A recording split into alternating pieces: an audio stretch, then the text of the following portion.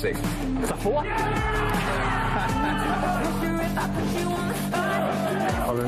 a 7-bet jam.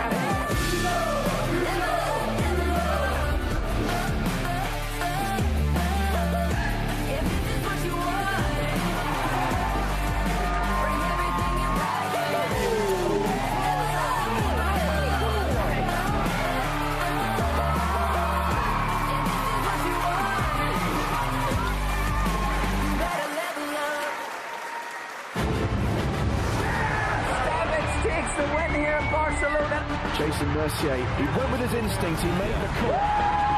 There's the professional level, and there's the Ivy League. Sebastian Paoli coming to terms with what he has just achieved. Nicky Corrin has done it! 2 main event titles! Sebastian Mallets has gone from poker fanboy to poker champion.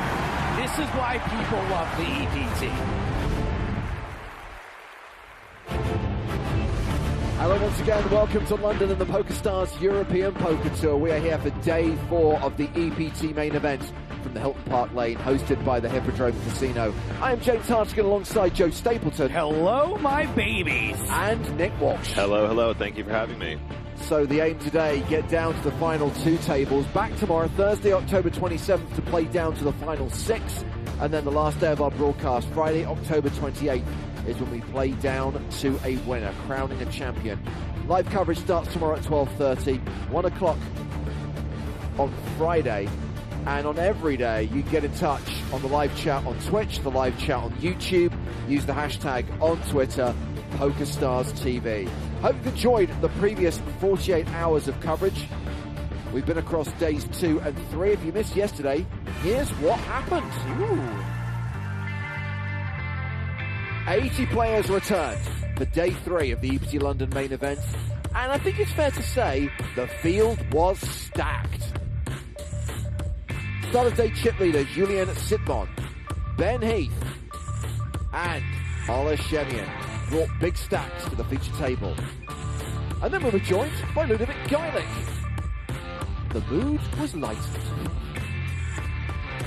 The eliminations came thick and fast. And former EPT champion Adrian Mateos' bid for a second title came to an end when he went out in 35th place. Ola Shemian had a swingy day. We saw him depart in 33rd. And Martin Jakobsen was on the wrong end of a cooler. His main event run finished in 28th place. Last hand of the day, set over set sickness. Eric Seidel doubled up. And it was Roman Harabek who ended proceedings as tournament chip leader. Let's take a look at the top 10 stacks. Roman playing 1.9 million, more than 125 big blinds. Alexandra Volimier playing 110 bigs. Nils Pudel has been a contender, has been a big stack for a long period of time now. Jordi Garcia close to 1.5 million. Just behind him, David Dougherty. Also in the top 10, Pedro Garagnani, Ian Hamilton, and Enzo Vito will be picking up the action with the blinds at 10-15. And of course, we're getting close now to these big sums of money.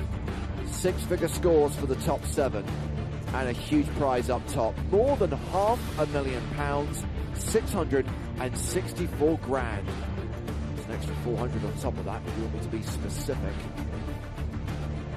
So I said that we had a stacked field on day 3. We've still got lots of big names in the main event. There is David Dougherty.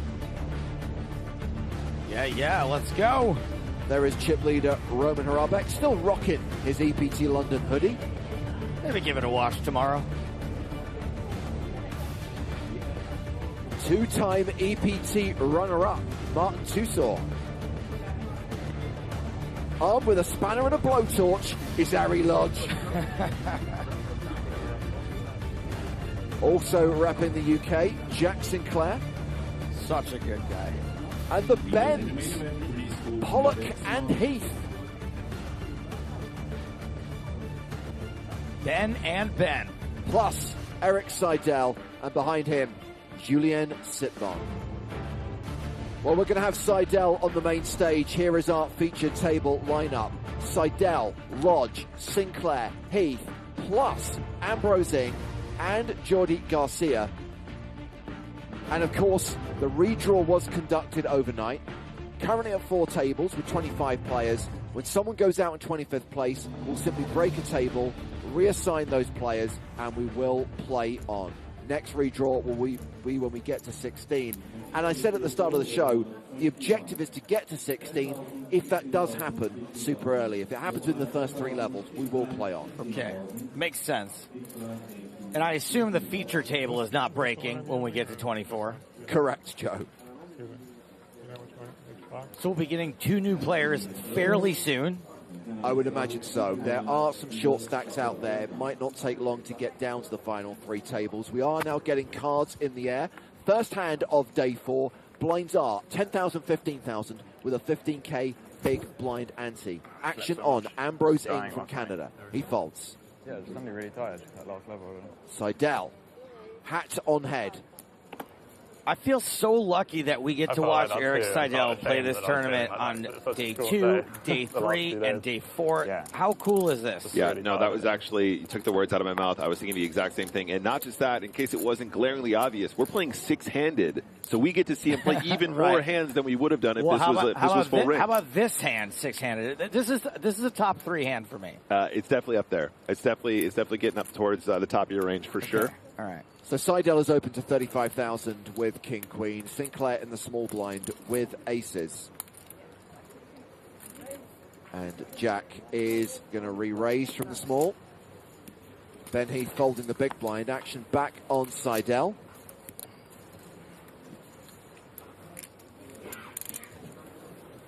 Two flush draws. 2 flush draws indeed. Honestly, we are pretty deep here. About 50 big blinds effective once the actual raise has been made. It's a bit of an awkward stack depth to play. I think he probably just puts this one in the bin. If it's King Queen suited, probably a mandatory defend versus a player of Sinclair's stature. I don't know why he's scared. It's long. It's insane. Yeah, like the small blind's not 13 days. re-raise stealing from an under the gun +1 raise very often, right? Well, in the context of a 6-handed UTG +1, a little more often. Yeah, absolutely. And but you're absolutely right. Even under those circumstances, it's not exactly like this is a classic 3-bet bluff situation. Is it possible? For sure. I imagine you'd probably see it more often if there was like a really experienced player in the small blind and a weaker player opening who you know is going to maybe overfold in 3-bets or something like that. Here we go again. Seidel under the gun this time and raising with 10-8 suited. Harry Lodge has folded. Garcia lets it go. Sinclair has folded the button. Ben Heath gives up the small blind. And we have Ambrose Ing in the big blind. Ethan, who says, think the field might thin down enough to have the final table tomorrow, TBH. Is that possible? No, it is not possible. Thank you for your question. Ambrose Ing gave it up. Ambrose, by the way, total live earnings of just over $250,000. You might remember him from the PCA main event in 2015, where he finished 19th for $58K. So efficient, his last name is only 2 letters. That's all it takes. Ing. So Garcia is the table chip leader with close to 100 big blinds. We referenced that Seidel got that double up on the last hand of the night on day 3. He's playing 62 bigs, which is roughly the average stack right now. 900K tournament average, 60 big blinds.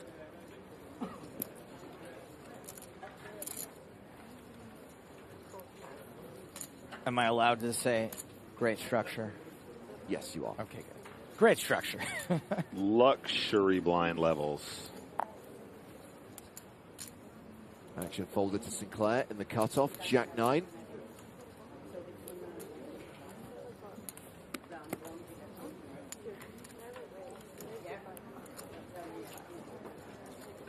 Ing in the small blind.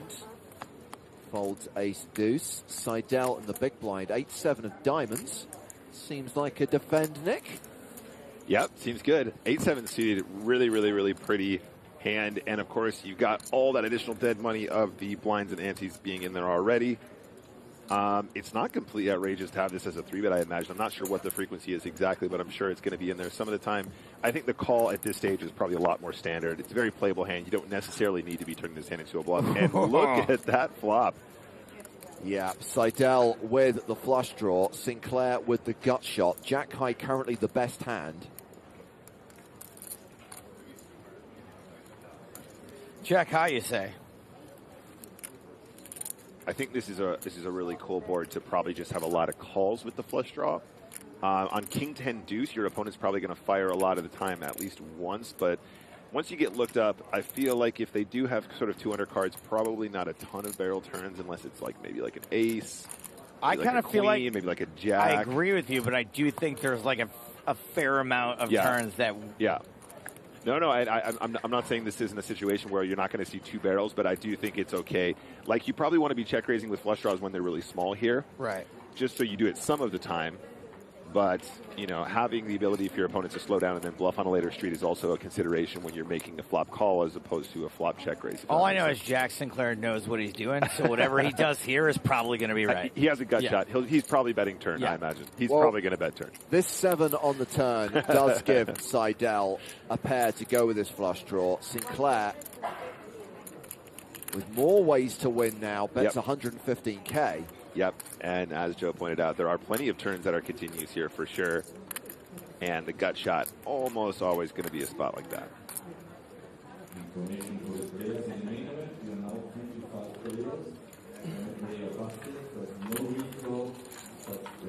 Well, you may have heard an announcement there in the background that something has happened at one of the outer tables. We will get to that after the conclusion of this hand. Brick.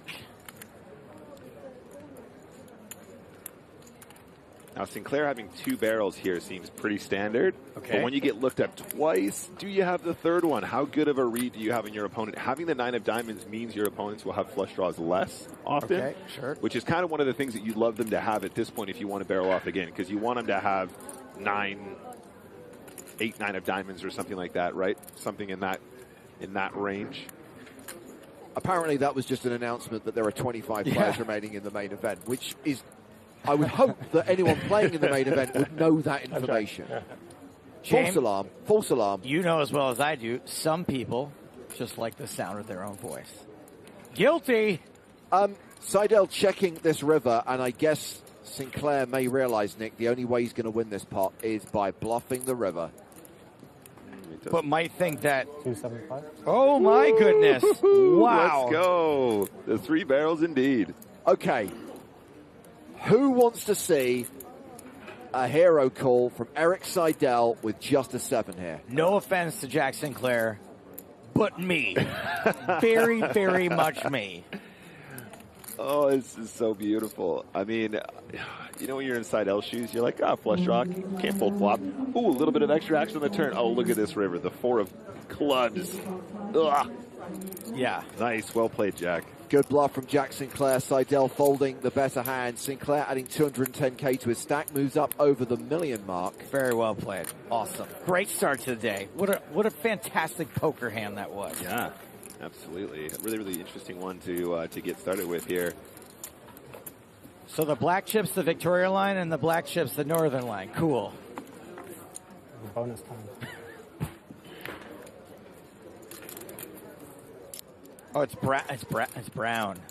Brown, one of them is brown. is not the Northern line. Brown is the Bakerloo line. If we're going to name them after tube lines, can we at least adhere to the color system that's been in place on tube maps for more than a century? More than a century. Woo. Is it intentional that the line with the word Lou in it is brown? I only hope to be like Never thought about that. Funny that you be the person to raise that. I love that. Garcia, 6-handed, under the gun, ace-10 off, coming in with a raise. Of course. What else are you going to do with it? Are you even playing cards?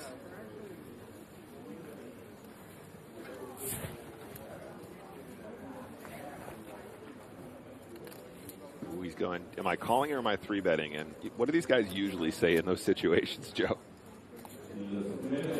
Well, under the gun is the raise, right? So, But again, 6-handed, Joe. 6-handed. Remember, under the gun is less important, less momentous than at a 9-handed table. So, Please keep reminding me. It's a huge difference. It's a huge difference. But look at this, waking up on the button directly to Heath's left. Ace, queen of clubs. Nick, we're 6-handed. I just want you to know. Okay, thank you. Okay. Oh man, little cold 4-bet here would be really spicy. Just really small, like 222,000. Aurelio asking on Twitch, is P. Vigar still in? Yes. Pedro Garignani still in at one of the outer tables. Oh wow, gets away from it. That's tough, right? That's tough. It's a really tough spot. Raise, re-raise, let's let them go for it. It's a very tough spot. He has a bit of an awkward stack depth, so I appreciate the pressure he's been put under. But that's why sometimes 3-betting these combos is better than flatting at this stage of the tournament, because it pushes out so much more strength.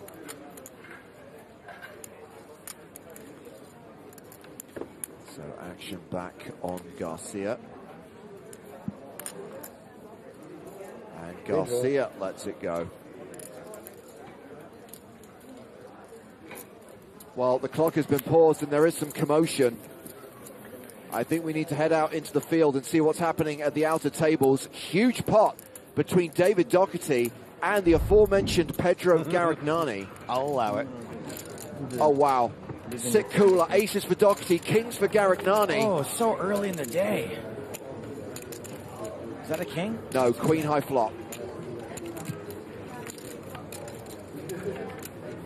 7 on the turn, and Garignani is at risk here. Does not hit a king on the river, and that huge cooler will see P. Vigar dispatched in 25th place.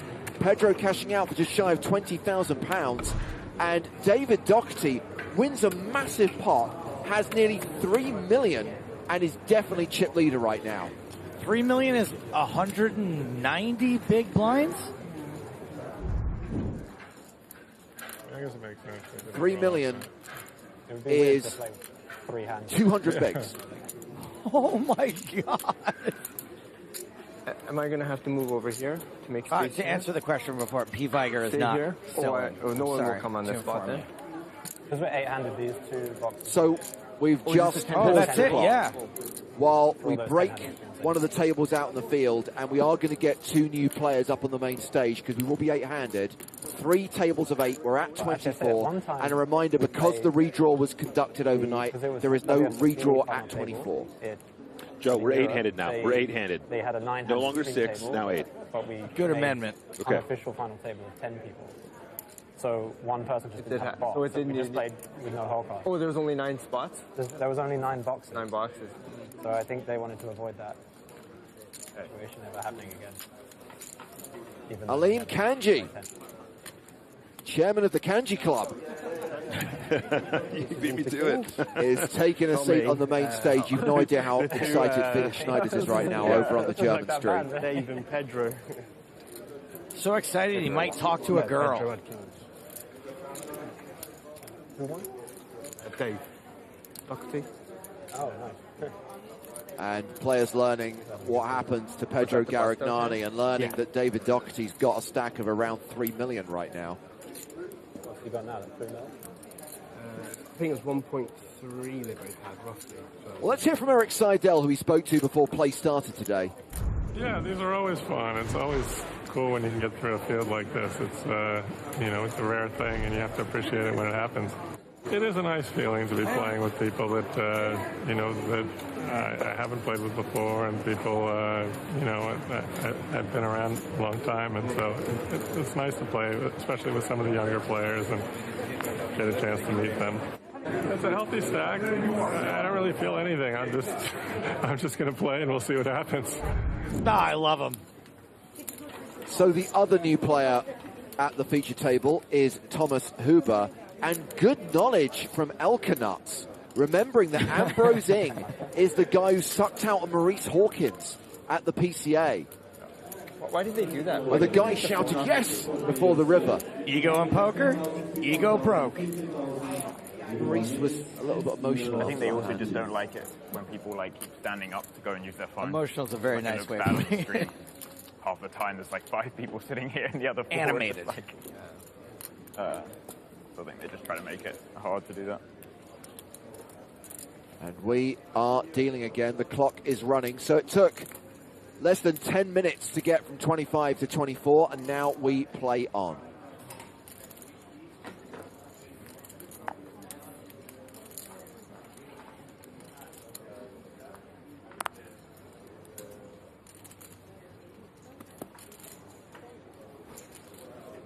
Action folding all the way around to Ambrose Ing. Nope, just kidding. Folding past him. Eric Seidel. King 10.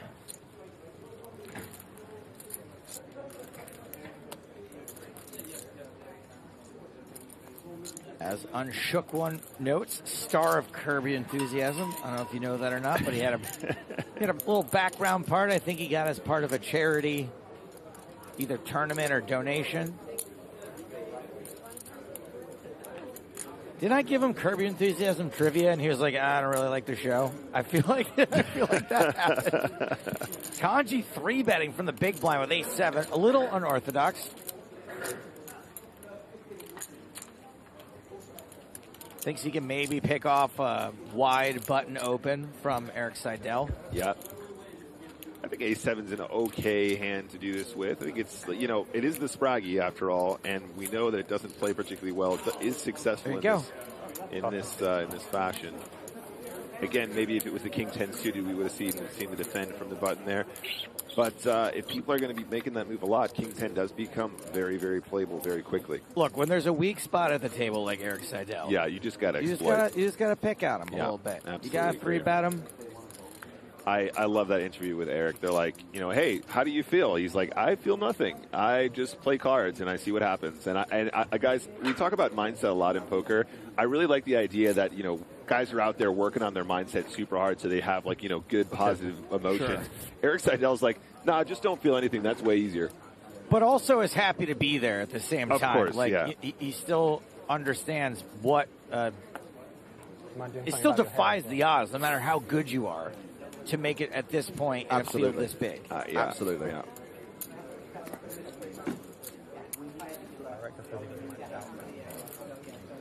Cadoza on Twitch says, top right corner shows the field. I think you mean pitch.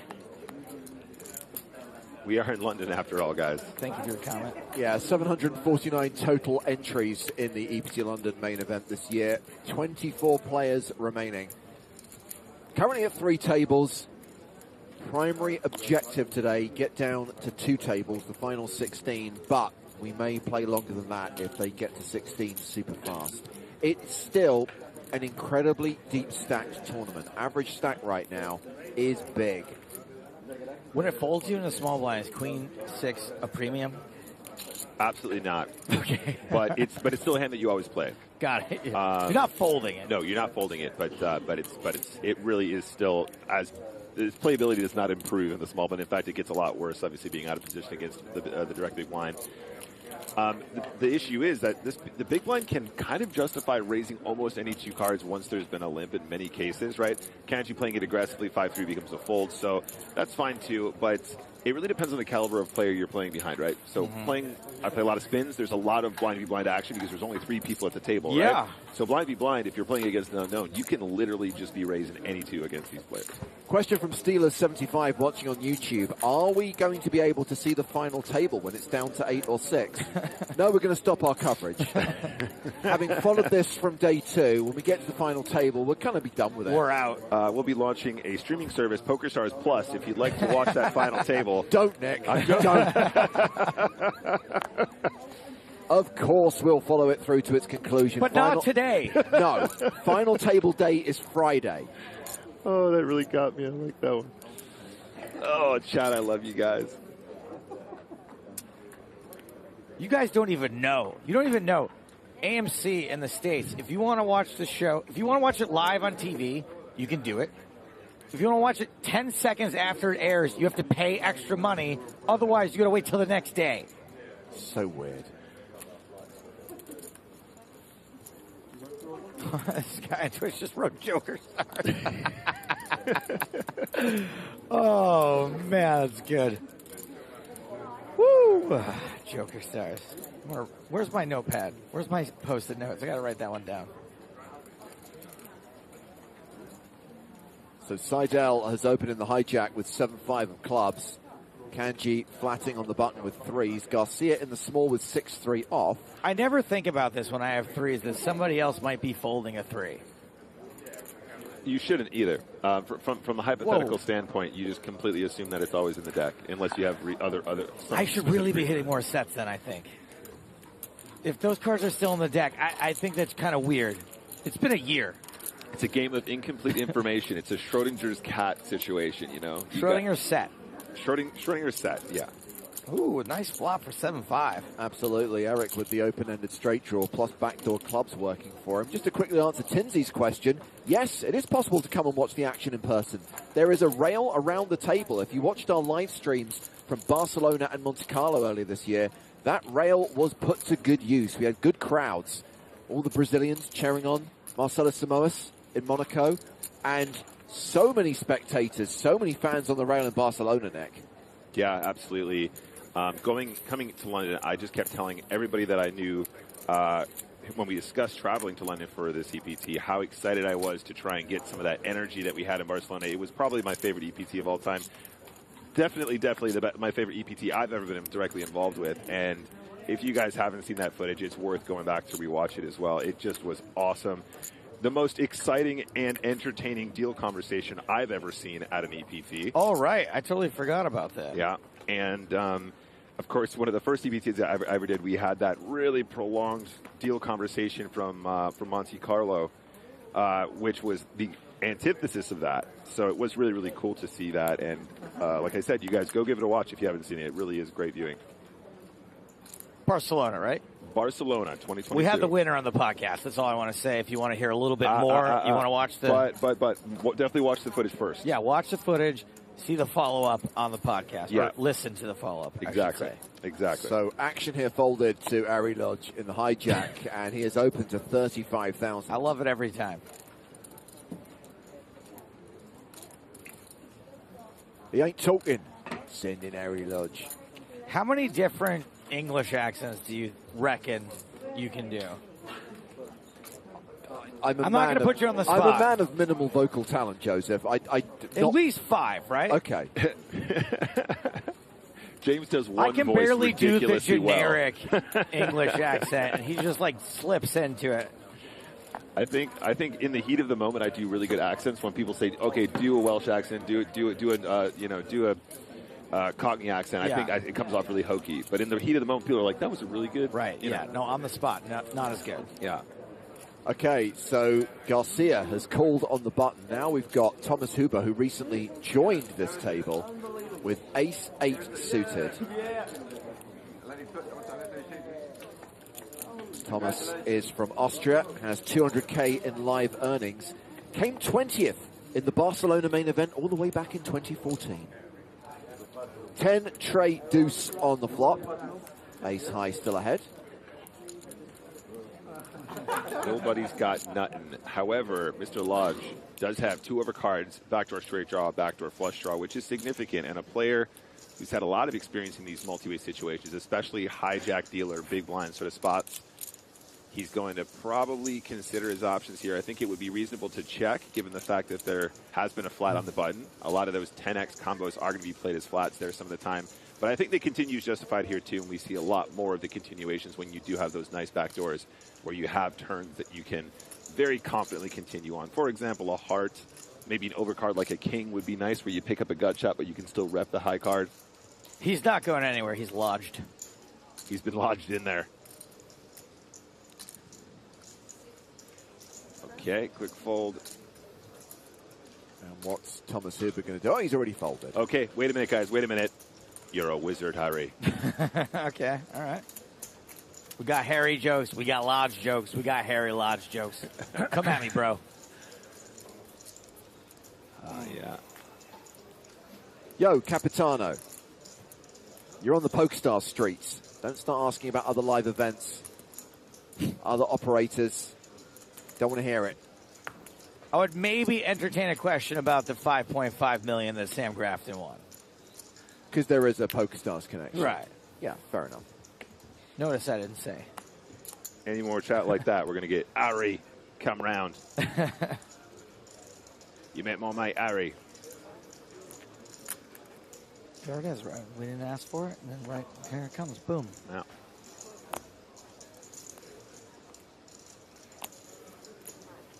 Round to the cutoff. Jordi Garcia with 8-4 of clubs.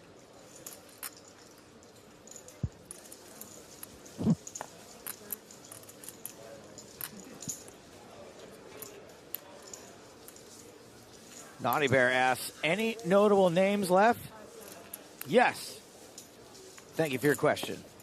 Fair few of them are sat at this table, so just use your eyes and you shall see them. Eyes, ears, you know, the usual.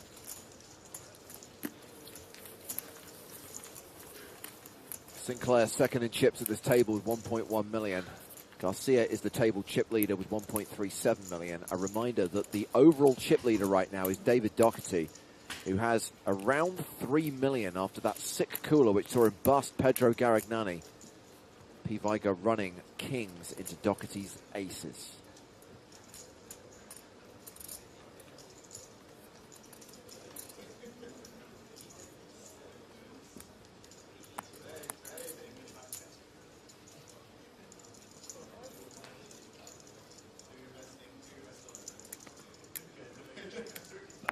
Seidel folding under the gun. Action is on Harry Lodge. He passes.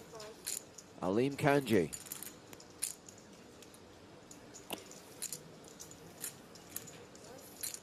My memory of the newer films is not as good as my geek-like expertise of the original films. Was Tazu Leach the guy from Kanji Club? I'm looking at you, Chris. You're the super nerd in the room. What are you even talking about? There's the scene in the Solo film. Was it the Solo film? No, it's in The Force Awakens. Okay, and they corner Solo because he's trying to smuggle in some kind of like monster. The Raftar. Yeah, there you go. And they're like, I'm looking for Kanji Club.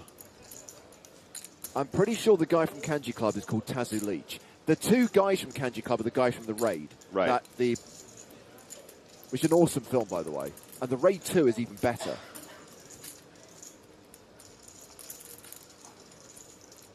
They're from Kanji Club. Can you remember the plot of The Raid 2? Yes. You can? Yes. What was it? Is it the same thing? No, it's taking down the crime boss. You know, that was written first. And he couldn't get the finance for it, so wrote this kind of very simplistic action movie in a tower block. Dread, Assault on Precinct 13, District B13, all very similar. Wait, what about RoboCop? Wasn't that like locked in a tower block? Wasn't that the whole thing from the new one? I don't even acknowledge that film's existence. Okay. There is only one RoboCop, Nick. It was made in 1987 by Paul Verhoeven. I wasn't even born then. Is that true? Yeah. Oh my God! Get out of here. It should not be an excuse. You're so right. Anyway, guys, hand number 11 here, EPT London. Harry makes a fold under the gun.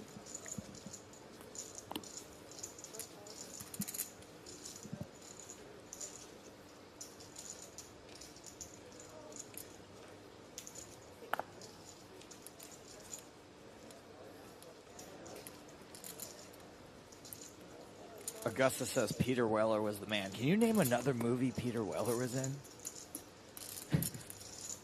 It's tough, right? Yeah.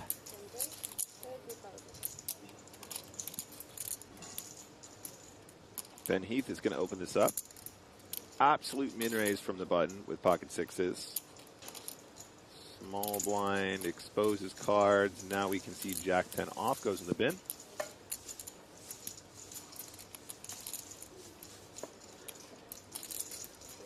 Everett just picking on Eric Seidel today. Just getting beat up. TR Hogg in the chat says, so you do not know anything about what happened before you were born? Do not study history, mate. Wow. I do know one thing. You just got burned so hard. I know. I do know one thing, mate. You're banned. To be honest, it is a personal bugbear of mine when talking about classic movies. When anyone throws out the argument, oh, that was made before I was born, it makes you want to literally punch them in the face. Slight, just want to pick you up there. Slight. Classic movie, RoboCop? 100%. Classic? It's in the Criterion Collection. All right. I have that original. That one's worth a couple of bucks. I know. Once described as the most important science fiction movie since Fritz Lang's Metropolis. once and only once. I do actually need to watch that. I haven't seen Metropolis. I have seen RoboCop, of course. The Ridge.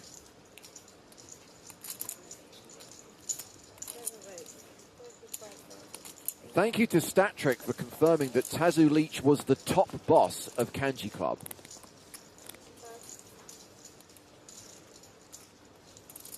All right, here we go. We're going to get to see Seidel in action. Will not be bullied pre-flop this hand.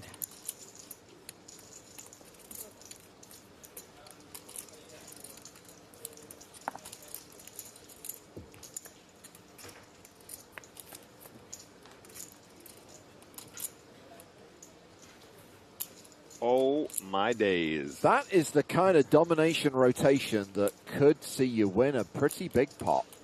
Absolutely. And you're definitely not going to lose a pot. Well, we have seen these two butting heads so far today. We're only on hand number 12. We've already seen these two clash. If you're going to play ace-queen slow, I do feel like you probably have to continue on this flop a lot because you will be ahead of a ton of stuff that they open. In fact, a huge chunk of what they might have opened here that will just be no hand. 10 of diamonds on the turn, however. Indeed.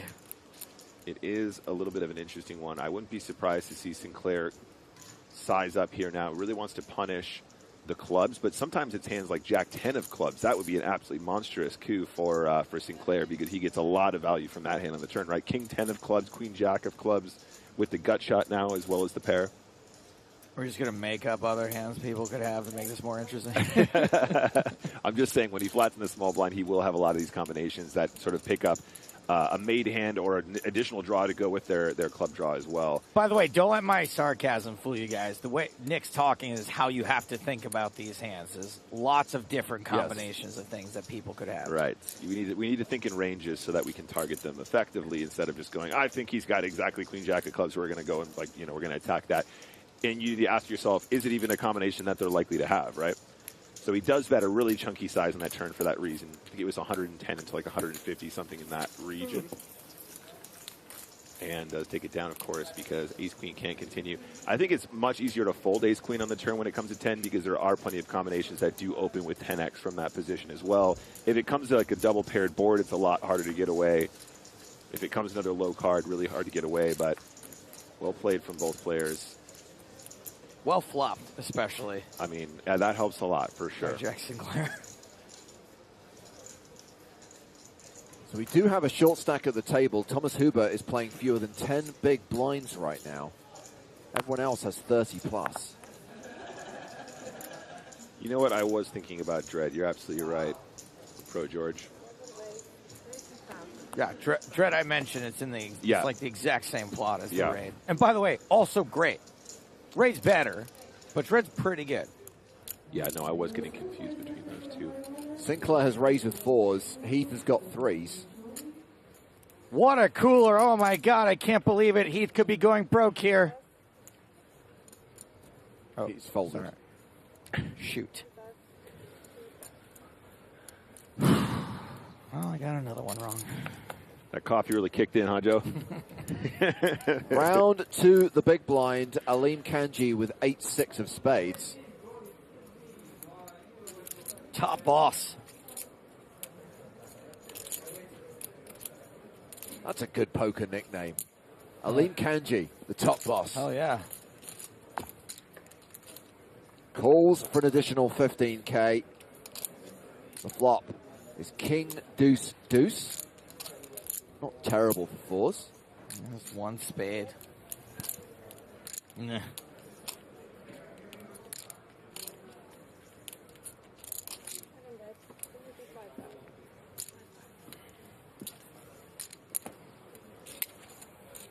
And Sinclair takes it down with a continuation bet. More betting circles for the Chippopotamus to guard. Betting discs. James and Nick, I should know this, and I don't mean to put you on the spot if you don't. Who was the player? Oh, we got something happening here. Yeah, we need to get to the outer tables where it's Martin Susor versus Daewoo Song. Ooh. Song at risk with ace-jack. Susor with ace-king.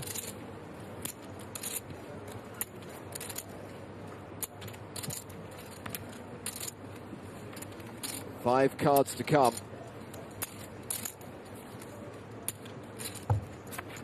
The flop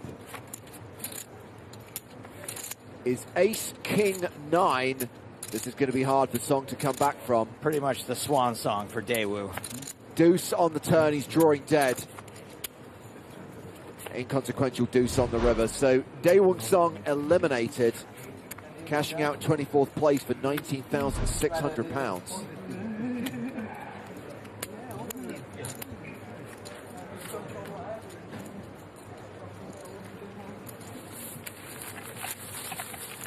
Martin Dussault en route for another EPT final table appearance. Another EPT second place, possibly.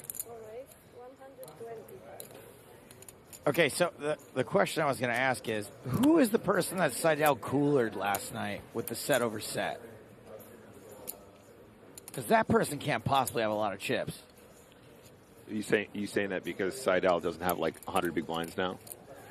No, I just mean it was set over set and Seidel doubled up through someone. Oh, I see. No, I don't recall who it was. I think Patrick is informing us it was Sitbon. Sitbon, okay, and Sitbon had a lot of chips. He did. Okay, all right. He did. That makes more sense. Fair enough. Good shot on that one, though. Sitbon was one of the shortest stacks coming into day 4. Let's pick up the action at the feature table. Heat is open to 30K, called by Seidel. We've now had the re-raise from Harry Lodge. Interesting re-raise on the button with King Jack.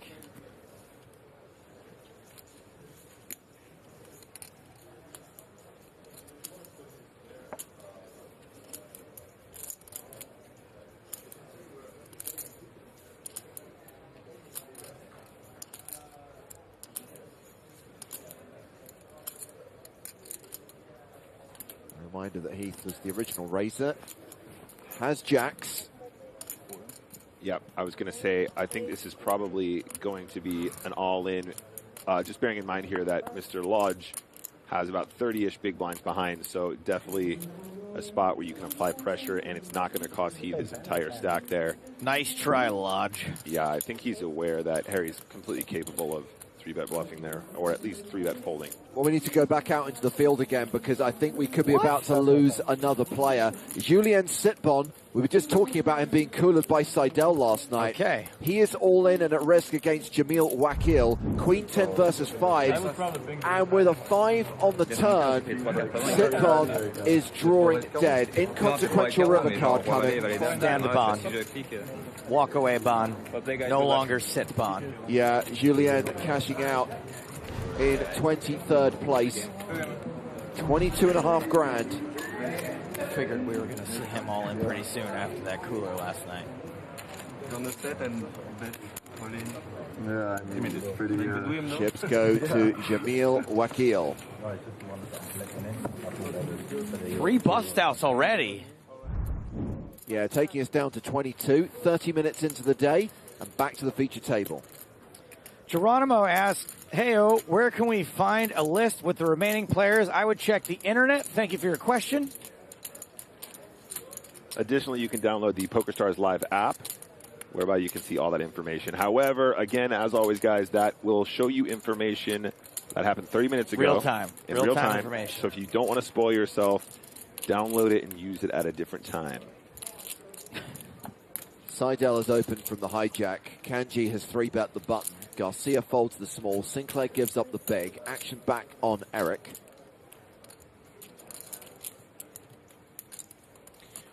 Imagine if Kanji actually wins this and then, like, opens the club, which then immediately becomes the Kanji club.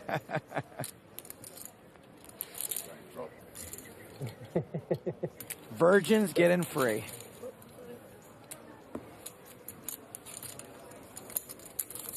You play 3 levels. Kanji playing 61 big blinds, which is a below average stack right now. The average is over $1 million. $1 million big blinds? No, chips. Oh. Average about 70-ish, 75-ish big blinds. I know like they're that. good structures, but we can't be $1 million big blind average. That'd be ridiculous. Can you imagine? See you for the final table in 2026. The players want it deep. You got to give the people what they want. Like if I make Ultimate deep stack showdown. And this is why, going back to what we talked about earlier on, should we get to 16 super fast, we will keep playing because we've got to get that average to a manageable number. Yeah. As if we make it. Sad walks alone in the rain as if we don't.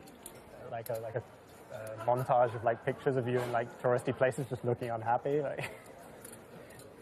Karavich says, please can someone tell James that he is the GOAT? James, you are the GOAT, and I mean that sincerely. I'm a goat? The GOAT. Oh. Shave your chin. Shave your chin hair, will you?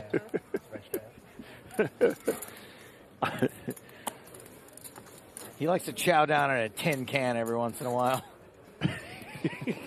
I would love if the truth was actually exposed. He's literally just a talking goat that we've had on. This is that's why we don't have cameras on these streams, you guys. He is the GOAT. Seidel has raised with 9. Sinclair with king, queen in the small blind. I do mean that, by the way, and we're making a play this year. James Hardigan, when it comes time for people to start talking about GPI awards, the fact that he hasn't been... You've never been solo nominated, right? No. That's criminal. It's absurd. That's absolutely criminal. And someone write it down. Where's my post-it notes? Write it down. It's happening this year. Listen up, GPI. What did Helmy say? I'll burn this place down. I mean, if Not this place, but, a different one. If I had a GPI award, I would probably return it out of protest. I'm not returning mine. Also, one is not in my possession. I don't know where it is. I know, Joe. Seidel getting picked on again. All right, this time he's going to come along. Can't be folded 9s in this spot.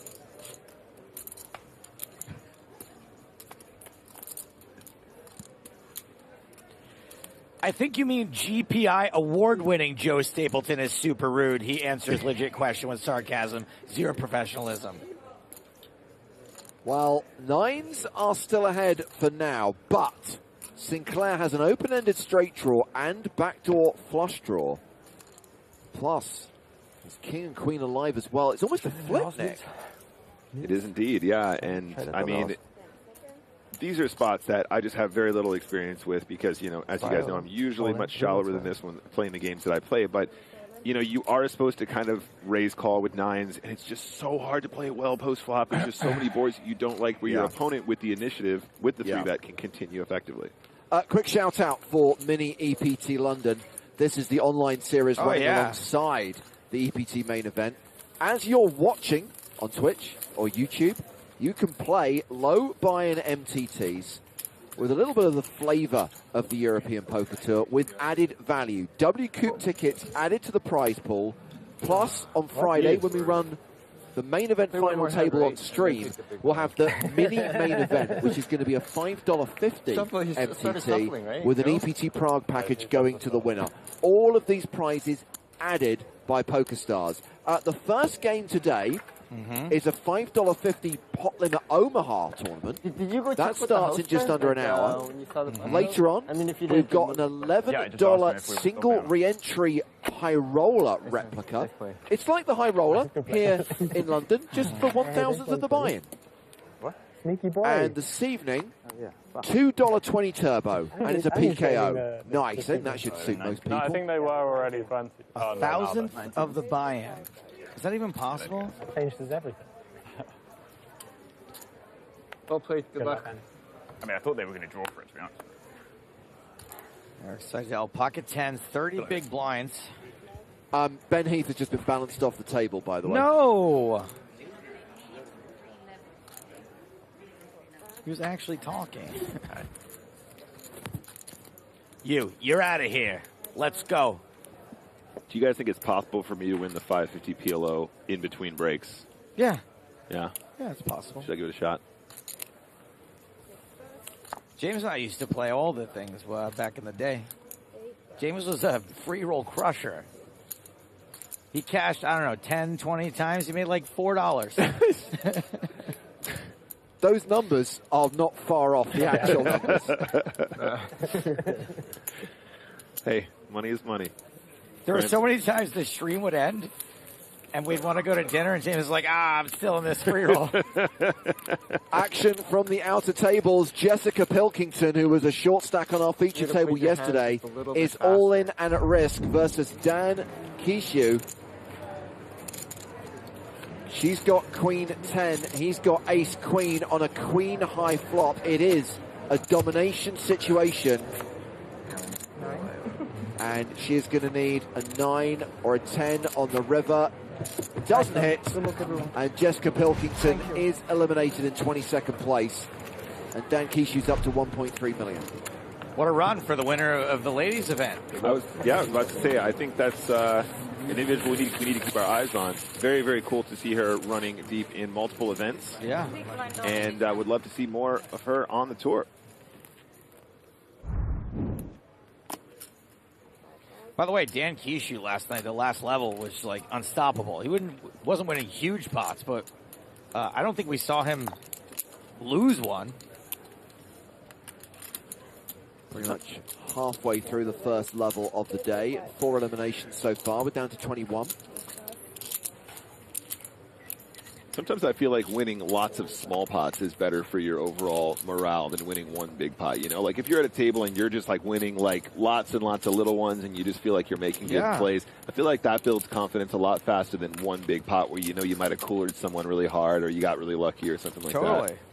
What do you think, chat? It's Seidel versus Sinclair again. Jack raised in the cutoff with King Jack.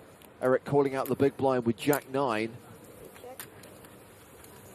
King high still good.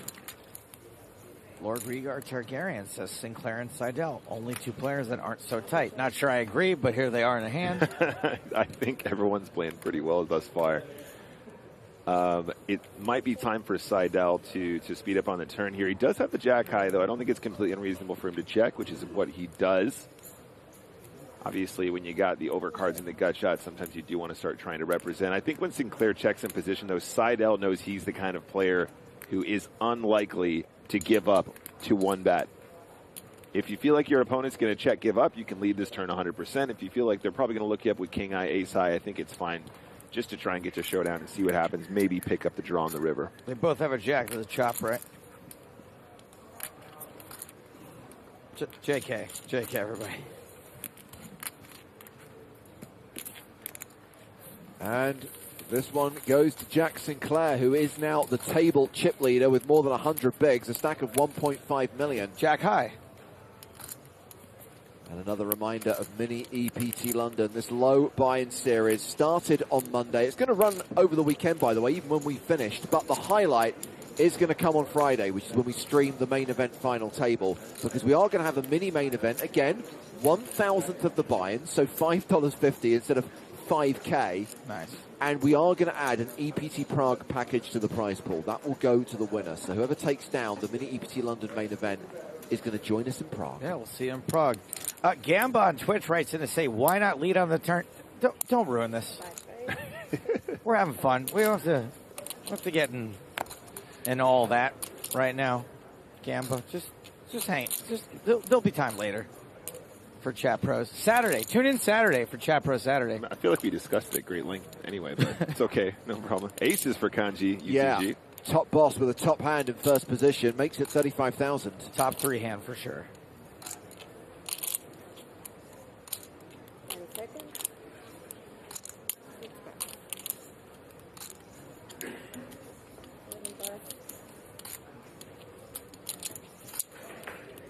Will Kanji find a customer? Seems like no. Oh. No. Oh. No. 10-5 suited for Harry Lodge in the big blind. I'm not sure this guy's ever folded a suited hand in his life.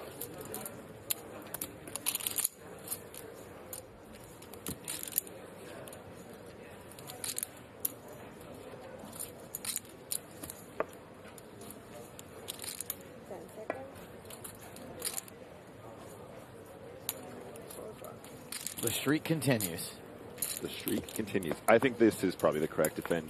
He is in a bit of an interesting stack depth, though, which is probably why he took a little pause there. Nothing for Harry. Kanji, 91% favorite. You should be allowed to go retroactively full 10-5 suited of hearts after this flop. Like, we appreciate you playing the game. But it's, like, thanks. That's okay. It's okay. You can take it back. It's I'm fine. out. Yeah, no, I'm good. I'll just take those chips back, too. Thanks. So about 40% pot on the flop from Kanji. And obviously a fold from the 10-5 of hearts seems good. Quick question in the chat here. Lights Out Loser is asking, is 2.1x standard open to the stack depth as opposed to 2.5 or 3? Great question. Something like that. Yeah, in that region. I think it really boils down to sort of what the average stack is. As we see the average getting closer to sort of 30 big blinds, we're going to see more 2x opening. But then again, I don't think it makes that big of a difference. I think generally speaking, you're going to see close to a 2x open from most players at this stage, though, yes. 2.5 or 3. 3 would be far, far too large and probably starts to become a mistake at this stage.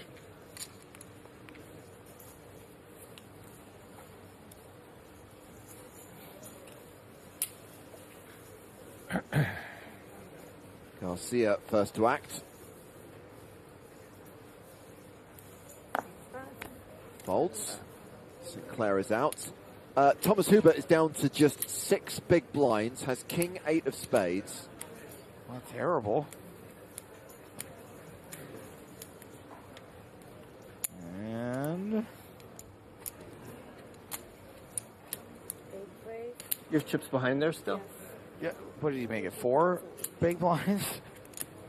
I mean, any raise is going to be a pretty committing raise. Well, I think it's still fold. It's made at 90,000, leaving himself 10,000 behind. Harry's in the small blind with 6-5 clubs.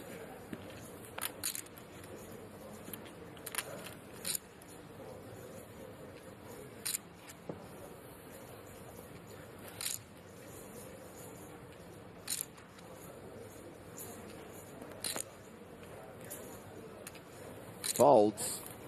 Kanji in the big blind has ace-queen. Yeah, easy call. Re-raises. Enough to put Hoover all in. And I'm guessing we're on a ladder, yeah. And that ladder is worth about 3.5 grand. But Hoover sees that there's nothing really going on at the outer tables, makes the call, and will need to get lucky here. Has live cards, but as things stand, is behind.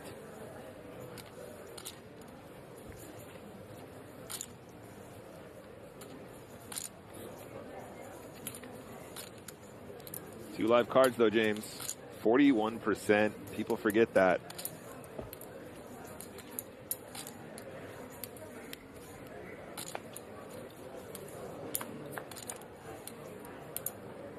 Ooh. And it is a king high flop. Looking good for a Hoover double up.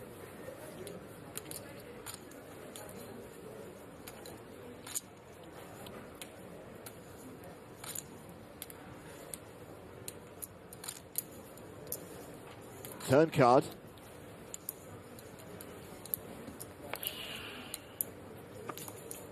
Is a 3. So unless Barry Greenstein makes an appearance, Thomas Hoover will double up. Any Barry's about. There's 3 of them in the deck. Nice. But it's a 4 on the river, and Hoover is going to Hoover those chips. I rate this Hoover 5 stars.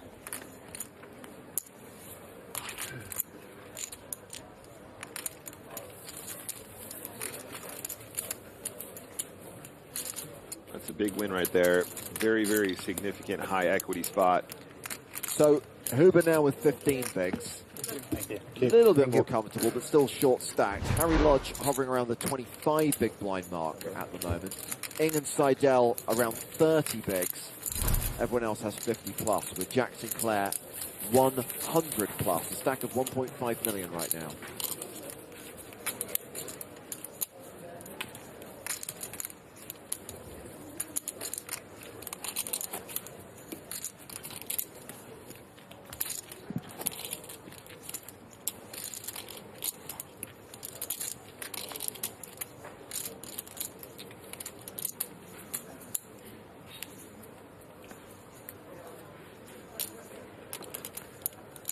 Jack Sinclair under the gun, folds. Hoover. Let's go Queen 6 of diamonds.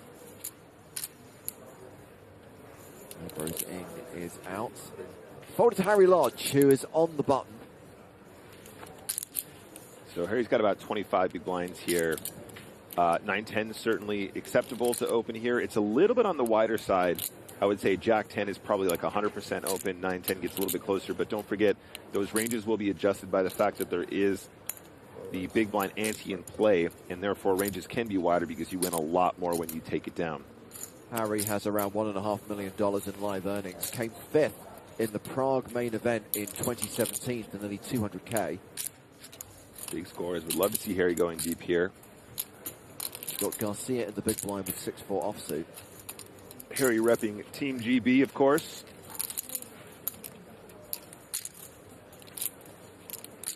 I think that 6-4 off certainly can be a defend here.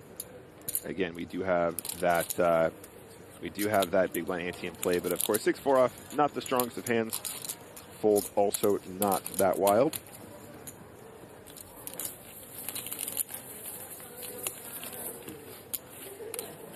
Garcia starting that hand with probably around 88 big blinds or something like that, so definitely has the chips to play. But of course, always playing for effective stack depths, you guys. So that's probably a consideration as well. Harry Lodge now up to 28 bigs. Nas Kicker is a first-time chatter on Twitch. He says, we need Kanji to win. We need the Kanji Club to be a reality. I agree. I couldn't agree more. Love the sound of that.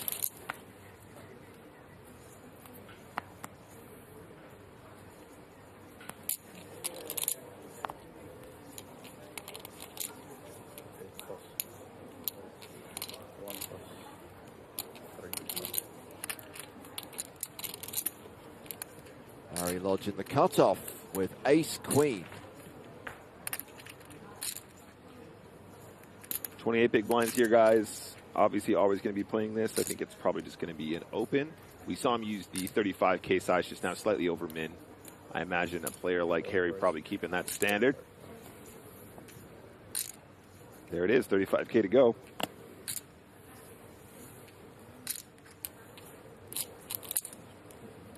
The dealer has a very interesting spot now. So Kanji here with 57 bigs, but we are playing the effective stack of Harry Lodge, which would have been something in the region of 27. Can 3-bet, can call at this stage. We do see a lot more raising. As a general rule, can you be calling with suited aces on the button? Yeah, absolutely. Yeah, no, this can go either way for sure. And I think you're probably more likely to want to 3-bet your offsuit combos in this scenario because they have lesser playability. Sure. Yeah, absolutely. But as we progress through the tournament, the 3-betting becomes more frequent because you put your opponents in much, much more increasingly tough situations for all of their chips. And especially with like a later position raise, right? So you could be raising, you know, like a queen 10 or a queen jack or something. Yeah, and I mean, we've seen Eric raise fold, you know, king, queen, queen 10, jack 10 so much, you know, and, you know, I think it's really nice to see that from the live cards of coverage. Rather than seeing a highlight from EPT where you're like big hand versus big hand, you're seeing players very, very frequently raise fold, which is something that people kind of go, oh, these guys are just never folding. They're being really super aggressive. It is totally fine to raise fold in those situations. But so Harry knows what's up. He responds to the 3-bet with a shove. Harry Lodge all in.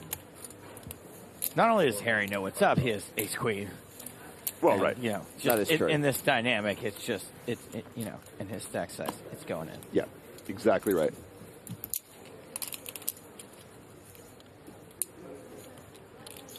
A little bit of Hollywood here. I think don't burn your time banks on this one, bro.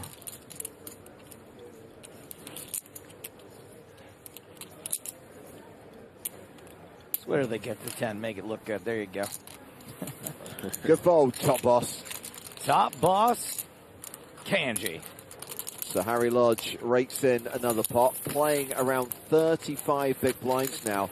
We spoke to Harry at the start of the day, and we asked him how he was feeling about sharing a table with the man, the myth, the legend that is Eric Seidel.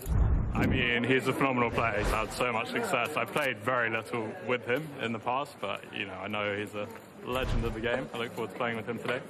Oh, it'd be fantastic. I would absolutely love to win. I mean, it means a little bit more that this is where I live. I mean, I'm only half an hour away from here. It would be fantastic. Hopefully I could get a good rail down. It would be good fun. Oh, good. Who is he talking about? Okay. Eric. Oh, yeah. The guy who loses in rounders? Yeah, that guy. All right. I guess.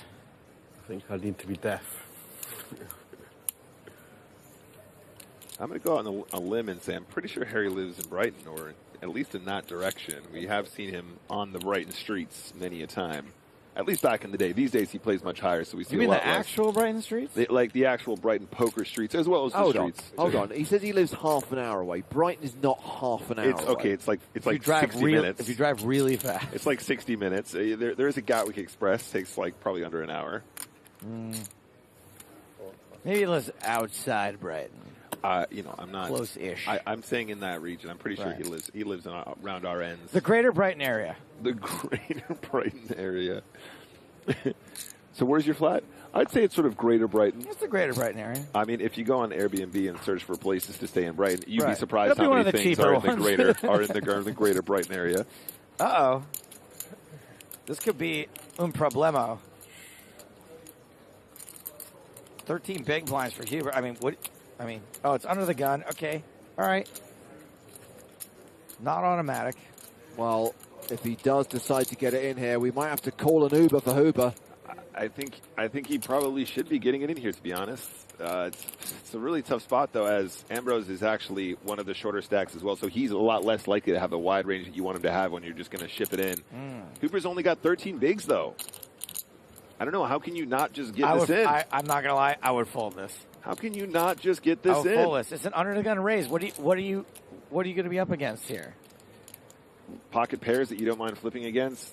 Some suited aces, ace 2, ace 3, ace 4, ace 5, ace 6, ace 7, Okay, ace all 8, right, ace okay, 9. all right. Some suited aces. I agree with that one. Some king, queen, king 10, king jack. I think it's going to be a lot of yes. It's a good terrible fold, but I allow it. I'm just kidding. I don't know if it's good or bad, but I would definitely do that. Sorry, I'm the worst.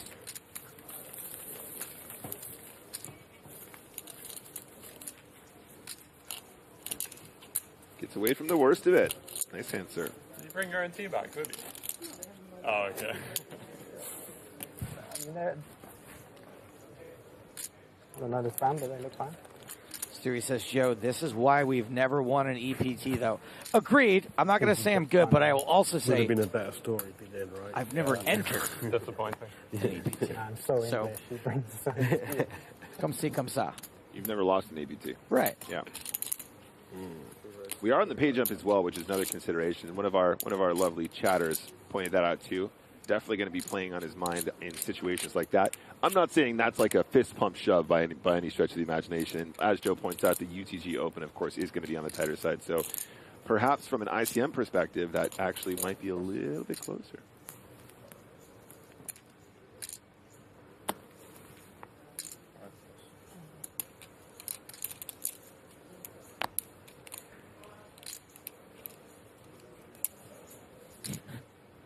Joe would win any EPT he entered, at least in spirit.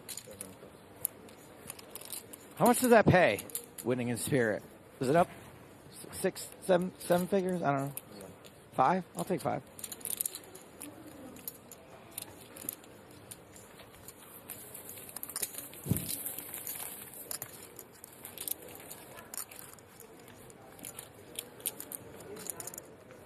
Seidel playing around 30 big blinds at the moment.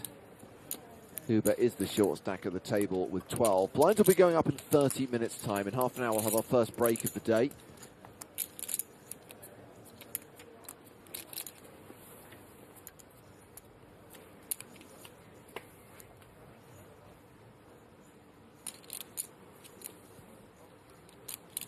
That's right, Lights Out Loser. Winning in spirit is priceless.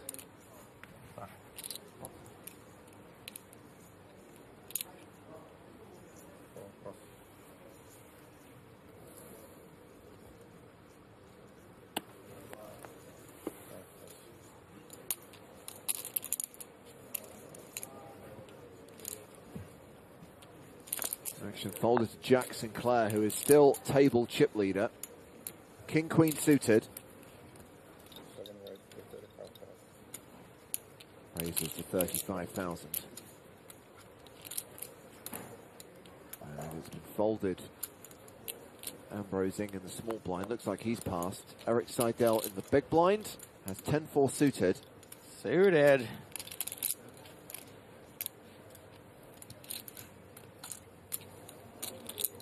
Now we're really going to find out if you're supposed to call with any two suited cards in the big blind. All right, you're right again, Nick. Fine. Not always, but in most cases, when you're looking at the big blind defend, it's going to be almost 100%, if not every single suited combo. Lighting chips on fire. Until. Ace. Nice try. Tray. One spade. Okay, optimism, guys. Backdoor straight and flush draws. Oh, okay, yeah, there's a backdoor straight draw too. It took me a second. But Seidel not going to stick around. Folds to the C-bet from Sinclair.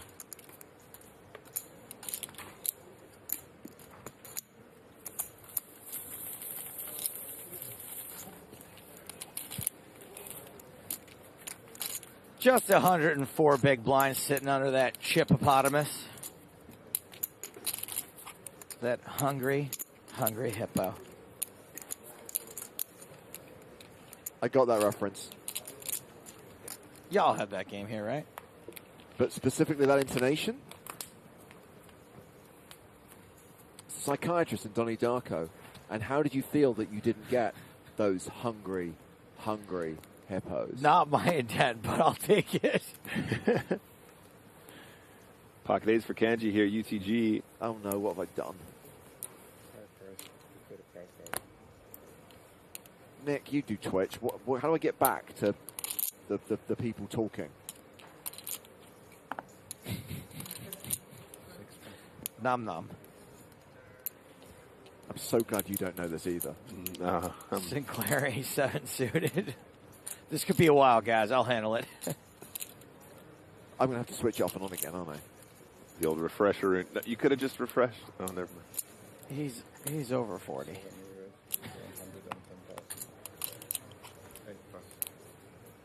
Three bet to 110 thou.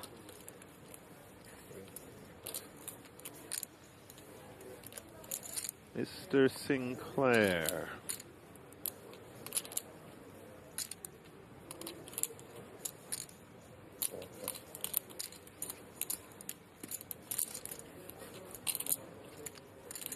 So Sinclair sitting on about 97 bigs now after the three bets. Kanji 48. He is going to come along. Kanji being out of position with these eights. Obviously, an ocho would be easy game. But it's never easy. No help. Queen 5 tray. This is where it gets tricky. This is where you got to take it to the streets, Joe. You're going to expect to see bet pretty much all the time from Sinclair, regardless of what he has. Well, Kanji's still ahead right now with the Snowmen's. I definitely have ace queen, and I am betting it. Chad is asking, do you think it's a good move to 3-bet A7 suited? If Jock Sinclair is doing it, the answer is almost 100% going to be yes. But also, yeah, absolutely. We've spoken about it a little bit already. Very frequently, we do want to be playing these suited aces as 3-bets from position. If he just gets ace to fold here, that's pretty cool.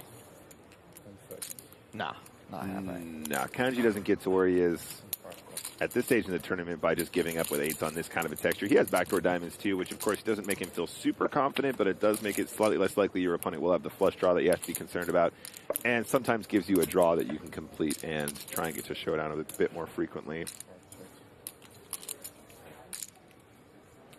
Honestly, I think that Jack Sinclair knows to defend here so often. He's like, he's probably got eights. I can just get him off now. It's cool. I'm just going to make it like 2-10. No way I'm folding eights now.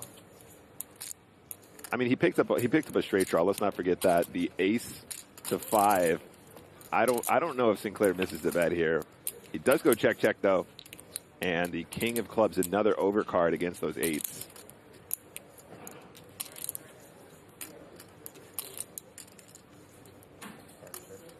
Board doing everything it can to scare Kanji. Well, he has checked a third time. A reminder, Sinclair bet 85,000 on the flop. Check back the turn. Will he take the showdown value with ace high on the river? It was a really quick check is the thing, Joe. It kind of feels like he's got exactly what he has at this point, right? So even though he missed the turn bet, there is an opportunity to try and rep that king. It looks like ace-king might have c-bet and then just like bombs river. Yeah. What if he just makes it like 400K? The eight's kind of face up, as they say. 300K instead. Yeah, he's gone for 3/4 pot, Nick. 300,000 into 430,000. Oh, these guys are so good.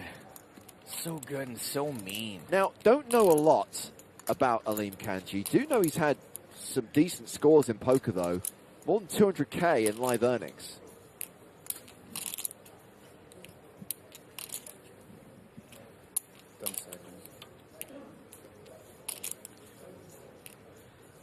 Is it okay to say that no matter what happens here, I think both players did a great job?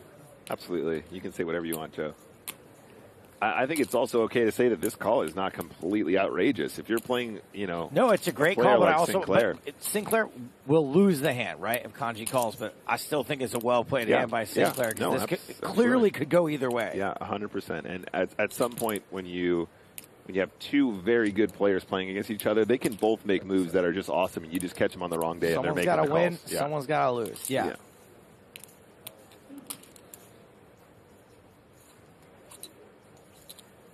Well, Kanji has now played 2 time bank cards. A reminder, the shot clock is running right through until the end of this tournament now.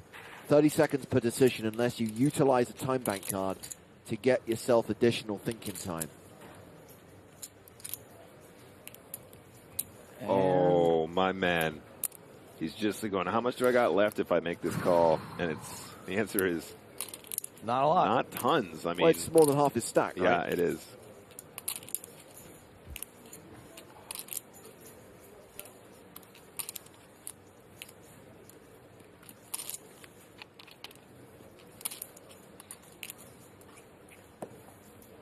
Kanji finds a call and wins a huge pot off Jack Sinclair. Bluff picked off, and Kanji chipping up. Let's go. What a call. Yeah, no offense to Jack Sinclair, but nice work.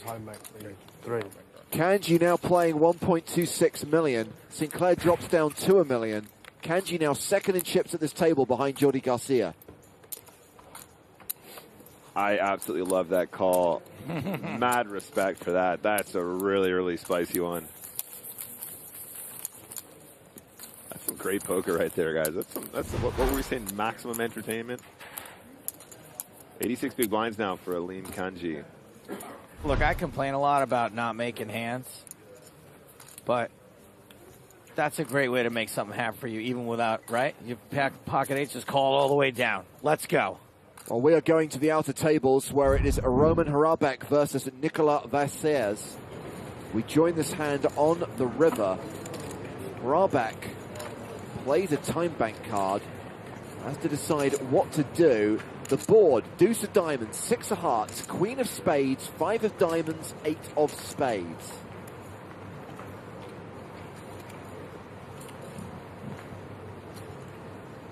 Hrabec is the player who started day 4 as chip leader. Still seems to have a decent stack.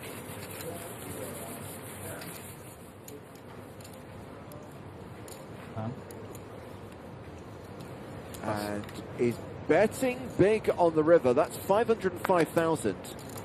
Quick call from Vasseurs. Queen 10 for Hrabec, stone cold bluff. That is a set of 6s for Vasseurs.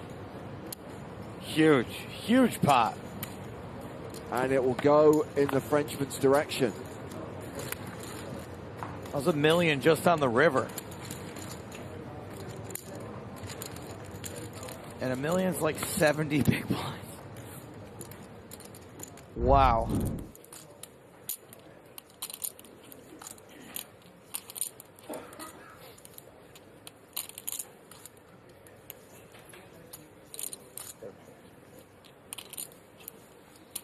Back to the feature table. Still 21 players remaining. It's Lodge versus Kanji. And pair of 5s. Currently the best hand. This is a domination rotation situation.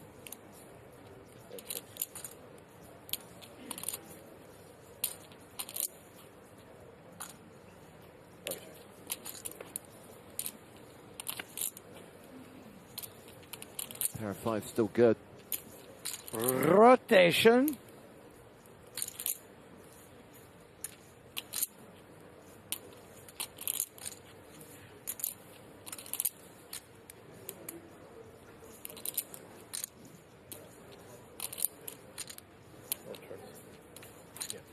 Pretty tough to bet. King high there. Pair of 5s checks behind. More chips for Kanji. Top boss. Top boss. He's getting there.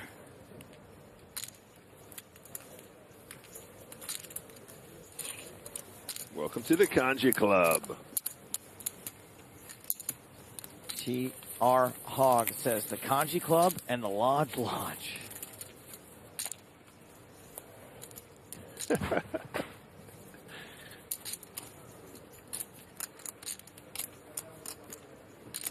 Lodge.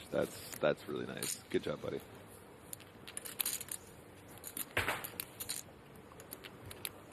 Cards are back in the air, guys.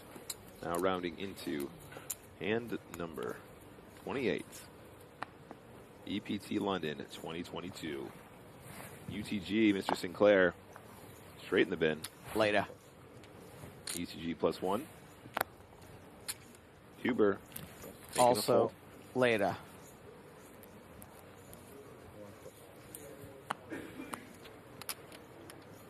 Hello. Sooner. It's getting sooner. Eric Seidel with aces in the cutoff. He's been pretty willing to play hands. Maybe his table image will help him out here. Doesn't look like he's going to get any action from the Lodge. Yeah, I mean, the table image is a few raise folds. So maybe he will get some action. Yeah, we did see him defend that pair. Quick fold from the King Deuce off. Any spiciness in the big blind, though? One last hope. Oh, okay. All right. Mr. Garcia with the pocket sixes. 84 big blinds for Garcia at the moment. Eric Seidel only 28. He might be tempted just to rip this in against the shorter stack. 28 bigs is still quite a chunk, though, Joe. Let's not get it twisted. Too many. Oh, no. All in and a quick call for Seidel. Yeah, and a great spot for Seidel to double up. He is officially the at-risk player, but he is a commanding favorite here. Yep. Just aces. Yeah, you can see what the sixes were thinking here. Definitely an understandable line. But the power poker in this case going against him.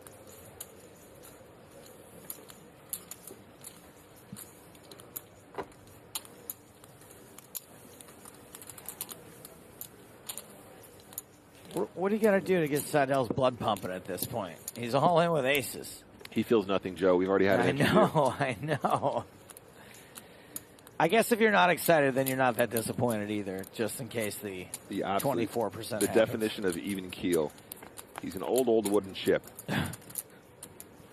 No six on the flop. 10-4. Yep. Aces. Even bigger favorite now. Seidel jumps from 76% to 90% and just has to fade a 6 on the turn or river. Now just the river.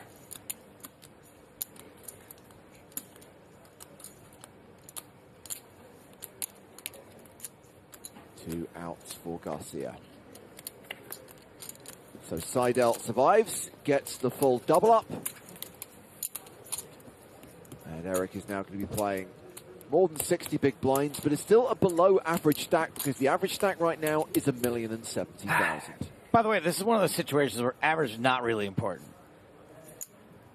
It's a neat little statistic. It's something we talk about how deep we are, but like it's always the number of big blinds you have, and especially when the average is so deep.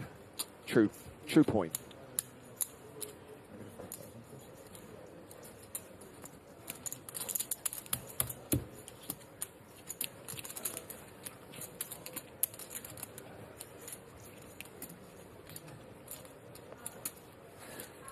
Yeah, Joe, you make a good point. I think, honestly, the whole, the whole table average thing comes about when we have these nice monitors now that let us know what all the stats are of any tournament. Online players used to seeing that information just given high-res to them. Panasonic, yes, other monitors are available, yes. But, I think a lot of people do start to sort of look at that too frequently, it becomes like, oh, I'm under average, I have to really start making moves. You just got to play your stack in every moment that you're given and just do the best you can. Knowing the average can be useful for ICM considerations later on in the game, but outside of that, you know, you just got to play the cards that are in front of you. And I think a lot of players are deep enough where it's just like, okay, whatever. Let's just get on with it. Seen a lot of criticism over the play with sixes. It feels kind of standard, maybe a little few too many big blinds. It's not like it's not a huge error, right? Yeah, I mean, it's like I said, I can understand. Yeah, I can understand the line. You guys are probably underestimating how many times he gets folded. Like, I think a lot of players that complain about that line are going, well, of course, you know, he's just going to call with a better hand, but the amount that he folds is actually overwhelming. You could even get better pairs to fold in that situation. That's how strong that line is, right? There's a good chance, you know, Eric might raise fold sevens, maybe even eights in that scenario. I'm not saying he should or that's correct. But if you get anyone to fold equity and you're picking up a pot of that size when the effective stack is under 30, it's going to be very significant, you know? If I could paraphrase Nick for a second, shut up. Yeah, it was a little bit on the deeper side for my liking. However, you know, when we do have the big blind ante in play, that makes a big difference as well. So at 25 big blinds effective, I think the shove is 100% standard. So with the antes in play, 28, sure, whatever. It's not that big. Yeah, exactly. It's not that big of a difference.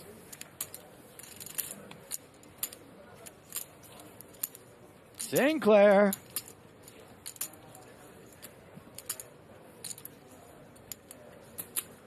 Big slick energy. That's right, Nass Kicker. I am Nick's anger translator. Very few people have seen me angry, you guys. I'm trying to get closer to Eric Seidel at all times. I feel nothing at this point. 3-bet gets through. Kanji folds the 10-9. Sinclair, second in chips to the table with 1.1 million. And then Kanji, the table chip leader, with 1.2 million. Obviously, after that hand where Garcia doubled up Seidel, he's dropped down into 4th place. We do still have a short stack at the table. Thomas Hoover, playing 10 big blinds, is in the danger zone. Danger zone! And will have to post the big blind and the ante on this next hand.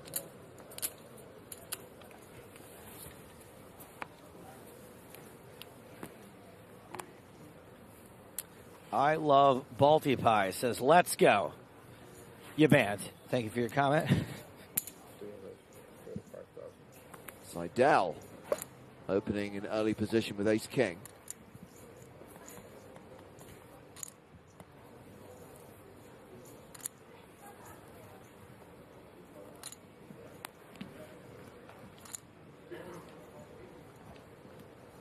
Harry Lodge is calling the raise. Got to be pretty strong here. Harry with king-queen. All right. Yeah, I think it's safe to say Harry's got one of those stacks where the flat from the king-queen a little bit more frequent than the 3-bet in this scenario.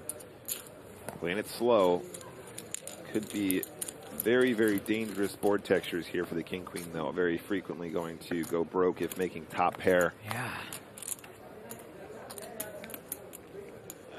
Top pair. Yeah. It's the other one, though. The rotation situation. Yep. Does it make a big difference whether you have the king top pair or the queen top pair as to how many chips you're going to lose here? It does in a situation where you're dominated with the king. I think. Oh, right. Sorry. Eric Seidel does decide to play it on the slower side here. Checks king, jack, 4. And calls Lodge's bet of 35,000. Yeah, you're definitely never checking ace-king to give up here. Absolutely not. Jack on the turn. It is the jack of hearts. No flush draw available. Same situation, really. I guess there's a chance Harry might be concerned about a hand like ace-jack, maybe a hand like king-jack that might have raised and then checked when out of position. I think that's a pretty reasonable hand for Seidel to play that way. Pre-flop, post-flop.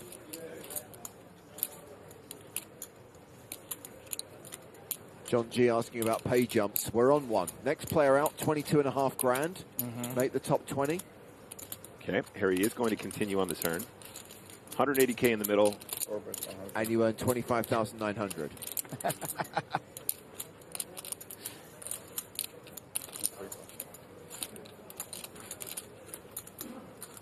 As Rog gets the better of Seidel there.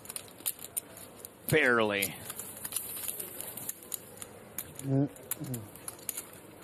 I do really appreciate seeing Eric play, though. It's very cool. Just has a very even keel about him. He's just like, you know, nothing fancy. Just getting it done, making the calls when they need to be made. Every time, every time he goes deep in one of these streams, it's just like such a privilege that Griffin would make us check. But it's it's very, very rare these days that you see people that stand the test of time the way Eric Seidel has. It's just so impressive. I'm actually finding it very calming to watch him play. Just a very, very calming influence, and just very, very analytical, not getting too swept up in it. And that's something I think all of us can take away to our game. King 10 suited now for Harry Lodge, UTG +1.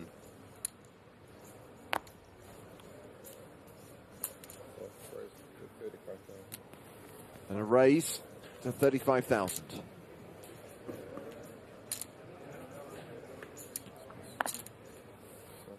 So one of the themes I'm noticing this week is that suited makes a huge difference. Yep. As far as calling ranges, opening ranges.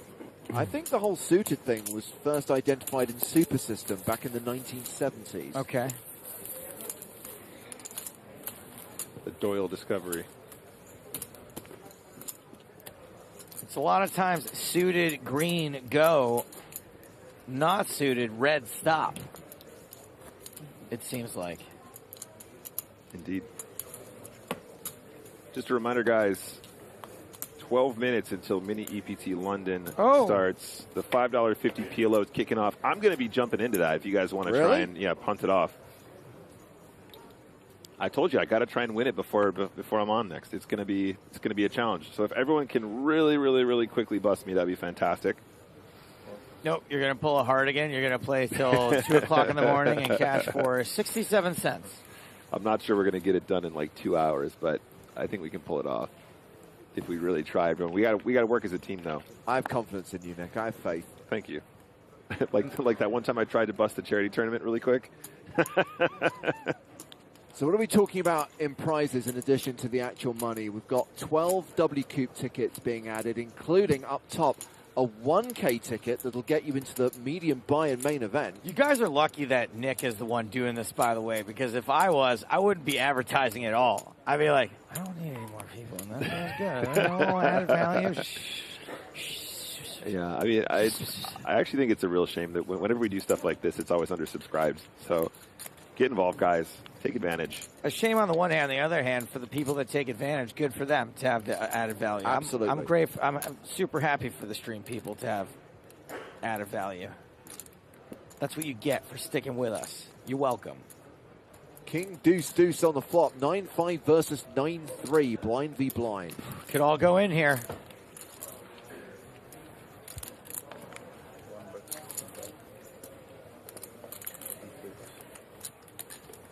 What? That's it? Where's the rest of the money?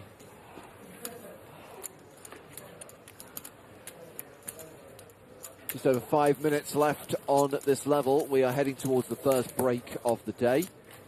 We started about an hour and a half ago with 25 players. We've seen 4 bust out so far. We are at 21, and our objective today remains to get down to the final 16, the final 2 tables.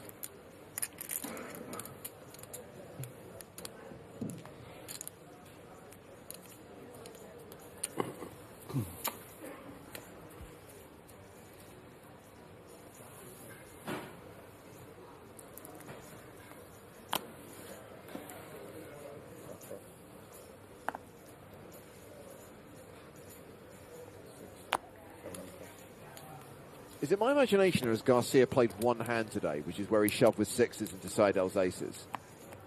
There might have been one more before that, but it hasn't been a lot. He's definitely, I think we've seen 1 or 2 others, but yeah, not many more outside of that. This is the hand you can fold in the big blind, yeah? You can't fold when he limps in front of you. Oh, come on. You can't fold anything. Check, check. I would fold this. I would just be like, just muck it. Embarrassment. What are the chances? I mean, come on. Okay, pair of eights for Harry Lodge. All right, hold on. Joe, right. Joe would have been giving up that dead money. Change my tune ever so slightly. I'd like to make a slight amendment. Rather than snap folding, I would still be in the hand. James amended the number of the players we're going to end with last night like 8 times. I consistently said we would never get down to the final 3 tables. You consistently said like 3 other things too.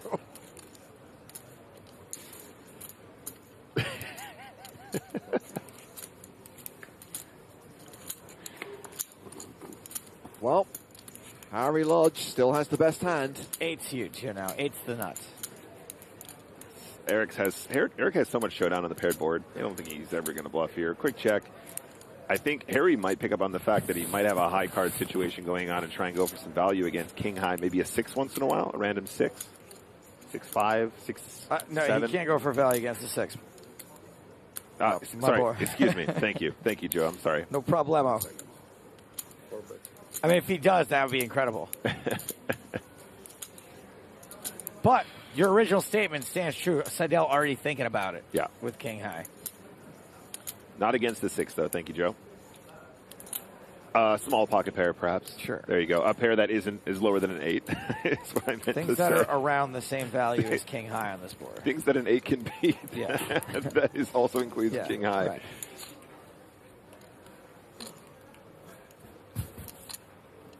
Oh, man. The fact he doesn't bet any street here, I level myself into a call every day if I'm in Eric's shoes. What are you talking about? King 3. Yeah, I always level myself here. If you're playing against a complete random, I think you just snap call this all day long because everyone always wants to protect their 8 all day. It's players who really, yeah. Ooh. Oh, I would have done the same thing as Eric Seidel. I would have done the same thing as Eric Seidel, and we both would have made the same mistake. You know how much that means to me, Joe? I know how much it means to Eric. 50,000. Yeah, makes the king high hero call. Still has 50 bigs. Harry Lodge just behind Eric with around 47 big blinds. Still have a short stack at the table. Thomas Hoover playing 9 big blinds and 2.5 minutes left on the level.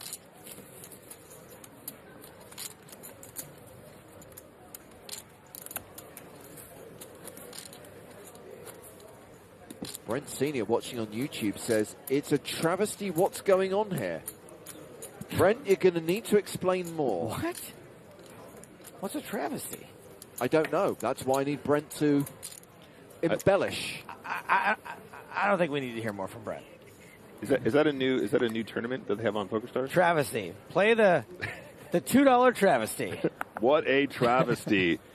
$600,000 guaranteed. The 222 travesty. $2.20 every Tuesday.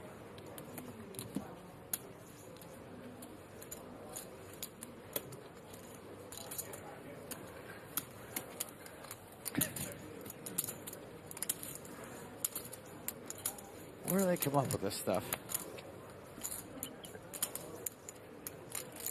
The weird thing is that comment's almost intelligent. Oh, it's coming. You know what? I'm being cruel. I'm being cruel. I'll give you the effort award there. Okay, action folded to Seidel, who opens on the button with Jack 10.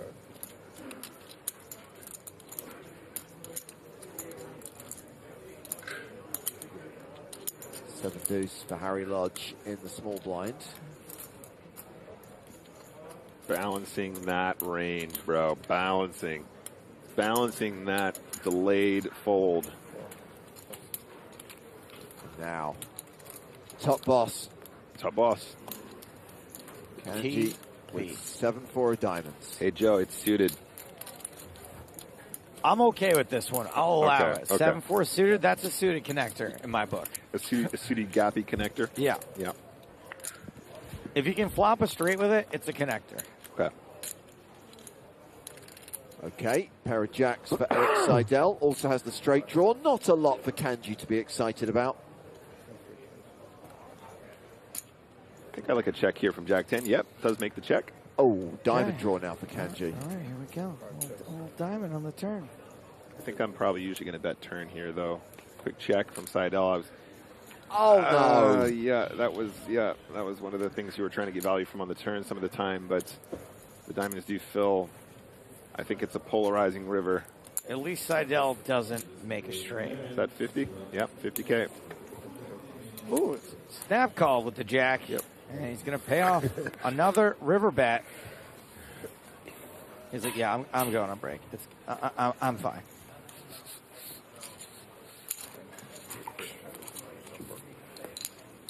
Well, we've still got hands in progress out in the field. Play has concluded at the feature table. Aleem Kanji up to 1.35 million now. But let's check on what's happening at one of the outer tables. David Dougherty. We're not coming back to this table, are we? Versus Jamil Wakil. No way that's real. These two players going to the turn. Ooh. Okay, let's just look at the board here. 3, 3, 6, deuce. That's 3 of hearts, 3 of clubs, 6 of spades, 2 of diamonds. Yeah. Decent sized pot in contention here. Action is on Wakil.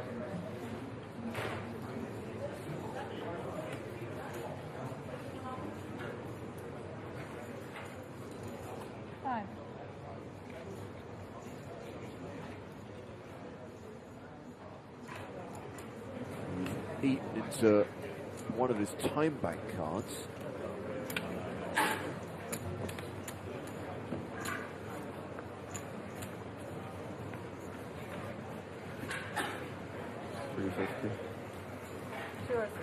$350. Verbally declares 350. That's 350,000.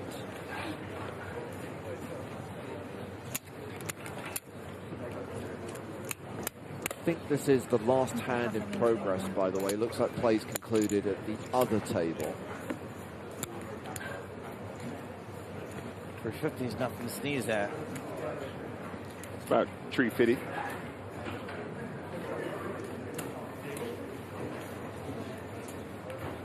15 big blinds.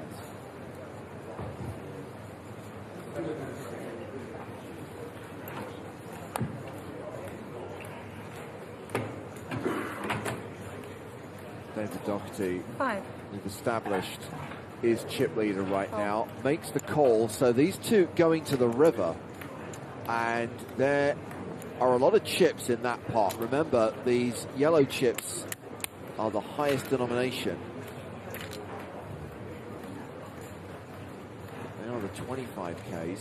The blues are 5K, and a lot of chips. The river card is a 6. We've got a double paired board now. 6, 6, 3, 3 deuce. Wakil bet 350,000 on the turn. Certainly does not have a pot-sized bet left behind.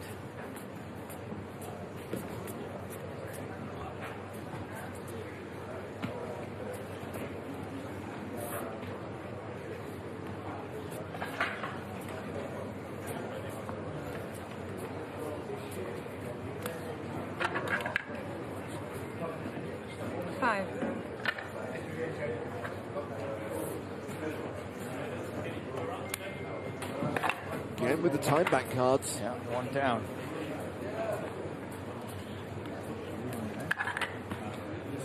Jerka says question is what overpair he has. Way to put yourself on a limb.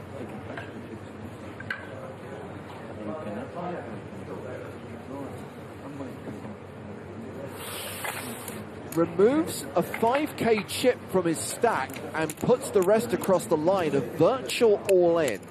Just 5,000 behind. Dougherty says all-in. Calls it off, and oh my god, it's happened again! It is overpairs for both of them. Kings into aces. Another player has kings when David Dougherty has aces. Another huge pot and another KO. It was Dougherty both times with the aces? Correct. What a day! What a day for this guy. What a day to run like that. And Jeepers. Shamil Wakil will be eliminated on the last hand of the level, and he'll be the last player to cash for 22.5 grand. Everyone else gets the ladder. And David Dougherty is closing in on the 5 million chip mark after winning that pot. He will have 4.7 million. 4.7 million is 250 big blinds?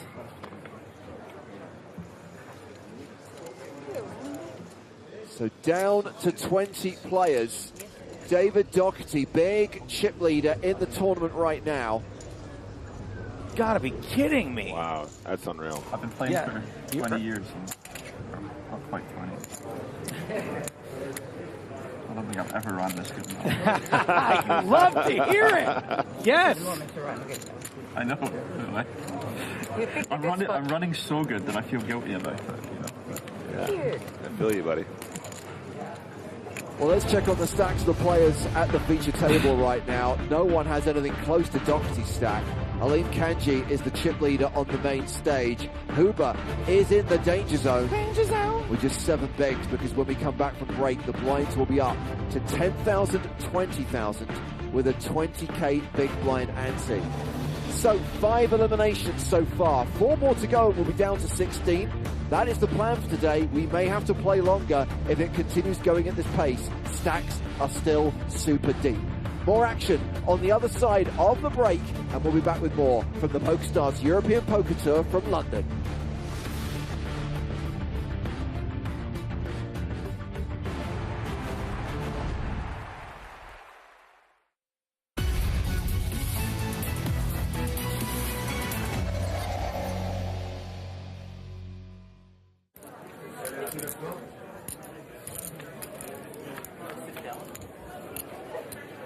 And this is bad news for Raymond Wu.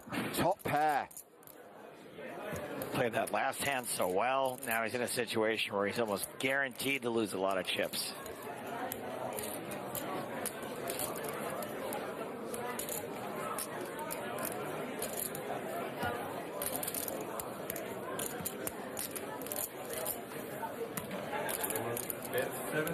A continuation bet of 75,000.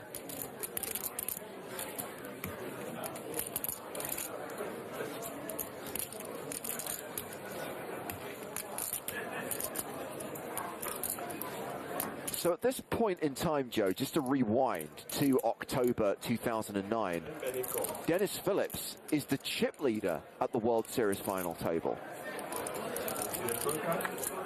Dennis is chip leader. Kid Kata's in there. This is the Darwin Moon year, right? Yeah, that's right. And Ivy would have been at that final table also. Yes, of course. Most, if not all of them, in London for the EPT/WSOP double bill. As Spindler takes over the betting on the turn, 112,000. Here's a funny story about that final table. When Phil Ivey went broke, I was in the commentary area, which had a delay. That's going to be 15. And by the time I left the delay world from Ivy going broke to getting into the real world, Ivy was already online on full tilt playing high stakes cash. The glory days.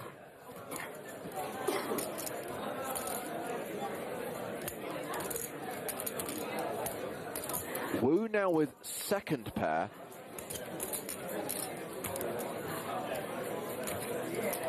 And he will call Spindler's bet, this hand going to the river. Wu not drawing dead, but drawing thin. He's also drawing live that maybe another scare card gets Nope. And now he is drawing to the win. Hits trips on the river, checks to Spindler.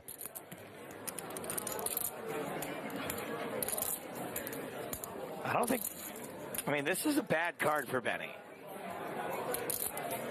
Got called on the flop on a dry board. Got called on the turn on a spade board. Top pair improves. Spade draw comes in.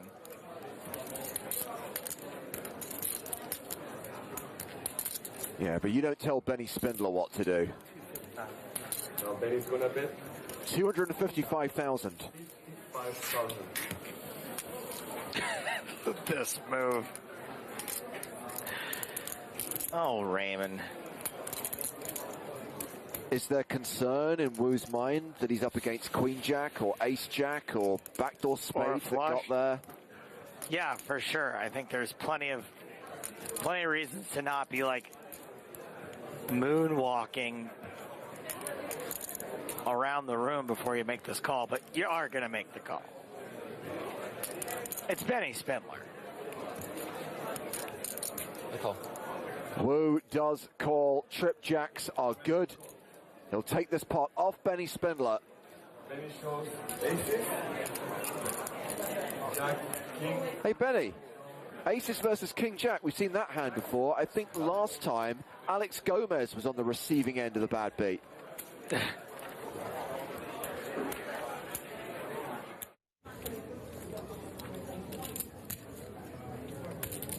Raise. He'll raise to 135,000.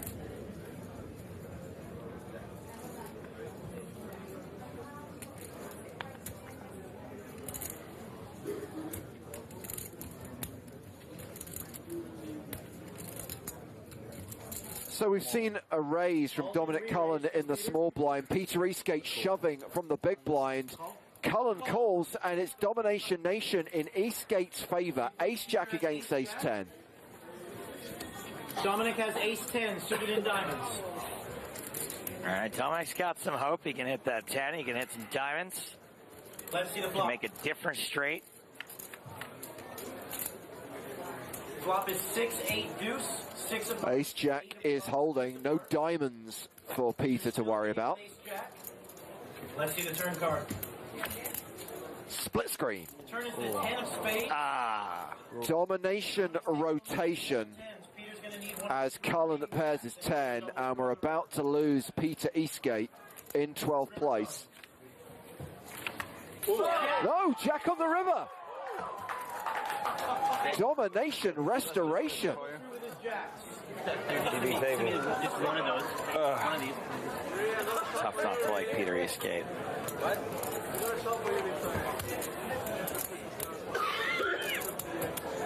Think of how much sooner he would have retired if that jack didn't hit the river. Horrible 10, man. Ridiculous run out, but ultimately the best hand held up, and that sees Eastgate double up and survive. 2, 4, 6. Kareem and Aaron have the blinds. Martin's first.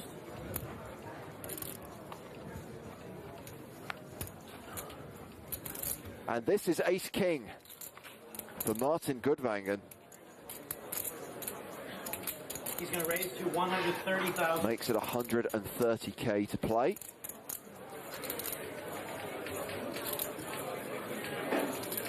Round to the blinds. Fold it around to Aaron.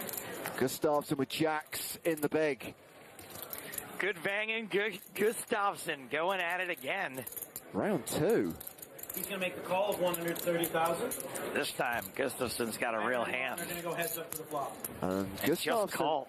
yeah, decides just to call and flops a full house. Jack of clubs. Aaron's first.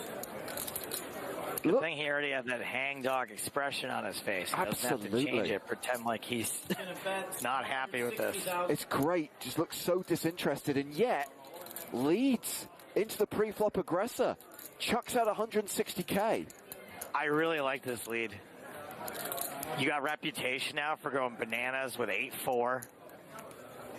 Nobody's ever leading with a 3 here. 160,000. It just looks so bluffy. Let's see the turn. Turns the 8 of diamonds. I kind of like a check back here. There's really no bad river cards for you. Sorry, check back. A lay off the gas a little bit. I think it's really tough for your opponent to have a hand they can call you twice with. You're blocking jacks. There's a flush draw. They're not really going to have a 3. They're not supposed to have hit that 8. I guess you're going to be up against overpairs sometimes that can call again. I think this is optimistic. But again, your reputation's as a crazy person. See the river card. So 430k each, and unfortunately for Goodvang, and he pairs his king on the river.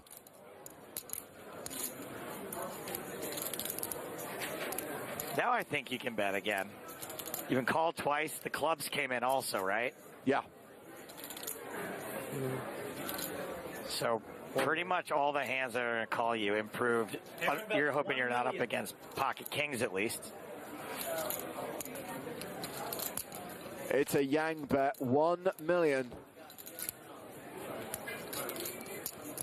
I call. Call. Goodvang and calls. Pocket jacks. Huge pot pushed in the direction of Aaron Gustafsson, and he will surely be the chip leader now. Nice hand. On. Nico passes, Vivek announces raise, all in. Rajkumar all in with ace-queen. Action on the second shortest stack at the table. Who's got pocket 8. He's got the snowmen's. Num-num. Absolutely. Just one.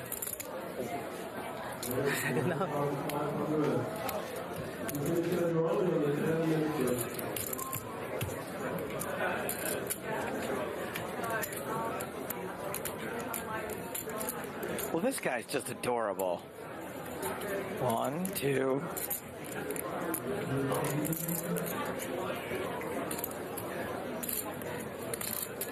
The next level of blind? 540, 80. 40,000, 80,000 with a 5,000 ante. I think there's a strong case for folding. Final table bubble.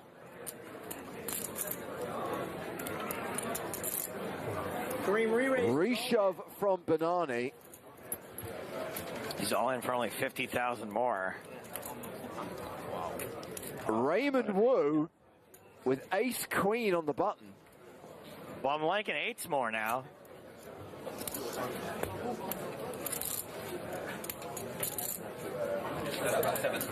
So I said there was an argument for folding before.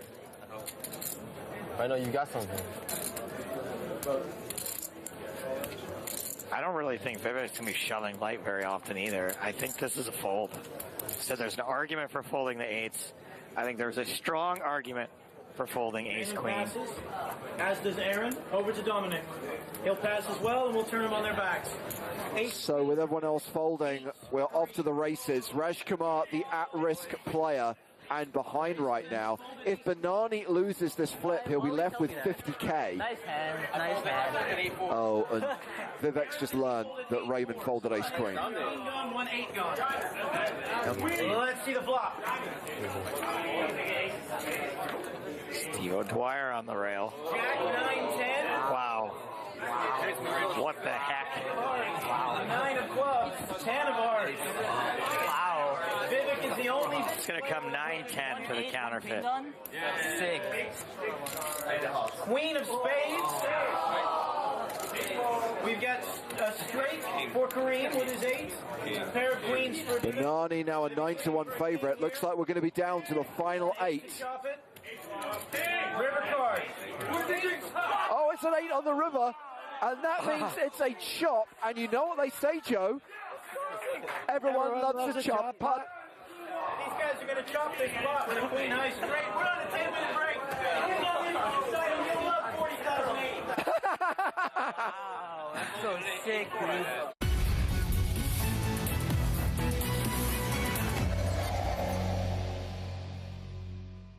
Last 2 tables, I was like, I had a big stack. I won I think I was three-way all in with like 3 outs, and I won that with like 20 left. So then I was like, okay, we'll pay attention to this. And then when I seen the 35 grand on top, that was exciting.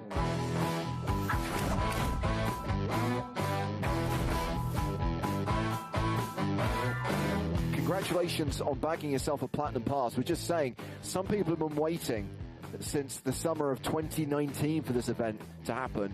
I guess having won your pass in November of last year, you only have to wait a year and a few months. Yeah, so yeah, it's not too bad for me. The package I won also had like 3 other events, so it breaks up the year nicely. So that was pretty amazing. Well, let's talk about that, because was it one of the Big 20 Rewind events that you won? Yeah, so it was the opening Big 20 Rewind event. So 2001, wasn't it? Celebrating 2001. Yeah. And it was an $11. I probably had 10 tables open, and I wasn't taking any notice of it. And then we got down to like 2 tables. I was 15 grand up top, which is really big for me. Like, I'm only playing like $11, $20 events. And I was like, oh, brilliant, 15,000 up top. And then I was reading there was some notes underneath it. I didn't know what B20 was. And it was just went through all the packages we're adding on. Then I was like, oh, then I started getting stressed when I was like 14 left. So wait, what point would you normally start paying attention to a poker tournament? Is it common for you to get to the final 2 tables of an event paying $15K? No, obviously no. But yeah, as I got deep, but there's so many $11 tournaments, you bust them. Even when you're at the last 100, you're still going to bust so often. But then, last 2 tables, I was like, I had a big side. I won I was three-way all in with like 3 outs, and I won that with like 20 left. So then I was like, okay, we'll pay attention to this. And then when I seen the 35 grand on top, that was exciting. Yeah, absolutely. Which included the all-important Platinum Pass, the chance to go to the PSPC. So now you have this opportunity to play a huge 25K event in the Bahamas. What preparation, if any, are you doing? What expectations do you have going into this? Yeah, well, I'm kind of always working away studying, but yeah, I have to ramp it up the next year or so. So I have been, in fairness. Expectations, I don't know. I try to tell the girlfriend this all the time, like, you're only going to cash in like 20% of events. She just expects that you're going to go and win 50K every time because it's big buy-ins. I'm like, no, this isn't going to happen probably. So yeah, look, we'll see what happens. I should probably sell some, but I don't know. I don't like selling. Good news in this respect is that if you're only going to cash 20% of the time, and this is one of those 20%, you will win about 50K since you're not really investing anything, right? Like, a min cash isn't going to be quite 50K probably, but near enough. So that's pretty good. Like, a min cash here would be a pretty big score for most people to win a tournament. Yeah, definitely. That was the situation. So the event had a package for the EPT. And I was in the 5K main, and the main cash was like $9.5 grand. I was in for $11, so that was like super stressful. So hopefully you get the same situation in the Bahamas. No, absolutely. Yeah. So you did say some other events came along with that prize you won. Any luck in those events? Got into like 4 events in EPT Prague as a part of the package. We cashed 3. I think cashed the main, the 1K, and the 330. Nice. Hell yeah! Became like 61st in the main. You were commentated on it actually, but you didn't know obviously the online to the real person. No, of course. Did I say anything particularly dumb about you? No, it was okay. There was a hero call. There was a separate video of real with me and Damshek at one point. Do you know what? I don't remember all coming together. I remember you now from the Prague live stream. I didn't put 2 and 2 together and realize that you were the Platinum Pass winner. Just thought you were a qualifier. Yeah, that was it. Well, that's fantastic. Just tell us a little bit about your background, Colm. I mean, you talked a little bit about the kind of poker tournaments you normally play. I'm guessing poker's still a hobby for you. Yeah, at the moment. It's half and half at the moment. So I run the family restaurant with my brother for the last few years. So I get a lot of daytimes off, and he works. We do different shifts, so I get a nice bit of time to play online poker now. So kind of moving up over the last few months, hopefully. I can't tell you how many restaurants James and I have been in over the years, and we see some guy like, the manager sitting at a table or the owner sitting at a table playing on PokerStars. Do you ever sit in the restaurant on your iPad swapping Never, back Joe. and forth? Never. I don't know what you're talking about.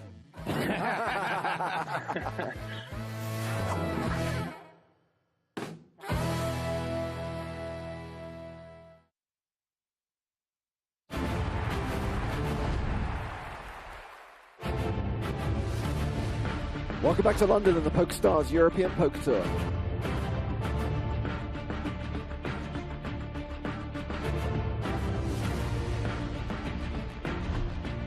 Day 4 here in London.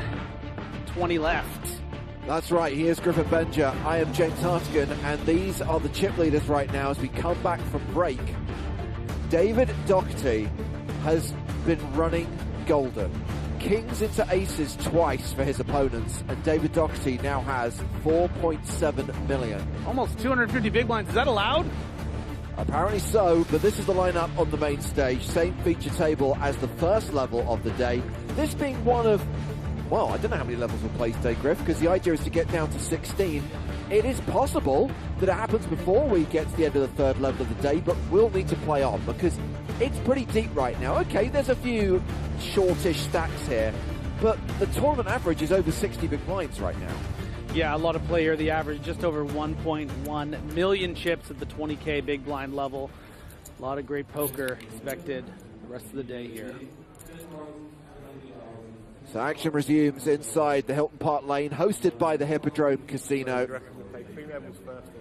20 players I didn't realise there remain. was a 3-level option as well. I thought we were just playing to 16. Yeah, 3 levels, they said. Ah. I think, no, it's 5, right? Pardon? It's 5. It's just 3, for sure? That's so short. I think we'll get to 16 players first. Yeah, we'll play 5 if we don't get down to 16. Oh, we got. I thought it said someone buzzed on the break. My understanding was 5 as well. It's very simple, guys. Either down to 16 or 3 full levels if you hit 16 before the end of that third level. You play 3 minimum. Oh, okay. Is it 3 minimum? So we're not stopping at 16. So if you get to 16, but you still play 3. Oh. But if you don't get to 16 before 3. Okay.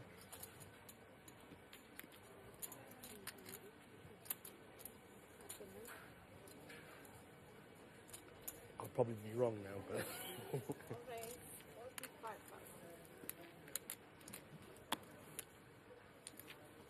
Near the bottom of the open range here. On 35 bigs for Lodge. Hoping to just get one through with the 10-8 off. I have to imagine you're almost always folding the 10-7. So we commented on the fact that Garcia, who was the table chip leader at the start of the day, Griffin, just hasn't played that many hands.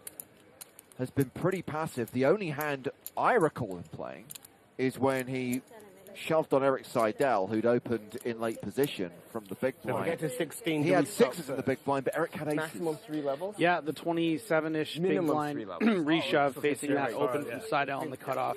Seidel, of course, waking up with the aces. It's a pretty tough table. I mean, you look around the table, you have Jack Sinclair, incredibly talented and accomplished player. You have Eric Seidel, one of the biggest legends of the game. And even the ones that maybe we're less familiar with, Kanji making that incredible call down with the pocket 8s against Sinclair. So tough company, and you know you lose one big 60 big blind all in, and suddenly you're not doing as well as you used to. Go out and do that. You know, they were doing that Crystal Maze thing. Yeah, I think we missed out on it and wanted to do it. Kanji is the table chip leader. He is top boss.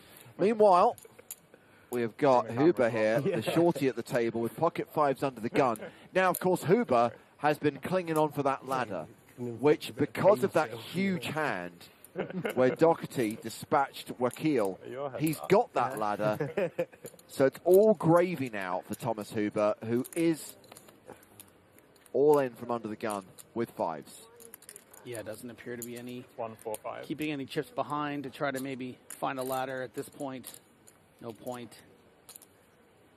All in for those 7 big blinds.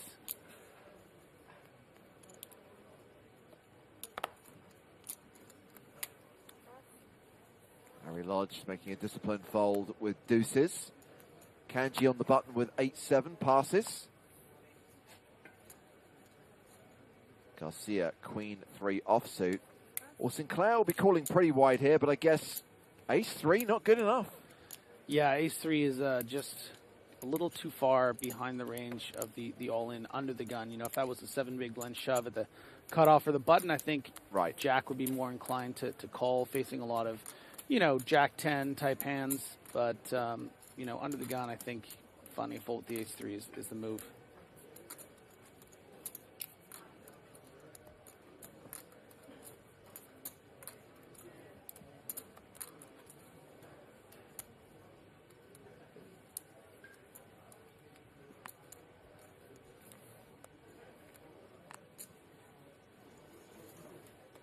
Ambrose Ing first to act here.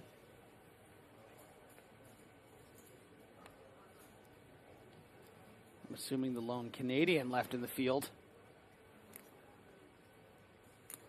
Might be. Well, obviously we did until the last hand of the previous session have Jamil Wakil as well, but not to keep dwelling on it. Kings, aces, no longer alive. So in with ace king.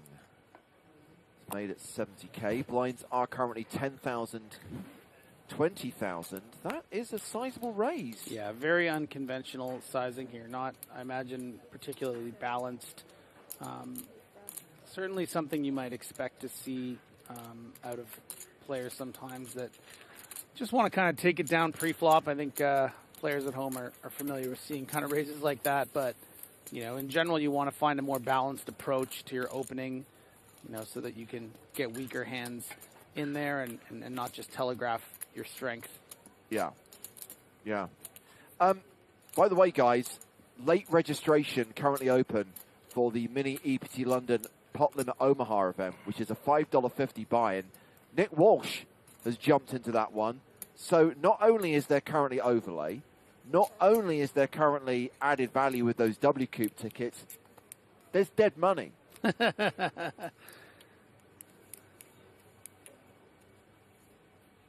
Harry Lodge with the Spraggy ace-7 offsuit. Lets it go.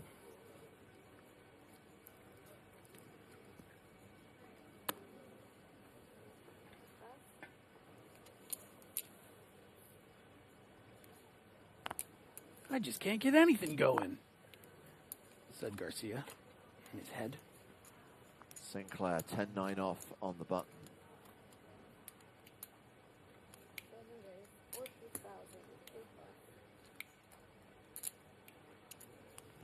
Are we going to get another raise and take it hand? No. Ambrose Inc. defending with 5-4 of hearts. Pretty great seat there for Sinclair. Just the really short stack to the direct left. And then the second shortest in Ambrose in the big blind.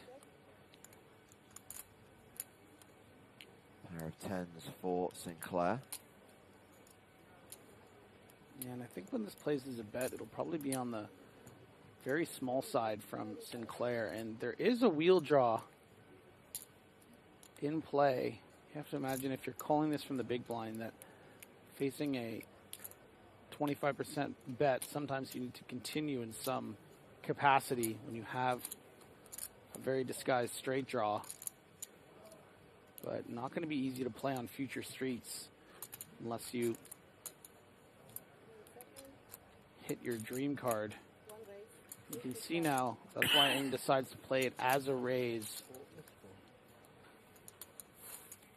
No version of this hand where this is going to get through against the mid pair of Sinclair, but sometimes, you know, Jack is just c-betting here with the Queen 8 of spades and doesn't really have much of a defense against this.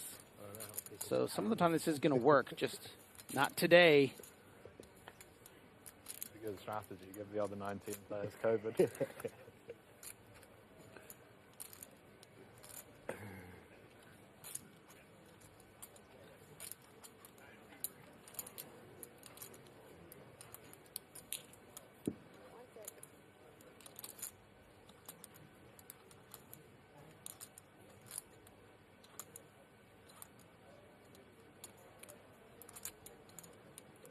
Not much incentive to bet here, I think, for Sinclair.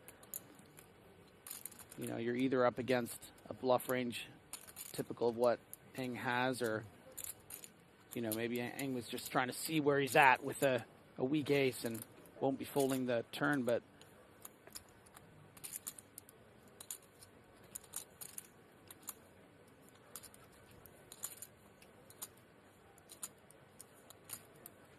and yeah, this queen actually gives a good opportunity for Ambrose to, you know, if you think your opponent is going to be split pretty evenly between tens and aces here, going to be very difficult to call once the queen hits the river.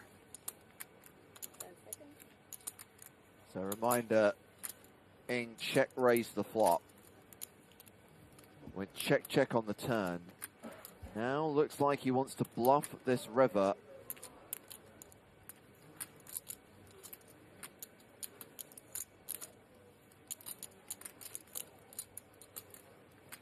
You know, I think that ace-king open by Ambrose in one of the first hands of the level is either an indication of maybe a bit of tournament inexperience, or someone with more of a cash background that is still very capable of making, you know, big, interesting, intricate bluffs like that would have been had, you know, he found a bet on the river. But Jack Sinclair's a tough out still. You know, there's still some bluffs in the range there, some 7-8 of diamonds kind of hands, and, you know, King X of diamonds. So not even sure that Jack would have found a fold. Well, Ambrose decided to give up. It went check, check. Sinclair chips up to 1.2 million. So he's got 60 big blinds. Ambrose Ing drops down below the 20 big blind mark. Thomas Hoover still the table short stack with 7 bigs. Dan Kishu walking around, seeing what's going on the main stage. He's at one of the 2 outer tables. We will be down to 2 tables when we hit 16, and that's when there will be a redraw.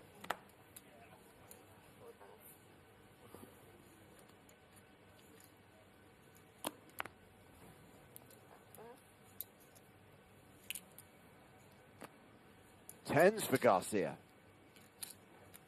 Finally, an opportunity to start gaining some chips after the rough day that Garcia's had so far. My first bullet lasted. Or an opportunity to get coolered.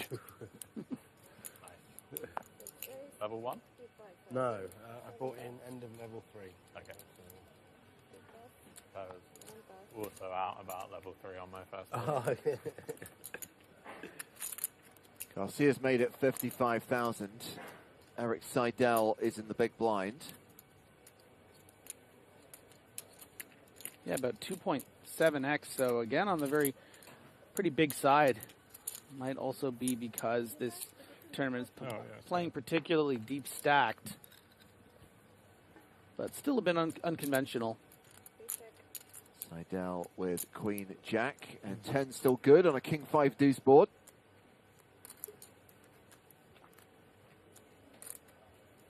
Definitely 2 schools of thought here. I think a protection bet serves a lot better. You're going to get a call from some weaker hands like Ace-5, you know, pocket pairs between 6s and 9s. Very rarely getting check raised, so it's nice for some protection there. You know, if you check back there, opponent turns a queen, you think, well, what was I doing?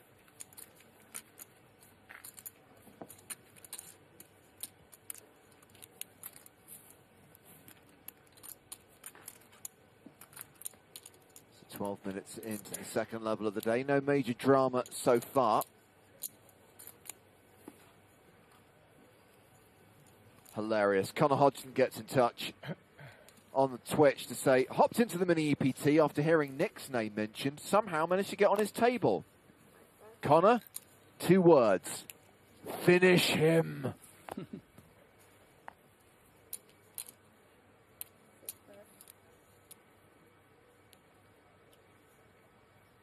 This is where Griffin goes off script and starts advertising a platinum pass for the person who knocks out I was thinking about it, actually. That's so funny. I was really thinking about it when you first mentioned, but... Jack Sinclair opening things up with the Queen 9 suited, the hijack. Like I said, a really great seat. You know, all the, I would suggest, strongish players on his right. So once they get out of the way, going to be able to open pretty wide. By the way, if Omaha is not your preferred flavor of poker, we have got a mini version of the EPT High Roller starting a bit later on today. Because the 10K High Roller is starting here at the Hilton Park Lane. So for 1,000th of the buy-in, you can play the mini EPT London High Roller. $11, single re-entry, W Coupe tickets added to the prize pool. That tournament will start at 5:15 UK time, 6:15 Central European time. And if you do win that event, you can put in your Twitter bio, High Roller Champion, and technically you will be right. Yeah, you just want a little kind of asterisk against it.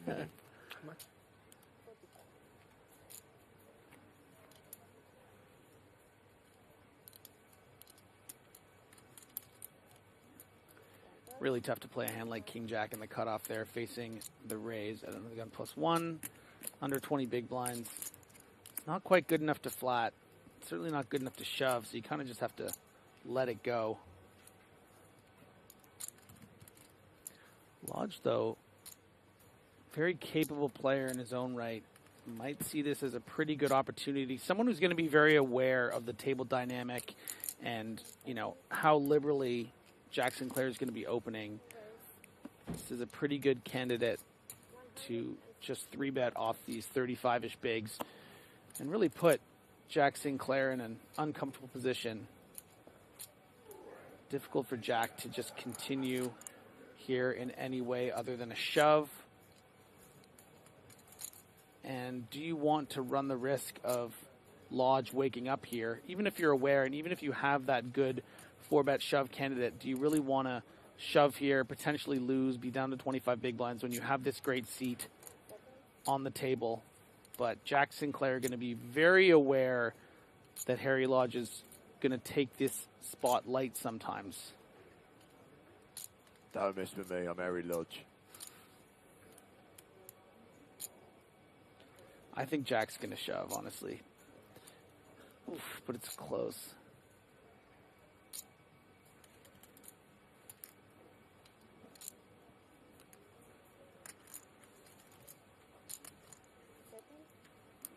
Oof. Sinclair folds.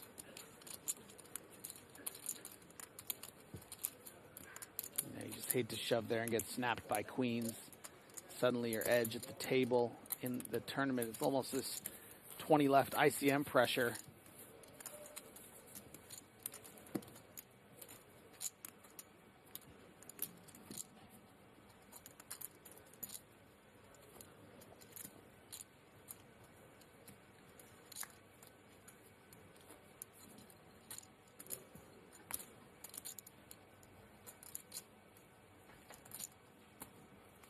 Three players from the UK at this feature table. Lodge, Sinclair and Kanji. Hoover representing Austria. Garcia is Spanish. Seidel from the USA. And Ambrosing is Canadian. Pretty ideal hand to be dealt here on just these 7 big blinds. Oh, yeah. A lot of worse hands are going to be prepared to call here.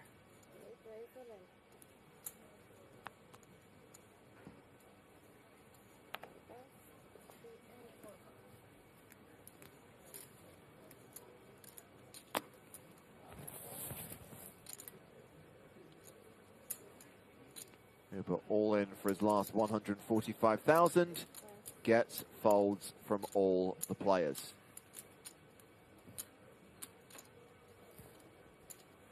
Well, I'm hearing we're going to step away from the main stage and we're going to check on one of the 2 outer tables. We have seen some pretty big pots and some pretty devastating hands at the outer tables today. This is Ian Hamilton versus Alexandre Villumière. 485. Yeah, 485. The Lumiere betting the river here for 485,000. The board is 9 of spades, king of spades, 3 of diamonds, ace of diamonds, 10 of spades.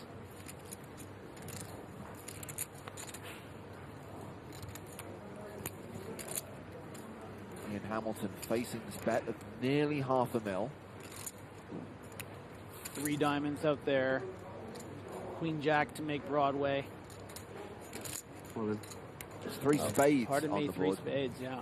And a shove. Yeah, that is an all-in from Hamilton.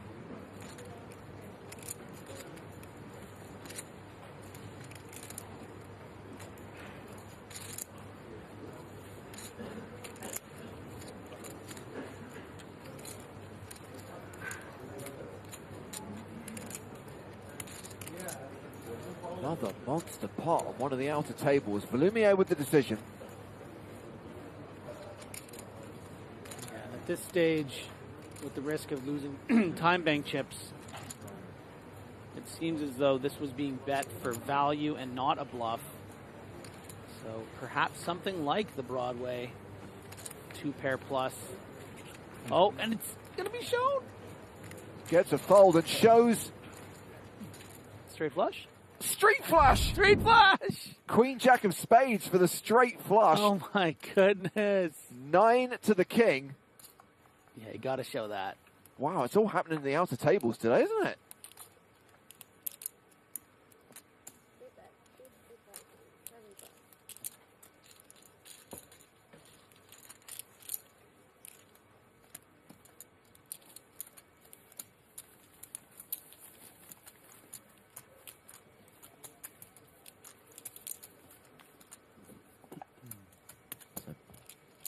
have returned to the main stage. We've returned to our feature table.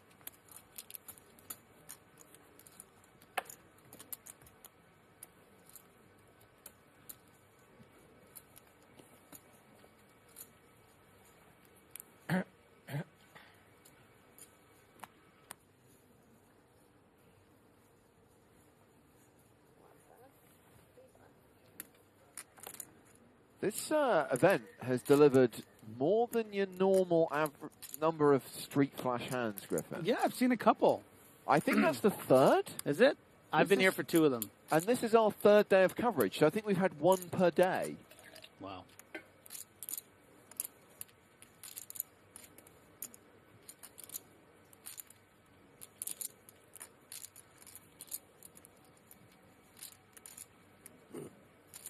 Garcia taking the rare opportunity to acquire some chips. The tough part is getting past Jack Sinclair, and especially holding a hand of this nature.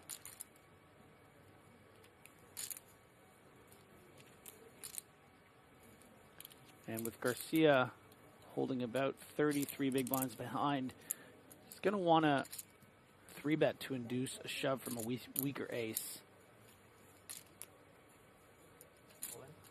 But instead, with the ICM considerations and, you know, not always wanting your opponent, being in a showdown all in with ace high alone at this stage, goes for the shove. Yeah.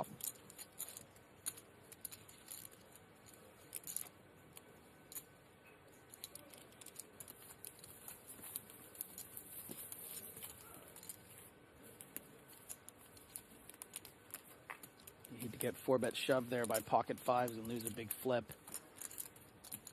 Danny Cool says, I want to know about Dan Kishu, the Romanian player. Well, Dan is a Romanian player. I believe he is a filmmaker.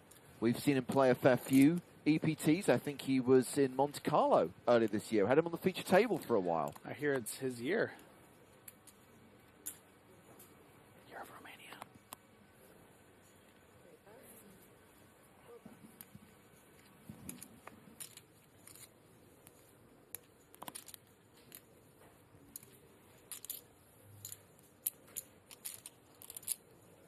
Folded here to Kanji. Top boss opening from the hijack.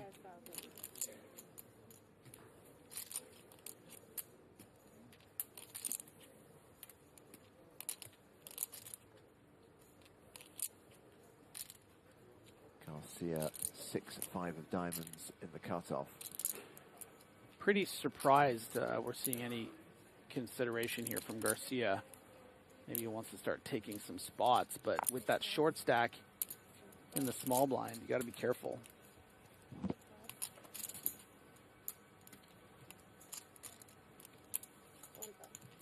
Let's raise and take it for Kanji.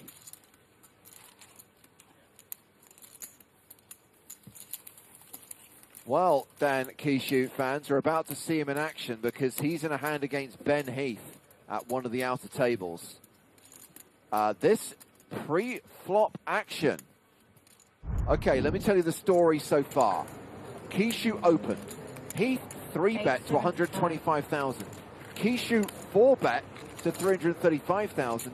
And Ben has now shoved for 875K. About 40% of the chips already in there. 5.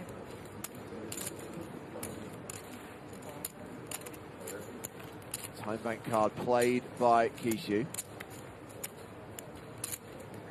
Not something you're really used to seeing, a 4-bet for this percentage of the stack and then having a big decision. Usually, you know, you kind of have a plan, but maybe just trying to sort of see where he's at, and it might be biting him.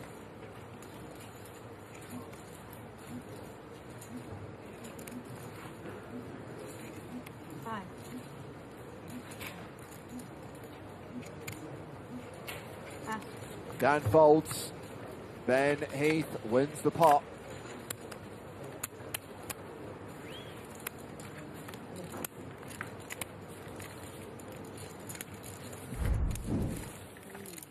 So that's one of the outer tables.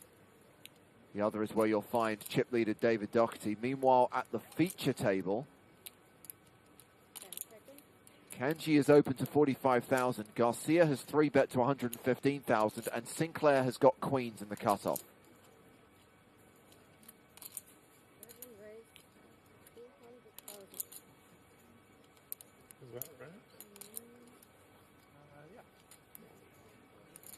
Yes, it's a raise a very small 4-bet to 200,000.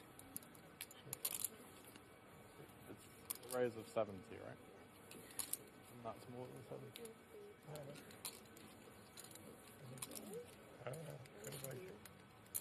I don't know the rules, but there's a call from there.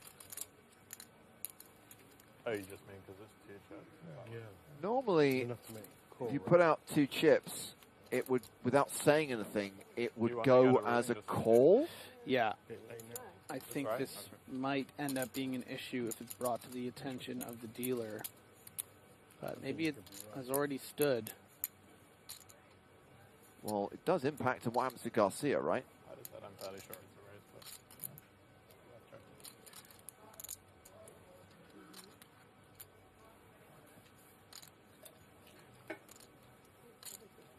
yeah, I think a bit of frustration from Garcia here. You saw the contemplation with the 6-5 of diamonds in the previous hand, and then right away 3-bets the early position-ish open there with just the ace-10.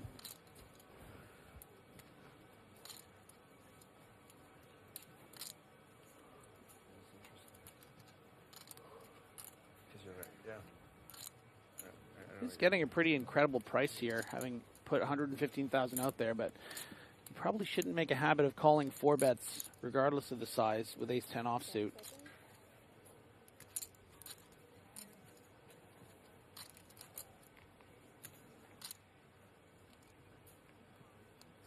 Yeah, because if he gets raised to 40 and he threw in the single black chip. I just wanted to call. But he didn't say anything though. Because he didn't say right, he just puts 2 chips out. he's saying it's not to do with the difference. Well, let's just highlight some things coming up in the next few weeks after we take a look at the payouts. A reminder that with 20 players remaining, everyone is now guaranteed the better part of 26K. 6-figure scores once we get to the final table, with more than 660 grand up top.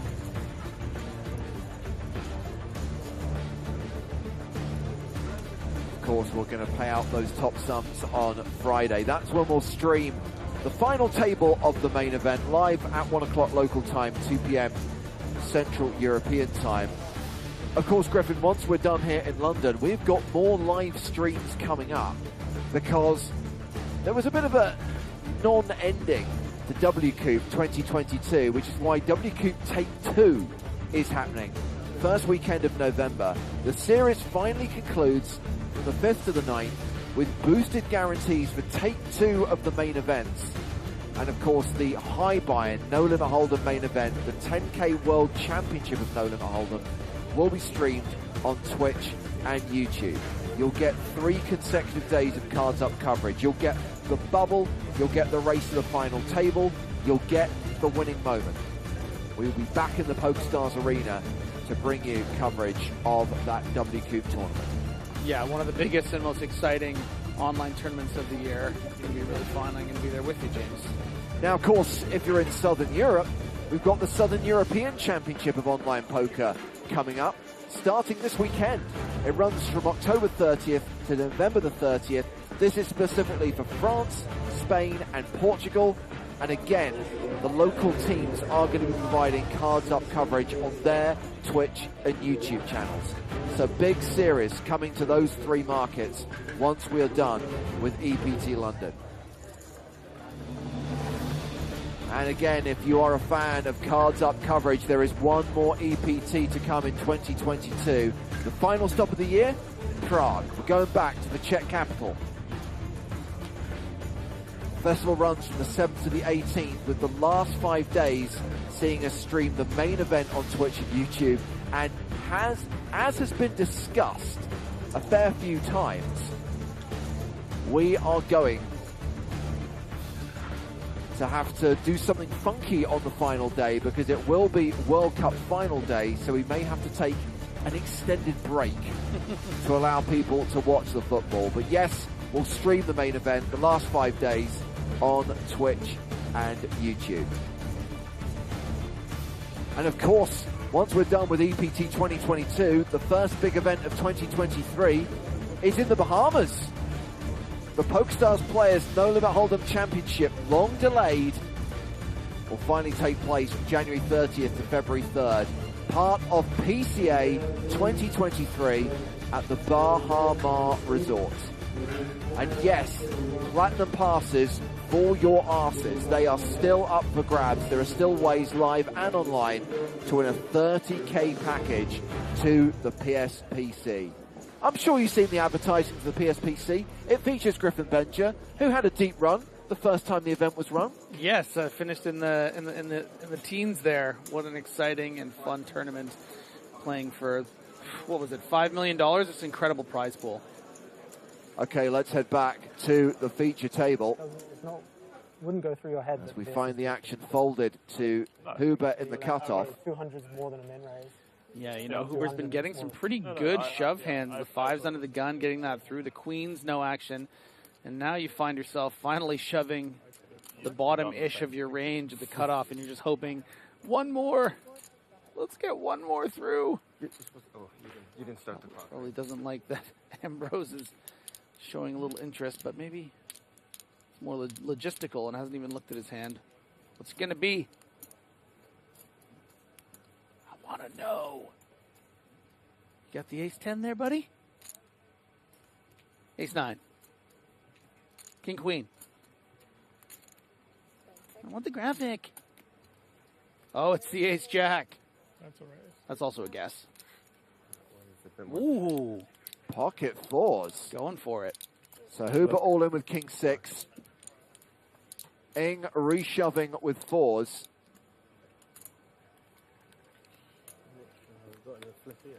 Certainly one of those And flip at best scenarios, but this is a less than classic race.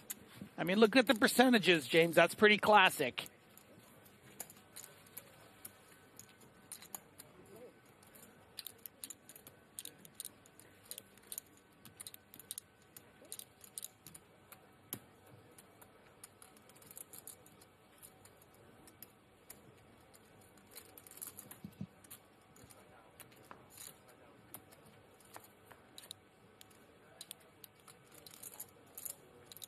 Queen 5-3. But one club out there, a lot of potential for interesting turn cards. Not going to happen. But those pocket 4s do block any backdoor straights that Hoover could get. So Ing's got to like that.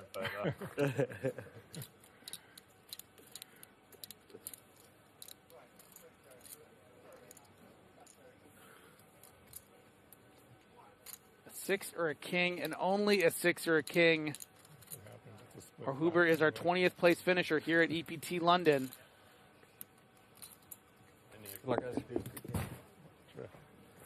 The sailboats hold.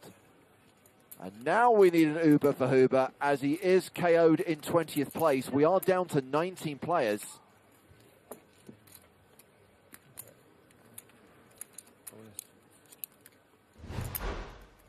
£25,900.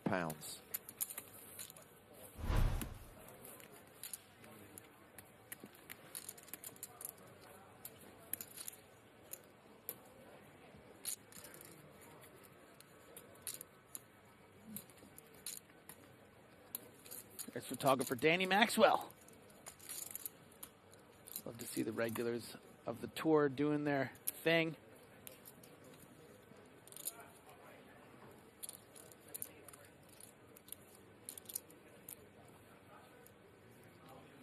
Carlos now just under 30 big blinds with that worst day ever face.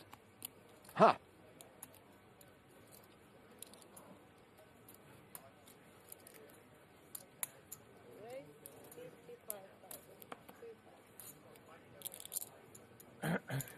Looks like 55,000 from Eng. Yeah, just seems to be using a bigger, more cash game opening style.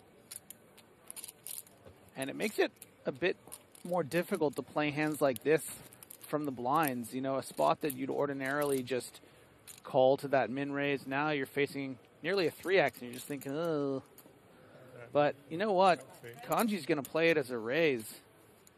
Put a lot of pressure on Eng, who might be raising with some momentum. And you have to imagine it's going to work a good percentage of the time against this hand. Do you have a king? No problem for my phone. Just some great spot recognition here from Kanji. Someone who's been a bit quiet since that brilliant call down against Jack Sinclair, but I think that's had more to do with the kind of hands he's been dealt.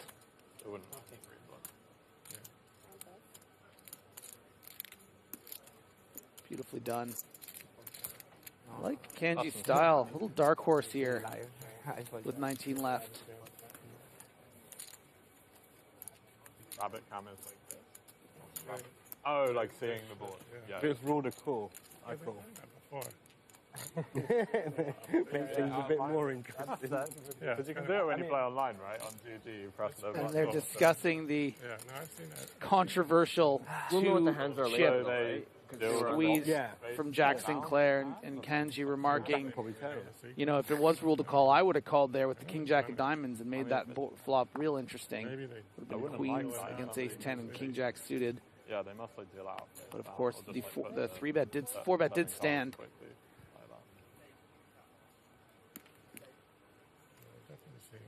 Maybe they just put 5 random cards in there. Well, Eng really liked the 4s last time, but the situation's a bit different here. You kind of have to let this one go. A bit too many chips and too many players behind to shove and not deep enough to call.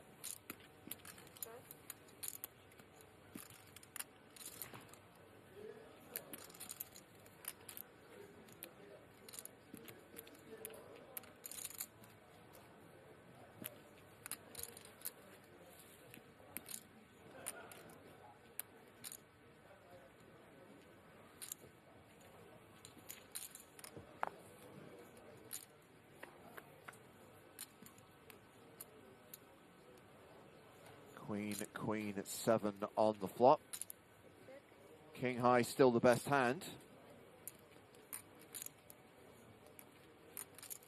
Could be an interesting spot to find a check raise if you're Garcia here, but easier said than done. So much easier when we can see the cards, of course, but with that King of Clubs and not finding a lot of opportunities to acquire chips, yeah, maybe you just make it 95,000 here, see if you can get one through against a very tough Jack Sinclair, but instead actually going to be played as a call and actually calling ahead here. So if you tell yourself you're going to call here with, you know, Ace 8 and a club, maybe you can mix in some King 8s to that low sizing.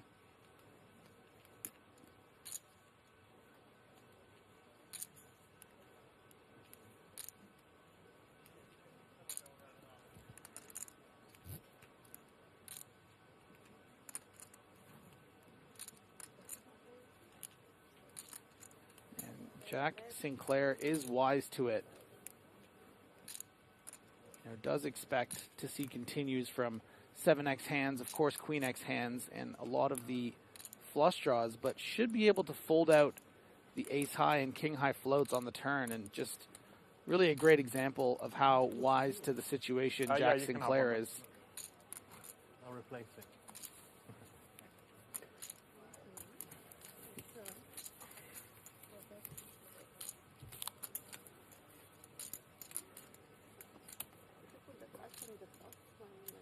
Ben Right away. 10 gets in touch on YouTube to say 4th in the mini EPT. Is that a result from yesterday, Ben, or are you currently 4th in chips in the Pot Limit Omaha event that's running right now?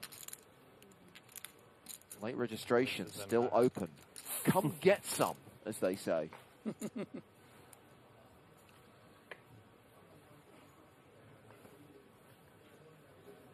Now it's on the box. I can leave it off the box now, right? From now on?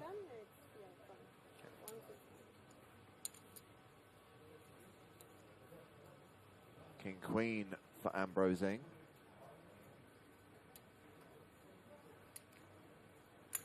course, just playing six-handed now, so a hand like king-queen under the gun is an automatic open.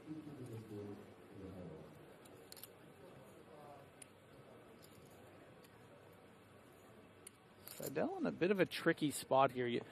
You always want to see a flop with a hand like this, but there are situations, you know, certain chip stacks, what positions that you might want to consider folding. But we've seen Seidel, you know, take some calls in some certain spots where he's felt, you know, he wants to get some post-flop scenarios going. And, you know, if it's close, he's going to lean call for sure.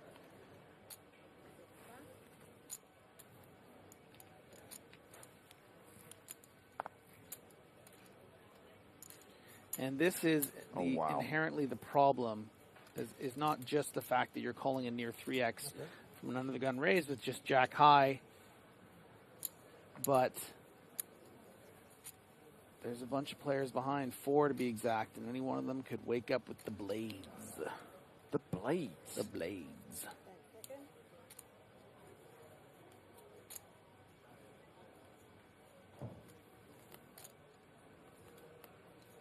170. 170. There is the re-raise from Sinclair, which looks gloriously squeezy. 170,000. Yeah, but also suspiciously on the small side, and I think that's because in this particular situation, you can kind of give the impression that you might be doing this and still folding to a shove from either player. You know, I think a more standard sizing would be, you know, 4x-ish plus. But the reason we see this 3x 3-bet is to be like, oh, maybe I'm just, you know, I don't want to have to call a shove if you do it. Yeah. So Jack Sinclair is the table chip leader right now, 1.65 million, 82 big blinds. And we are heading to one of the outer tables where there has been an all-in and a call. The players are Ben Heath and Enzo Vito. Cards are on their backs. Ben Heath with 5s, Enzo Vito with ace-9, and he's the at-risk player. Classic race at the outer table. Oh, this is classic enough for you. Queen 8-4 on the flop. 5s holding. 10 on the turn. The river is a 3. 5s hold. And Vito is busto. Enzo eliminated in 19th place for £25,900. And Ben Heath will now have around 1.7 million chips. On a Heather.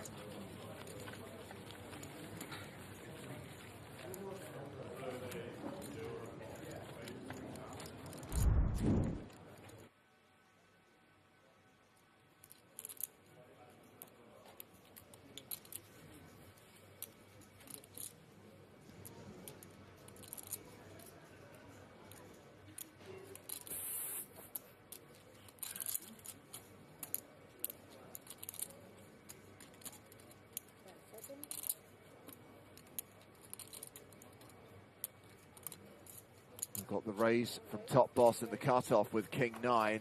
Ing all in from the big, gets a quick fold.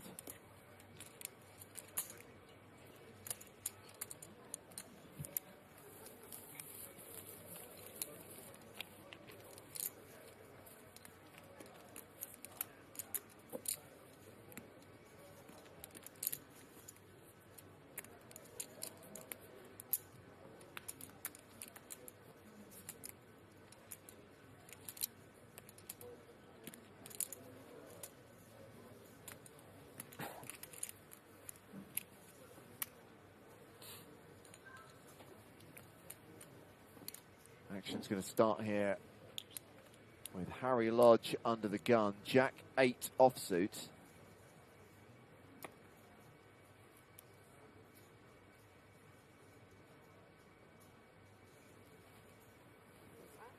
Folds. Took you long enough. Kanji is out. King 8 for Garcia in the cutoff. Not going to play. Sinclair is on the button. And that means raise. Yeah. Ace King. You know, he's always strong when he uses the hippo to raise. Ooh, Ambrose Ing, ace-10 suited. He's been a bit shovey recently. Yeah, this is only going one way on 24 big blinds. And a button open from the table chip leader who's raising, you know, 80+%. You got to put it all out there. Okay, well, this is going to get called in at least one spot. What's Seidel got? Deuces, lets it go. So Jack Sinclair makes the call, putting Ambrose Ing at risk. And it is a domination situation in Sinclair's favor, and there is a 65% chance that we lose Ambrose Ing in 18th place. Yeah, and a massive opportunity here for Jack Sinclair, who's played a very impressive day 4 to get up to over 2 million chips. Resubo y el chico hace call. En teoría, good observation, Griff.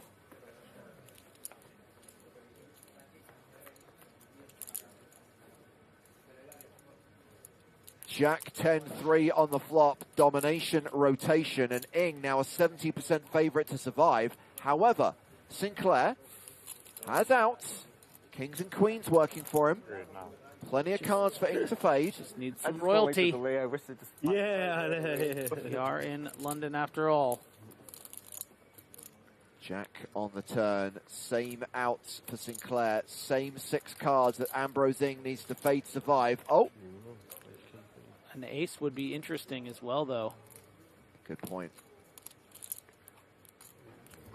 It's the queen on the river. It's Broadway for Sinclair. And Ambrose Ing is KO'd in 18th place. We are down to 17 in the EPT London main event. It's always like, you knew it was coming. Too bad for Ambrose Ing there. Couldn't get much going. Made a nice little reshove with those 4s to get a little chips, but, you know, that's just a cold-hearted cooler. Sure. Well, as Ambrose Ing departs, let's welcome back Joe Stapleton. Goodbye, my baby. So we are halfway through the second level of the day. We are 1 away from being down to 2 tables. I think it's almost guaranteed that we're going to get to 16 sooner rather than later. So I guess we're playing 3 levels today. That's the plan. No. No. Keep going. We've done this before. 16 was going to happen before. We are going to keep going, Joe. We're going to play probably at least an extra 2 hours on top of them getting down to 16. Okay, good. Yeah. Haven't you been listening? Yes, of course. I'm just saying. Look, I would rather play the whole day today and have like a 2.5 hour final table. You put the 18 twice. What's wrong? Oh, thank you. If there were 2 days left to play this tournament, I'd say, yeah, fair enough. There's 3. Got 2 in the chip to burn a few. Oh, what was I thinking of? I think you thought we were meant to conclude tomorrow. It's only Wednesday, dude. Oh, Lord. Wait, it's Wednesday? Yeah, exactly. See? Oh, boy. Here we go. All right. Well, we're down to 16. Pocket rockets. The Blades. American Airlines. Snickety, snaw, snaw. And Harry Lodge is interested. Oh, Jack 8 in the big blind. I guess he's considering a defend, but not doing anything more than that. Interested is correct. I mean, he was interested with Jack 8 off under the gun, so presumably pretty interested here. Gotta say, Jack 8 of clubs against a couple of aces, no clubs. It's can do some damage. Watch this. Watch this. Mm-hmm. Bang! Oh, there's one. I told you. Oh, wow. I am a prophet. Know? How did you know that was coming? 8s are the most likely to flop yes, trips, by the way. Of course. You know, it is always coming 7, but the next door neighbor also comes sometimes. Trip 8's on the flop, and Harry Lodge is now better than a 9-1 favorite. Harry Lodge, oh, cheeky. Oh, how did Griffin know? Now, hold on a second, Griffin. Ace on the river, Barry Greenstein. Well, that Jack on the turn has given Lodge a full house. What are the chances? I feel like 4 or 5%. I'll tell you what. Lodge is coming out firing big. Because probably going to expect his opponent here to have some ace highs that would... Oh, Joe Lodge. I mean, he really has it locked up. I You know, can understand. But You're expecting your opponent to check back so much here. You know, it's the best feeling in all of poker, Griffin. 35. Trapping. 35. Why don't you write a comic about it? Okay, Garcia bets 35,000. Nobody ever does this. Can we just click it back? Just literal min raise. I think there's a good chance we see a raise here. Lodge doesn't want to run into the, check back on the river here. But also, wanting to stick to this strategy of I have this board completely crushed. What is it? I want to see. What is it? What is it? Trapping is the best. Yeah. Oh, there it is. 110,000. I would have made it 69,000. And they would would have been, whoa. We don't normally allow this, but that bet amount is hilarious. Exactly. Are you Joe Stapleton? You should maybe give that comedy thing a try. Okay. What? Okay. Did he say all in? He said all in. And what is Harry Lodge going to do? Harry Lodge is going to snap call. It's not all in. He said call. Oh, I heard. It seemed like he said all in multiple times. No. I'm confused. It doesn't look like he said all in now, but it definitely sounded Oh, he like said it. call in. Yeah, that's allowed. The question is whether he gets his last 295,000 in on the river. 330 in the middle. Barry Greenstein does not make an appearance. 330.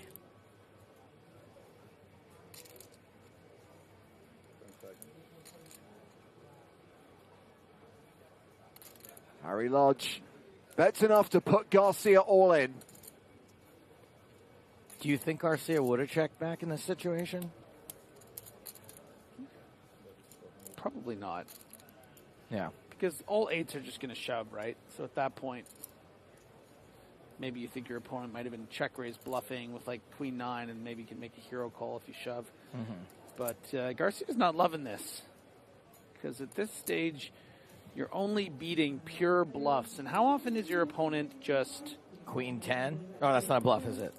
No, but that's my point is that, let's just say, Lodge decided to check raise the turn with something like Queen 10, 10-7, something that has turned equity and wanted to get a fold. It has now completed the straight. So you're losing to all the eights, you're losing to all the straights, but you're so under-repped with this check back on the flop. It would be pretty masterful if Garcia is able to find a way out of this hand. I think it Alvin Space TV says easy fold. Yeah. Look, if he calls, he is out, and we are down to 2 tables, and there will be a redraw. It shouldn't matter, but you have to wonder, coming into the day, I believe, or at least one of the levels as the chip leader, at least of this table. I mean, Garcia had a lot of chips. Was floating around 1.5 million. Just has not gone his way. And here he is sitting here with pocket aces, and his opponent somehow has a better hand. It's the big blind. It's the big blind special. You ever heard of it? Yes. Well, he decides to play another time bank card. I thought those were the chips going in, but no. I think he's playing all of his time bank cards with what could be a decision that ends his tournament life. Tell you what, you never want to make the wrong decision with a couple of time bank chips left over. Try going home and explaining that to the kids. You had 1 minute left?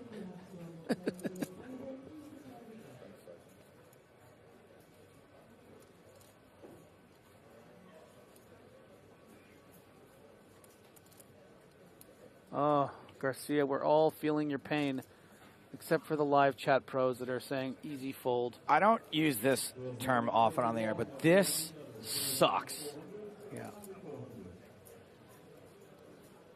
And one option sucks slightly less, and that's to get away and keep your tournament life. And folding aces. Who folds aces?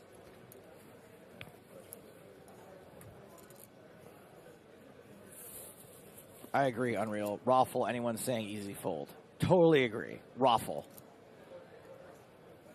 Looks like Garcia has made the call and he sees he's lost to a full house. Garcia is KO'd and we are down to 16 players. So we are going to have the redraw for the final 2 tables as Jordi Garcia bows out in 17th place. Never seen someone put on their backpack so quickly. Yeah, just flew out of there. Yeah. Ejector seat style. Yeah, where did that backpack come from? Came out of Brutal. nowhere. Oh, aren't those guys supposed to be on commentary? What are they doing? Yeah, whose side are you on? Poor Jordi. We've all been there. Lo siento, amigo. We have all been there. So £29,800 for his 17th place finish. But there's more. The clock has been paused.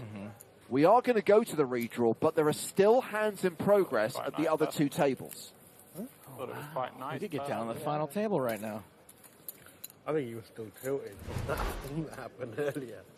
Oh, definitely he was. You're a wizard, Harry. I know John's with that. Big blind special. Told you that Jack ain't suited, man. Yeah, right. Pretty dicey river. So there is actually an all-in at one of the other tables. For real? Jamie Flynn, all in with aces against Roman Harabek's ace-jack. Who's at risk? Flynn. With the aces. All right, well, looking pretty good for aces. Yeah. Okay, so that is going to be a double up for Jamie Flynn through the start of day chip leader Roman Harabek.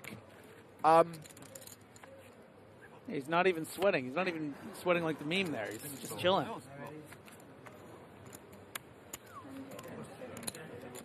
However, what now? There is a third table. Come on. And there is another all-in. Stop it. He's just an action director. Let's get across to the other table. I believe it is Dan Kishu who is at risk in a hand against Sergio Coutinho. Cards are going on their backs. Would you rather be on the TV table or? I want to be on it. Yeah, you want to. Running so good, honestly.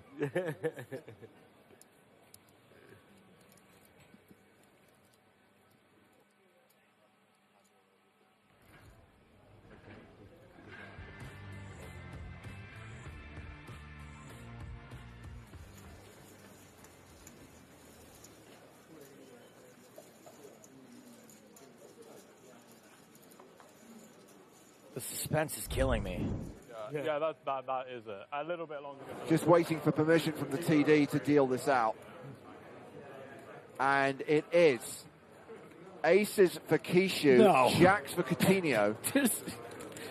All 3 hands had all-ins with aces. Sorry, all 3 tables had aces all-in at some point. Correct. So the at-risk player is Kishu, who's way ahead here. Just has to fade a jack. King 5-3 on the flop. He got up there like he thought the king was a jack. Deuce on the turn.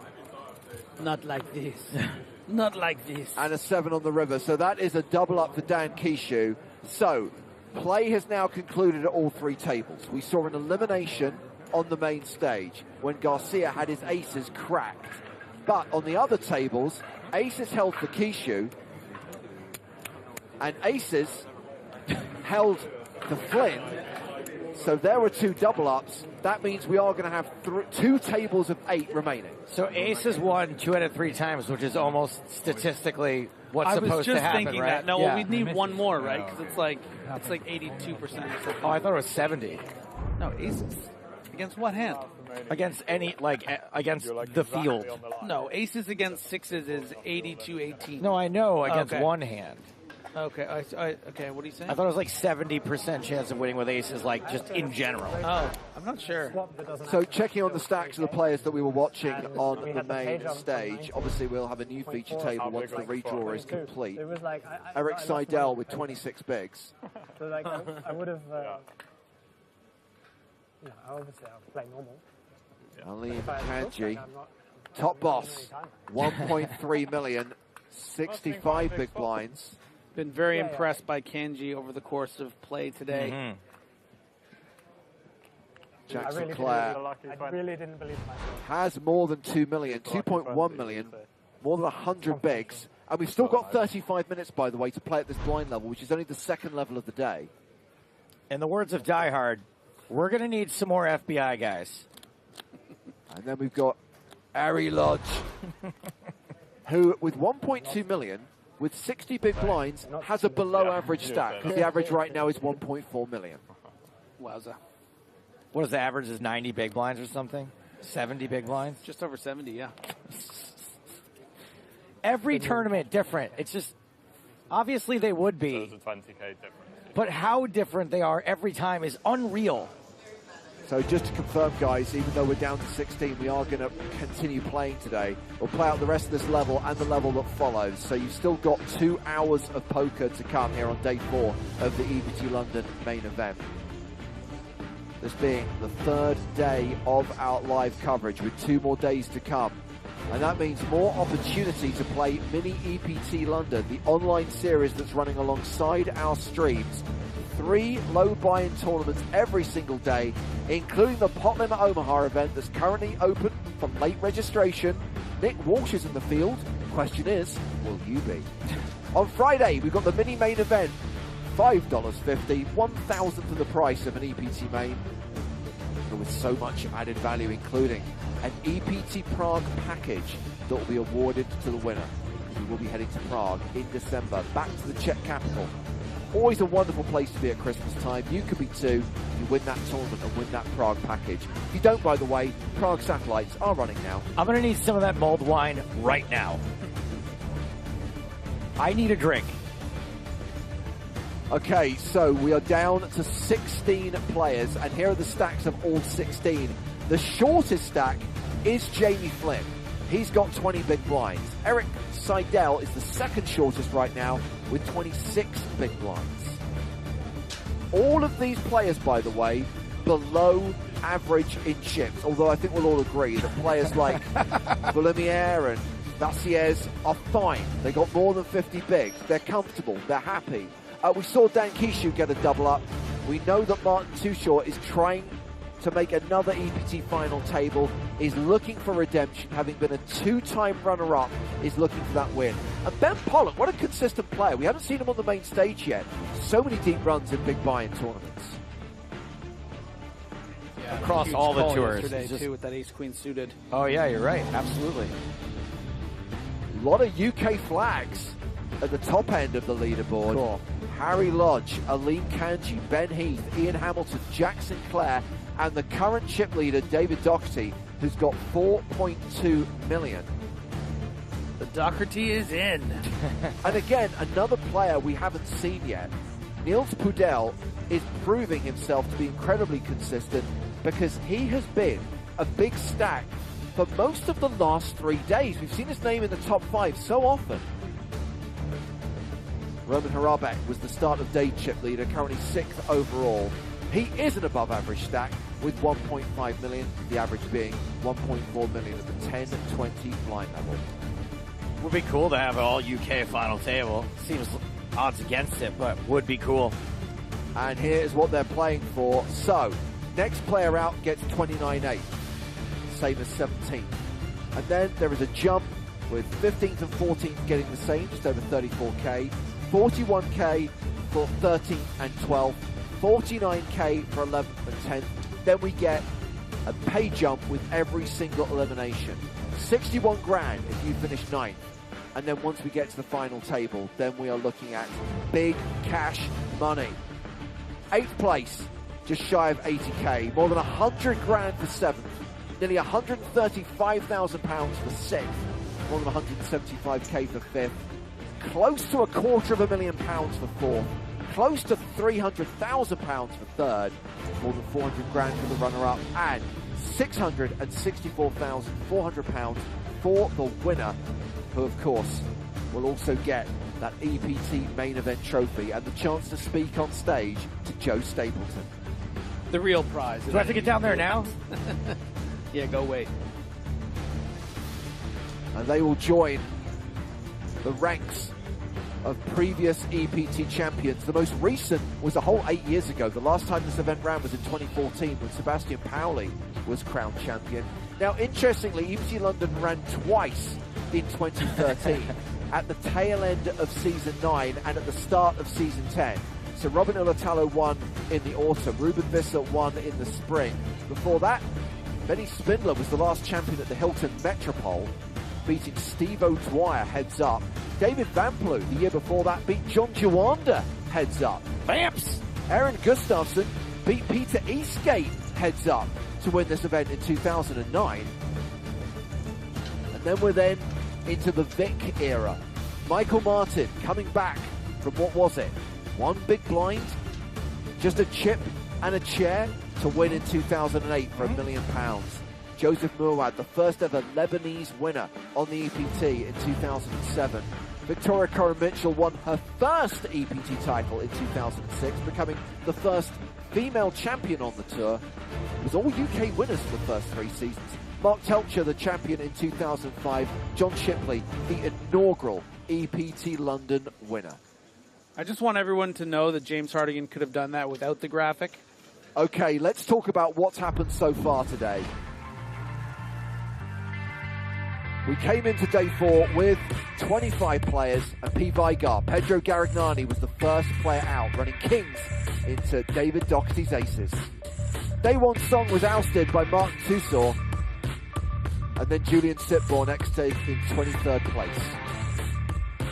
Jessica Pilkington was a short stack at the start of the day. She was the next player eliminated. And then history repeated itself as Jamil Wakil ran kings into David Dougherty's aces. Dougherty's dream day continuing.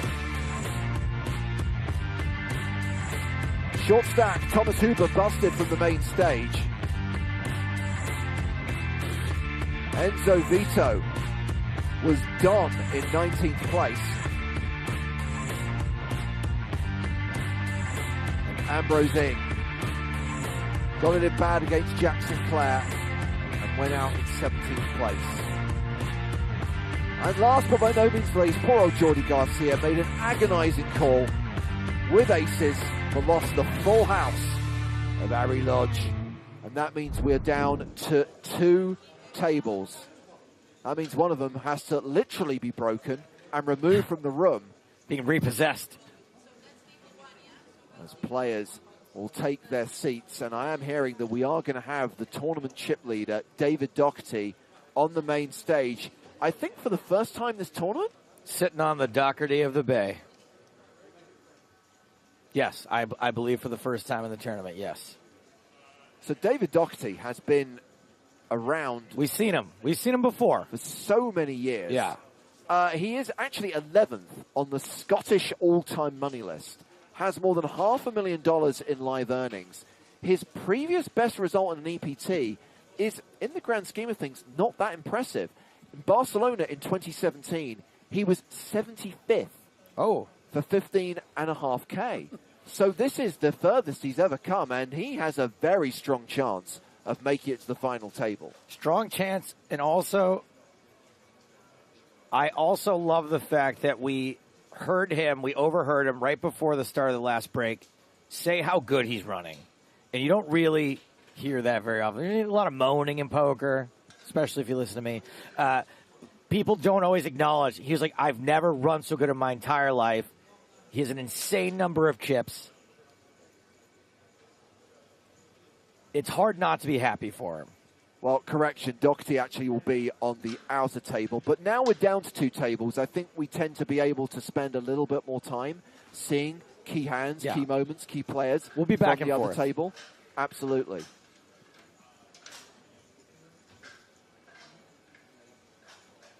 But we are going to find out which of the 2 tables, or who is on the main stage, rather, in just a moment. We've got Sinclair, who we know is second in chips right now. I'm pretty sure Niels Pudel has not been at the feature table yet. And as we referenced a while ago, he has been among the chip leaders a lot of the time. Cool. And again, Benjamin Pollock, another player who we haven't seen yet at the feature table. Ben Heath is back on the main stage. Ian Hamilton is going to be at the feature table. Jamie Flynn, who is the shortest stack right now, but did get that double up just before the redraw. Yeah, we could see some interesting big stack poker. You know, you got the likes of Jack Sinclair with over 100 big blinds, Nils Pudell, Ian Hamilton with 99 bigs, Ben Heath with 82. So, you know, even looking at those short stacks, no one really in the danger zone. Maybe Flynn flirting with it a bit. People really should be sort of playing cautiously at this point, right? With nobody super short. Only one way to find out, Joe.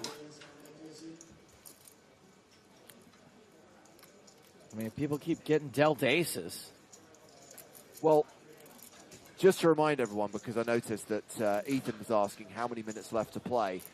35 minutes left to play on this level, which is level 22, blinds 10-20. We will then play all of level 23, which will be the third level of the day, and that's when day 4 will come to a close. Not sure how many levels it's going to take tomorrow to get down to 6. I'm going to guess around 4. I'd take 4 and a bit. Didn't you say it would take 4 and a bit to get down to 16? No, I said that we should play 4 and a bit today. 70 big blind average right now. Once things got going today, it was very clear this was going to happen quickly. It was bing, bing, bing in the first level, bing, bing, bing in the second level. Any band booms? And the band booms, yeah. Well, guys, I think we are almost ready to restart. So 16 players remaining in the EPT London 2022 main event. Playing now down to the final table. That will happen tomorrow, but we are going to play another 90 minutes. Sorry, another 2 hours. Half an hour plus one more 90-minute level. So another 2 hours of poker. And this is our new lineup on the main stage. Let's get the action restarted. A reminder that the blinds are 10,000 to 20,000 with a 20K big blind ante. Let's deal. Hello. How much do you have, Benjamin? I guess. 2 bends at this table. Is that allowed? 750. It's never happened before.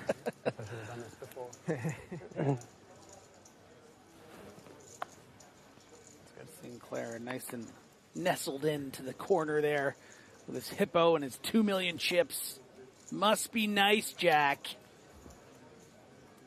Ben Heath, relatively unfazed, making it to the final 2 table. There's like a palpable excitement for a lot of these players. Ben's like, there's almost this sort another of day. Yeah, been there before, rich guy energy. Exactly, yes. Heath bumping it up with ace-7 of hearts.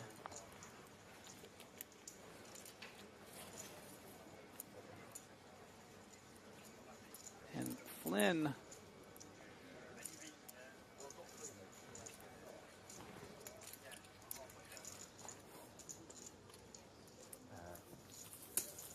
Was.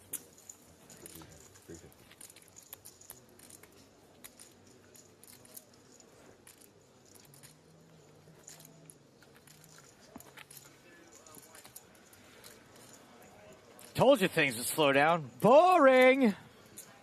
Yeah, good start winning that first hand for Heath, and interesting to see Hamilton quickly folding the ace-10 off in the next seat, but maybe just as a game plan, not wanting to really battle too much with Heath in early position. Am I going to have to look up the Hamilton soundtrack again for the Hamilton? Alexander guys? Hamilton. It's the only one I know. Just that lyric. Sorry, the only one you know is the name of the guy. Yeah, but like, did you know the first name? It should. First of all, yes. Second of all, the fact that that is a song and people revere it. The guy sings his own name. I'm like, you want to know how it goes? Do we see the same This show? is how it goes. It goes, Alexander Hamilton. Yeah, that's all I know. That's it. Villa Mier. It's the candle from Beauty and the Beast. King 10 suited. Coutinho with ace 4 suited. Yeah. Coutinho reminds me of Mikey from the Unbreakable Kimmy Schmidt. This is a wildly specific reference. Mikey from... I have to look this up. Coutinho, 3 betting. Ace-4. He kind of looks like the Beauty and the Beast candle. How about Bo Burnham here? Villamere. He has more candle energy to me. Okay, Mikey from what's the show again? Unbreakable. Kimmy. You ever watched Unbreakable, Kimmy Schmidt? I have. I watched a couple seasons. Fantastic. I don't know, Mikey. Okay, Mikey Politano. Looks like he's. Oh yeah, that's a pretty good call. Okay, thank you. Let's see a flop. Show me 3 cards, dealer. And those 3 cards are 10, 9, Queen. I was supposed to say Queen first. You're supposed to start with the highest card. It was hiding in the middle, guys. Here, Sorry. can I be Coutinho's inner monologue right now? Pair of 10s for a Villamere. Checks. Griffin, go ahead. That's the worst board. Yeah, he called my 3-bet. He's gonna have so many hands on that board. This is the worst. God, why did I 3-bet here? 16 players left. Why didn't I just leave this guy alone? Diamond on the turn does no good on the turn. Okay, now I'm going to do a Villamere's monologue. Okay. Wait, I can't do it in a French accent. That's rude. I have a pair of 10s.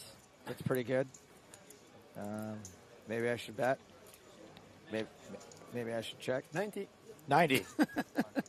I like the way he bets. It's just like, yeah, like it's 90. like he was surprised. Yeah, Like he yeah. just came wow, out of nowhere. I really thought I was going to say 95. Did you hear that? I said 90.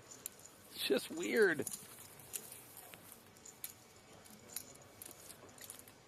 TR Hogg says inner monologue might be in Portuguese. No, inner monologues are universal language. Yeah, you didn't know that? They're all in English. Here, do yours right now. What language?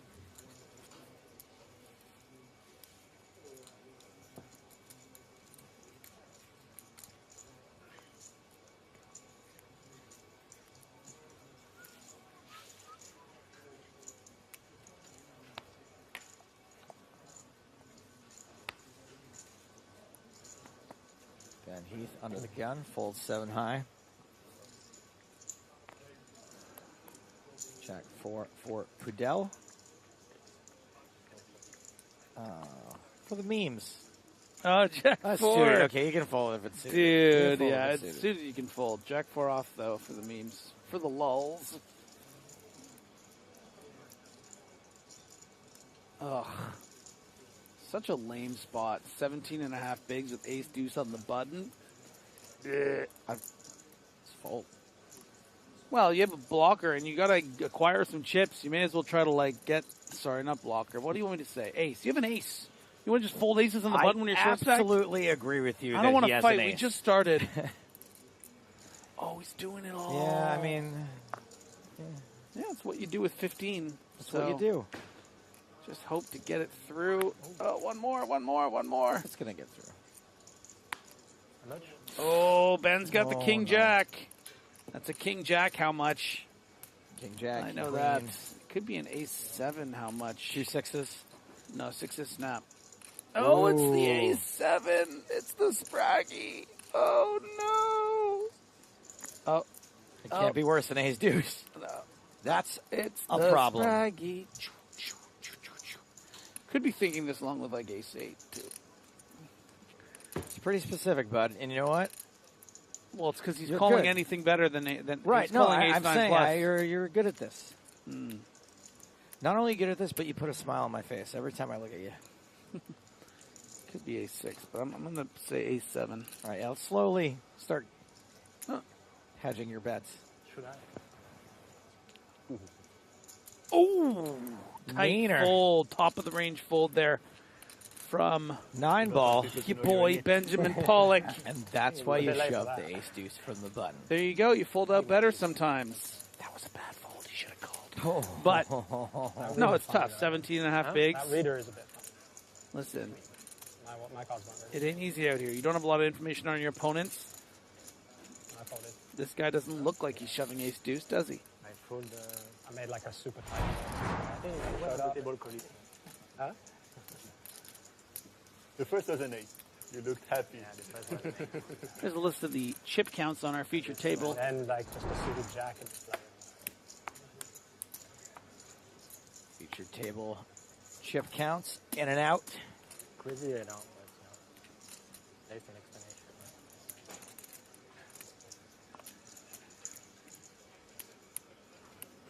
explanation. Ian Hamilton. JJ. The Joe and James.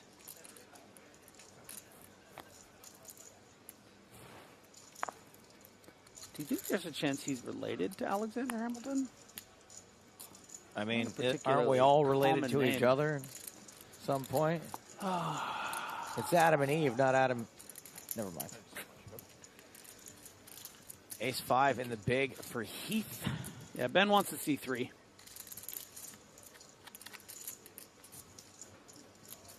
Does he ever want to see 0? And I don't mean fold. Ooh, no.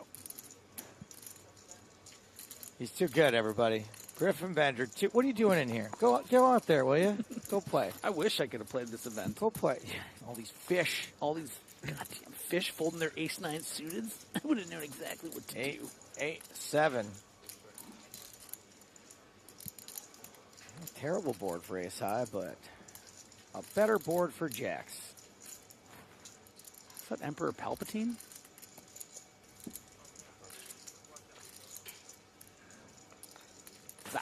Something dark side. 8s and 7s out there now after a check on the flop. D is still shoving like a wide range there because the only move with stack is AIPF or fold. So D range when continuing is going to be decently wide. Maybe not A2 wide all the time, but Pollock was right for timing at least. Get this man a job at PokerStars. Thank you for your comment. Heath checks again.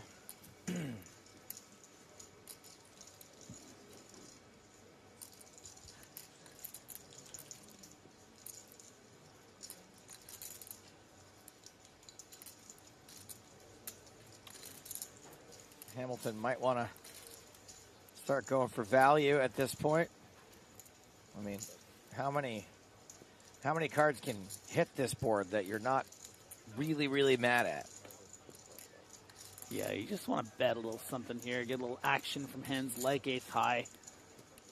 Ben Heath might not think his opponent is really going to be betting ace highs that often in this scenario. Easier to just check it down a lot of the time, so that might split up Hamilton's range between, you know, bluffs like king, queen, king, jack that maybe didn't want to bet the flop, or, you know, queen 10, and that's why we saw a little call here from Heath. River card is a 9, so apparently you can have a totally clean run out for jacks. 5, 7, 8. Yep, nope, jacks are good.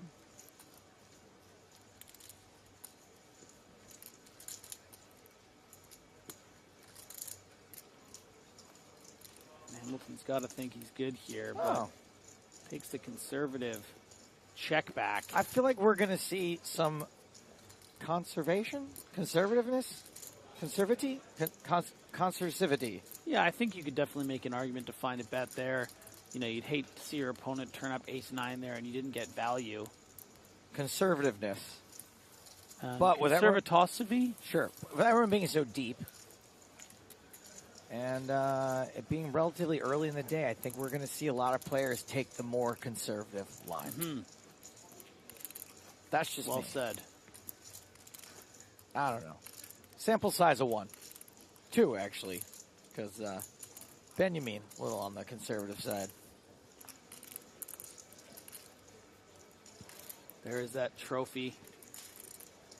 So pretty.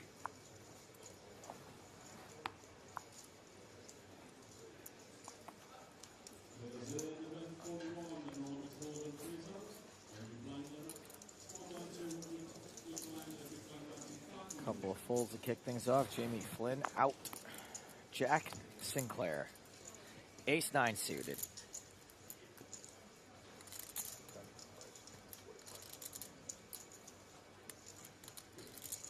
Makes it 45,000. This guy again. This guy with the one card again. What was it? He always likes to show the ace of spades. It was 9 of spades. It was ace of spades, 9 of spades last time. Maybe that's what it is again.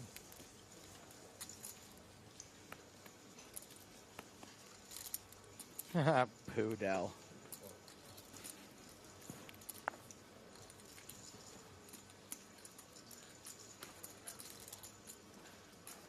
Ace 10 for Pollock. Domination situation. King, 9, 8, 3 spades. Pair for Sinclair. Lots of outs for Pollock. Joe, look at those percentages, man. How often do you see a flop and it's 49-51? That's pretty cool. Almost never. A couple times a day. I mean, really? Yeah. Jack, you're going to play this as a check, which I like. You know, it's tough here. You start betting and things get weirder with the board. Better, I think, to play this as a check call and hope you can just hold on for dear life. Going to certainly be given a lot of reasons to fold on later streets if the board gets any worse. But at this stage, your hand is definitely strong enough for a call.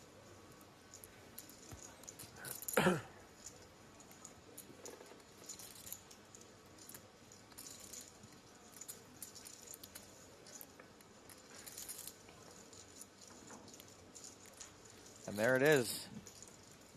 The 4th spade. The macadamias. Nuts. Got it. The pistachios. Keep going. Keep going. The cashews. The Brazils. Ooh. The beer. I guess those are kind of Brazil nuts. The John Crux. Sinclair checks.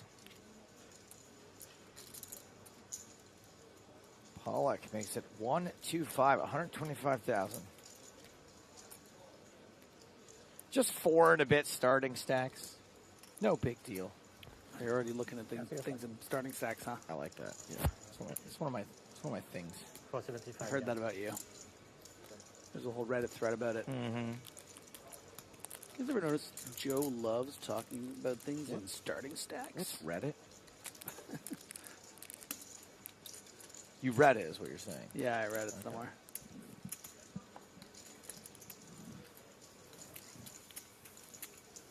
Oh, boy. Benjamin Pollock painting a masterpiece there. I'm going to give you a... Very nice, Griffin. I'm going to give you a chance to slam dunk this one, Griffin. Okay. Only Sauce says, it's not technically the nuts till the river. Nuts as of now, though. Jack 10 of spades or Queen Jack of spades or 10-7 of spades or 6-7 of spades could still get there. No, I don't believe anyone wrote that comment. You're fake reading a comment. There's no way someone thought they needed to explain that. I don't believe it. It only requires don't believe it. a 2-word answer, Griffin. I'm going to let you do the honors. I would rather do 3 letters. Ooh, okay. 3 words. Yeah, go ahead. You are banned. You banned. Thank you for your comment. I think someone as formal as him deserves a formal exit.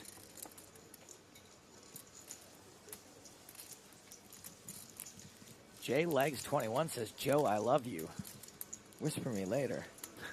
I am a leg man. Is that what it's called on Twitch? Is a whisper? I think so. That's a bit salacious. Mm-hmm. I like it. Villamure makes it 45,000 with King 10 suited under the gun. Hamilton in the BB makes the call. And more spades? Yeah, a bit of a boring hand. Let's talk about something else. You know what happened to me last night? You're never going to believe this. I don't know what happened to you last night. We definitely didn't talk about this ahead of time. We're both staying at the Hilton, right? We're supposed to run these things. Run these by me. Yeah. So we're both staying at the lovely Hilton, but the sink. You know, sometimes if you don't close the thing, what is there a turn card? There's nothing happening. 8 spades in a row. Can I tell my story? What are the odds? Please, I'm not trying to stop your story, but come on. So, You know, there's so a sink. Yeah, the sink can kind of fill up with water if the thing is closed, right? The so stopper. Yes, I didn't notice that the stopper was closed. Oh boy. And yeah, my phone fully fell into the big pool of water, and I screamed out loud, "No!" And I'm not even kidding you. I took it out of there. And I didn't know what to do. I started looking online. Very conflicting reports online, by the way. It used to be rice. Now people are saying but rice is not good for it. Beans, rice, whatever. I'm just thinking of dinner later. Okay. Rice and beans. Joe, let me tell you right now. What did you do? It is perfectly fine. It's fine. Aren't like they all nothing waterproof ever now? happened. Are they? I guess. I didn't know that. I was so happy. It seemed to be working better, frankly. Don't understand why. It just needed a little, a little needed splash. A little shower. Yeah. I thought you were going to say that you left the sink running. And it no, flooded your room. No, because that has happened on tour.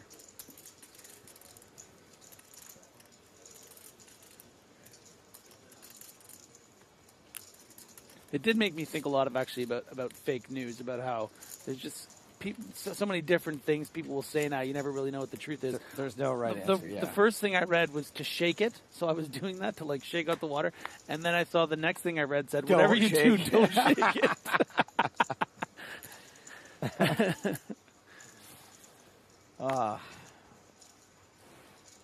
Have you ever gone on Quora? Someone's like, they ask questions on the Quora. It's like, how does a chicken lay its eggs? And you'll have 75 answers all wrong. No. Oh, gosh. Sinclair ace deuce makes it 45,000. And 7 deuce. The hammer. Is that what we're calling it? The Hamilton. I thought you meant the hand, the 7 deuce. Yeah, it's called the hammer. It's called the hammer. Oh, really? You're so lucky there's pocket kings right now, so I don't have to ask you how long you've been in this game for. You don't know 7 deuce is called the hammer. It sounds familiar.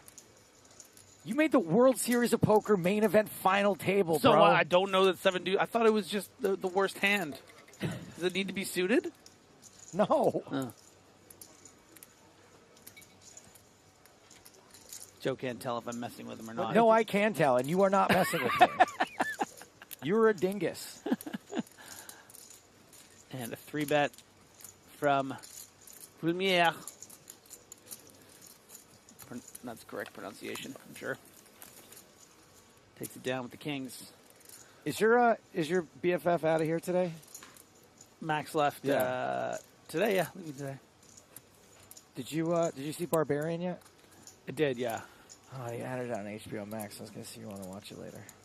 Why don't we go see the Banshees? Banshees of Inisherin? Yeah, let's go to the cinema. I might do that. Right. We're off early tonight. I might do that. Depends. I bet James would want to see that with us. I think James would go. Yeah. James is Irish. Did you know that? Oh, there you go. Yeah.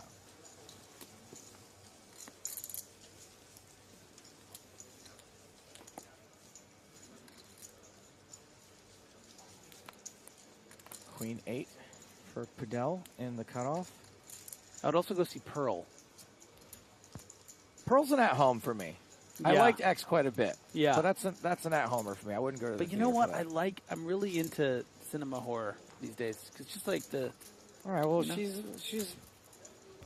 you know, she might be like a fun girl, but I wouldn't use that word. Hamilton on the button with Queen Jack.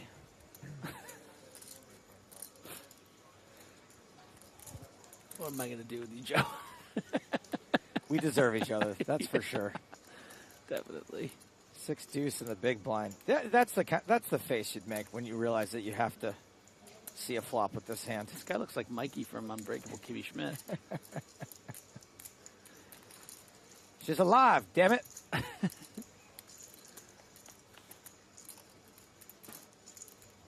Oh, she's very alive, damn it. Play it cool. Play it cool. Play It's it a cool. miracle. That's right.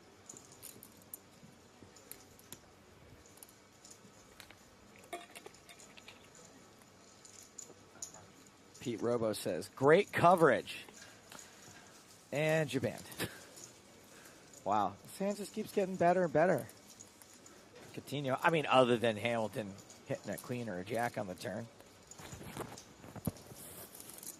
Whatever you do. Whatever you do, Ian. Do not go Hamilton on this pot. Do not.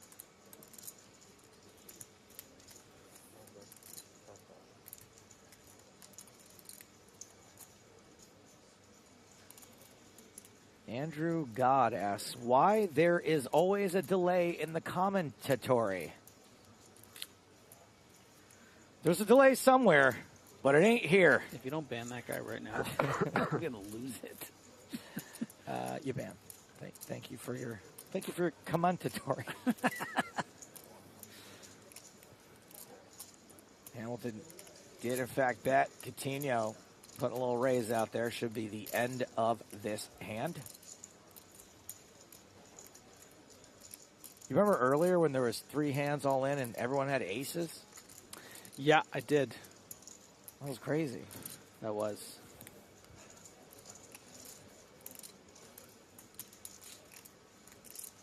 Coutinho still the second shortest stack at the table. Not quite 30 big blinds. Oh, 7 Tots Not says, I don't understand the ban joke. I came in late. That's oh, right. You'll get it real soon, No, buddy. Yeah, exactly. Because you're banned.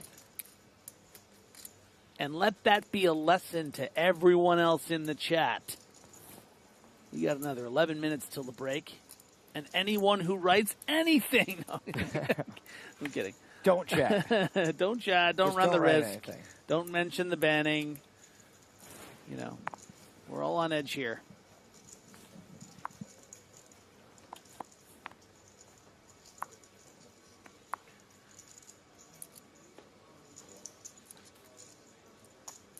On over to Hamilton, just ditches the ace-7 in the cutoff. I told you, it's going to be conservative. Well, look at this guy on your left. You don't want to mess with this. King to the queen. Like die-hard villain. Look at him. Love his shirt, too. He's 2 for 2 for good tops. Yeah. I'm not going to lie. Ooh, and Coutinho here. It's just under 30 big blinds. I think this is going to play as a shove sometimes. Really? Yeah. Sometimes I agree. Is there an argument for... Oh, no. There's no Well, argument. it's just, you know, you have so much fold equity. Sure. The playability of this hand, you know, flatting is never good. You don't No. want to 3-bet fold, and you know it's too tight to just fold. So you kind of need to shove. It really sucks when your opponent somehow wakes up with a better pair, but it's so unlikely. Sometimes your opponent wakes up with something like ace-queen or ace-king, and you win. You just forced a big showdown. You win a big flip. Suddenly you got like 1.2 million chips, and your girlfriend's texting you, and you're, oh, this is so exciting. I doubled up, babe. So specific. yeah. I've just been there. I've been there a lot, doubling up. And You've won flips. I know that. Girlfriend. I do not think Villemur's going to call, though. Nice answer. Just not feeling it. Yeah. But Villemur knows here. He knows that his opponent there is going to have a pair almost always and would be in a fun little, like, let's go for it flip situation. How can you say almost always? What's the rationale there? They're not going to have ace-queen and ace-jack? And a lot of, like, the bigger ace-king. aces will probably induce there, the ace-kings and ace-queens a lot of the time. So Just usually like that's the... a non-all-in 3-bet? Put it this way. Yeah. A lot of non-all-in 3-bets are going to be hands with, like, block or something like, you know, ace. What? I'm done with you. Just explain it to me in things that are real, if you can. Who made that shirt for you? How many were made? One, but I am going to start selling them soon. There's too much of a demand. Yeah. And I lost a lot of money last month at a poker tournament. 4 bullets in a main event.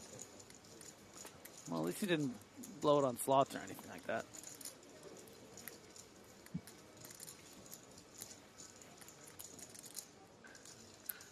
Buffalo is plus EV. Griffin. Coutinho raising from the button. Jack 4 suited. understand. Now you're pushing it, Coutinho. Ace, queen suited for Flynn. I think most of the time this is going to play as a shove. Did I do that right? Was that Does me sound you were right? doing? That did sound like me. I No, was like, did I just This say is that? you. I think most of the time it's going to play as a shove. That's you. Doesn't sound like me. Oh, Nick literally just poked his head around the corner and was like, what did Griffin just say that's going to play as a shove? He thought it was you. Sinclair with ace-8. Hasn't folded yet, but I think will be. He just wants all the viewers at home to know he's smart enough to consider calling. And we do know that. Actually, quite fortunate for Jack Sinclair that Coutinho opened the button with the Jack 4. Was it Jack 4 again? It was. What's a Jack 4? Simply because in that blind-on-blind battle, Flat ace-queen tires. against ace-8, for 17 big blinds, could have definitely played as an all-in between the two players, and that would have been an unfortunate little hit of 20% of the stack of Jack Sinclair. So got a bit lucky that he found the open there on the button. Just 16 players left, 15. I just want everyone to know I saw a capital letter, like really long LOL from Nick Walsh, and he is within vision, and he was not laughing out loud when he wrote that. Now he's laughing. I think he can make up for it. You can probably hear it in the background. It was a preemptive lull. Yeah. He knew I was going to call him out for it, which would create the lulls. But the lull he wrote is like 26 O's, and what he just did was like a 4-0 I lull. know. Like, who 26 O's LOL is like, oh, you want to know something amazing? Bit of a liar. That's who. I did go to the cinema the other night, and someone was coming out of a movie, and his friend said something funny, and he did an IRL raffle. He said raffle? No, he rolled on the floor laughing. Oh. Like in the hallway of the movie theater. And I turned to my buddy, I'm like, was that an IRL raffle? You don't find those. You don't see that many of it. No. That's typically hyperbole. Pocket queens for Coutinho.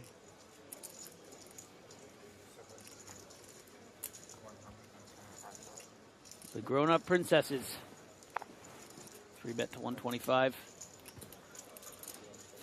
I like that, Grown Up Princess. Yeah.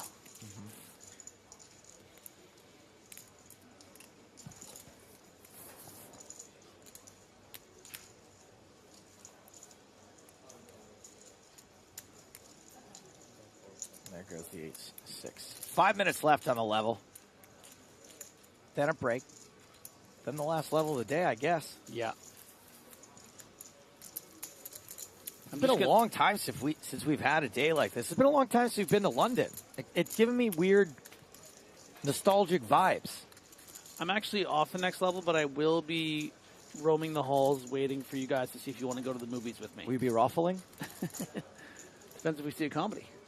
Kaiser Soze 99 says, I Banshees know someone of who used to say Rafflecopter in IRL. Brendan Gleeson, Colin Farrell. Yeah, it's Martin McDonough. It's a slam dunk. Like I haven't seen the trailer. I don't need to know anything about it. The name of it is annoying. I'm not gonna lie, but so is 3 billboards outside Ebbings, Missouri. Oh, it's that director? Yeah. Oh wow. Okay. Right. Great buzz. Great buzz. He's just talking about his haircut. King 10 suited for Flynn in the cutoff.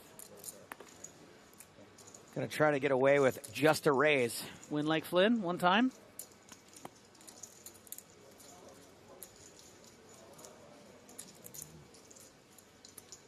Heath, King 3, dominated. You know, Heath spelled backwards is exactly the same. No. You know what? Why don't you go to the movies ahead of me? You just... You get a ticket. If I'm not in the theater by the time, don't worry, I'll be there. King 3 is going to see a defend because he thinks he's better than everyone, and he can outplay them. Kind of is, yeah. Kind of a really good poker player? Yeah. Oh, see what I mean? Hits the 3, but I don't even like Do domination. you see what I mean? Domination rotation here, though. You don't really situation. It's a rotation situation. I don't know. This is James's thing. We shouldn't try to do it. James and I are married. We're a work marriage couple, and so your child. what's my yes? And you were the one that we went to court to see who wouldn't get custody of you.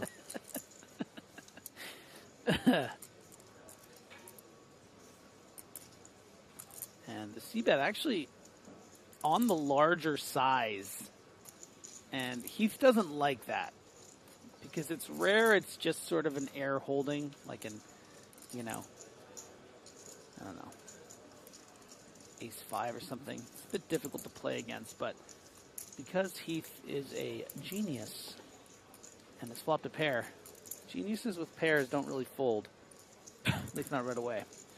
They wouldn't be geniuses if they did. No. Genius. And that's an annoying card for Flynn in particular because... how much you have. Yeah, see these super pros, these GTO wizards, they love when the board pairs on the turn. And it helps their range. Well, because it helps their range more than it does the C-better, right? Why? Heath is going to have more 8X type hands in his hand calling from the big blind. Okay. Flynn is going to have raising in the cutoff. Got it. So what Heath is going to do a lot of the time here, if he does elect to take the leading approach, does indeed check. Fry says Heath leading turn would be nice. Whoops. That's awkward. We both thought he might do that, and then he didn't.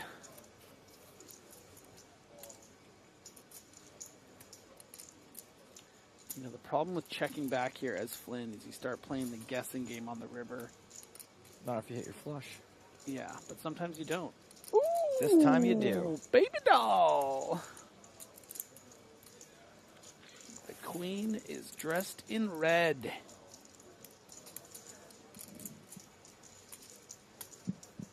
And it's going to put Heath to bed.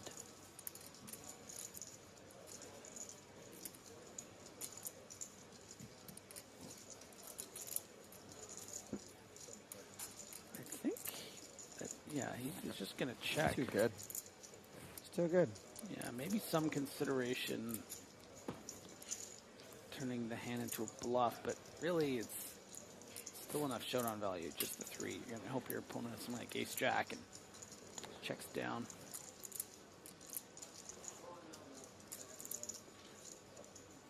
Flynn with 16 big blinds. This will be the last hand of the level.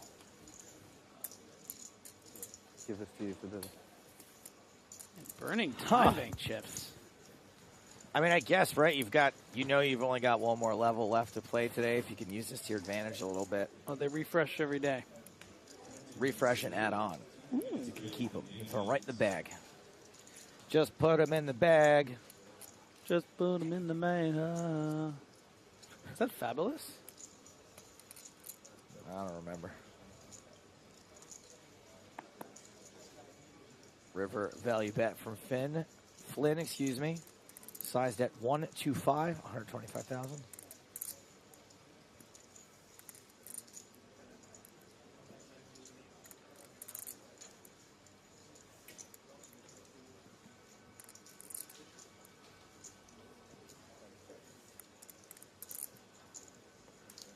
And Heath gets away. Somehow finds the courage to fold bottom pair on a paired flush straight board. Stunning and brave. Stunning, brave. Oh, we're on break. Yeah, I told you. I said the last time. Let's see the chip counts. Okay. Niels Padel, have not seen much of this person, even at the featured table. Didn't get to see very many hands. 79 bigs, neck and neck with Ian Hamilton. Jack Sinclair not far behind. Ben Heath and Alexandra Villemierre also bunched together in the middle. And some short-ish stacks, but nobody in the danger zone. That's London. That's where we are. We'll be back in just a few minutes.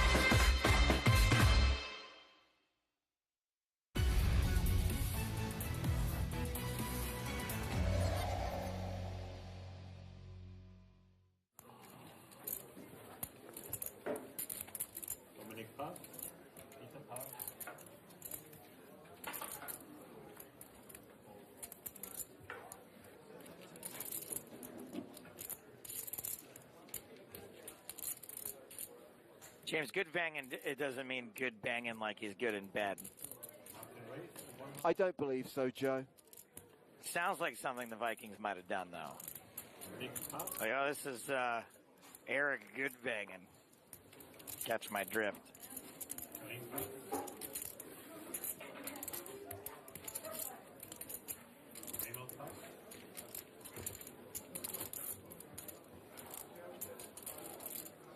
So the raise is to 140,000, and the chip leader has Jack 5 of diamonds in the big James, blind. he's shaved.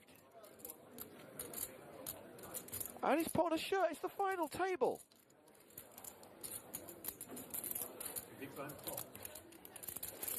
Still comes across very sad. Must be from Seattle. Queen, Jack 8, top pair versus second pair.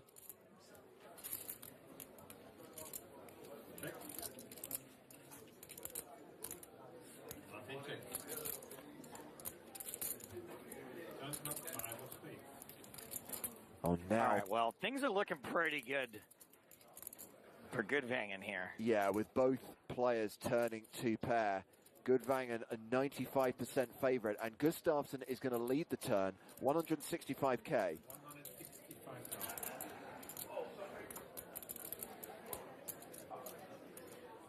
I'm a big two-pair raiser. Big believer in raising two-pair, especially on a board like this. Goodvangen just calls. 7 on the river.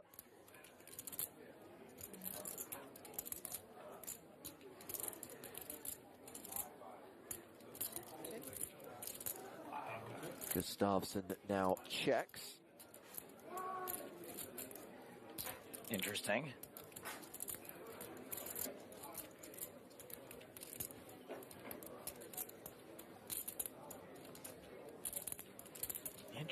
Interesting check there. Gustafsson definitely marches to the beat of his own drummer.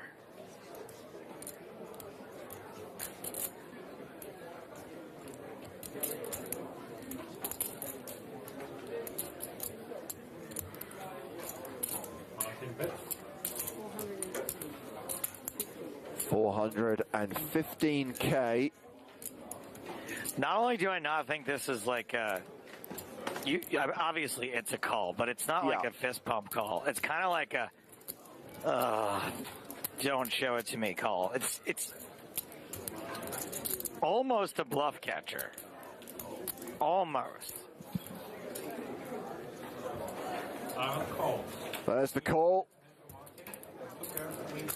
So Goodvangen gets a little bit back from Gustafsson after their big clash on the previous day.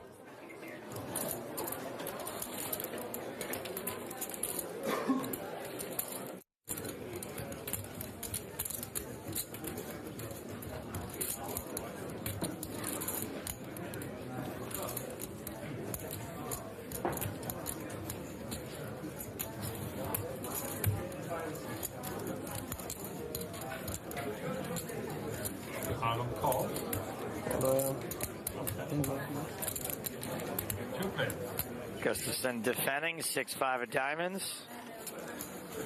Ace of clubs, 7 of hearts, 3 of flops a gut shot. 8's still good for now, and he's gate better than a 4-1 favorite. Turn card, 6 of hearts. Got a pair of sixes now.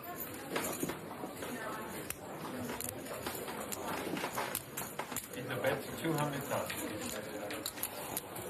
Eastgate with the delayed continuation bet.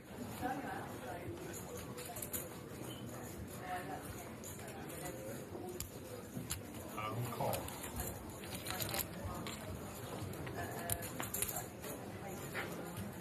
River got 8 of hearts. Checks.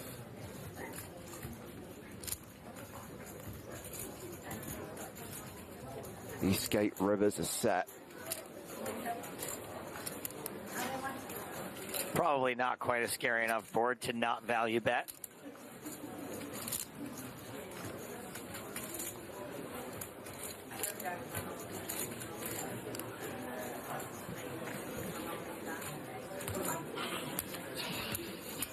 I mean, yes, you made your set, but there's now 3 hearts out there. The board just got straightier.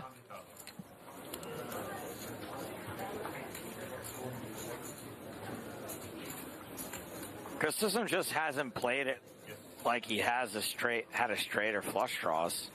Now, of course, in the big blind, lots of things are possible, but I think you're way more likely to be up against 2 pairs. 1 million. Wow. What do you do now?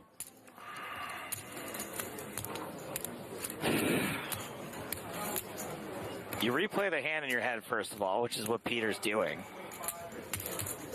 So what happened? Went check, check on the flop. And then what was the turn action? It was delayed continuation bet on the turn for 200,000, right? You got called. I call. So hearts would call. And Peter calls. Showdown? No. Oh. I don't have an ace. I just have a set of 8s. And I will pass, and Peter wins the pot. You're asking the wrong questions, Gustafsson. Okay, guys, at the end of this round, there's an exact 10. What a call there by Peter Eastgate. There's an exact 10-minute wait. And now, we're going to play a hand from Gudvanger's perspective. We're going to sweat with Martin.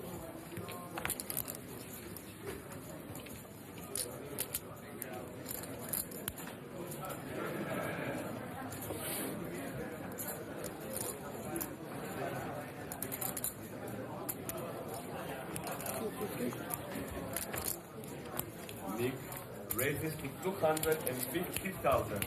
Aaron pass. Dominic on the bottom pass.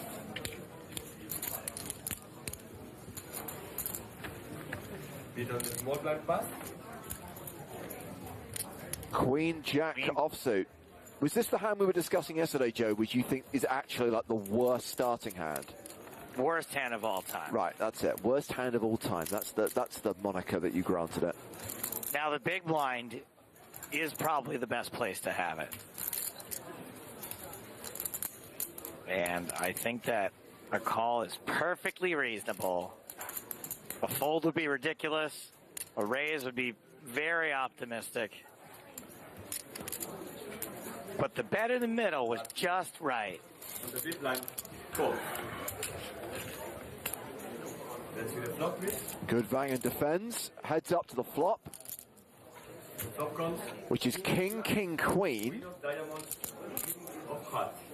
Martin I think this is a reasonably good flop for us. Like the check, like a check call.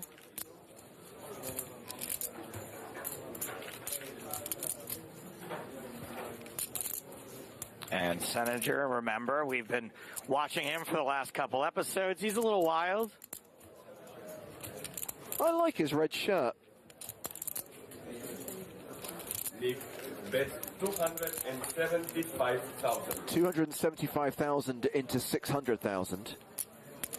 Think of all the buckets of vodka Red Bull he's going to buy at Tiger later.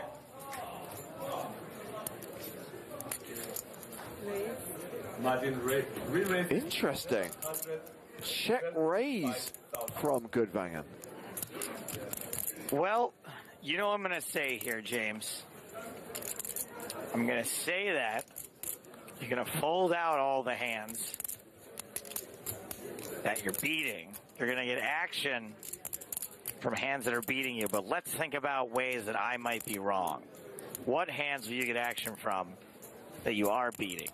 Jacks, 10s, 9s. You might get action from some pairs, some hands that don't have a king.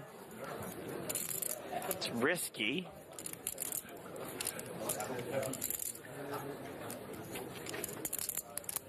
Do ace 10 and... I mean, aces might call you. That's bad. What better hands are you folding? I don't think any. Well, I guess other queens you can get action from. Some of the queens, you're getting action from queen 10. Yeah, Seninger has called 4 of spades on the turn, which you can't imagine has changed anything.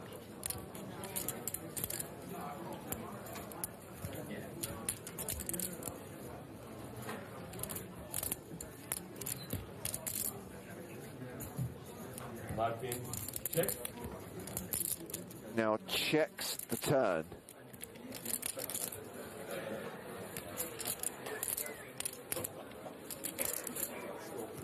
Is this a check with intention or a check because you suddenly don't know where you're at? I would imagine the latter. Senninger checks behind. River card. 5 of clubs.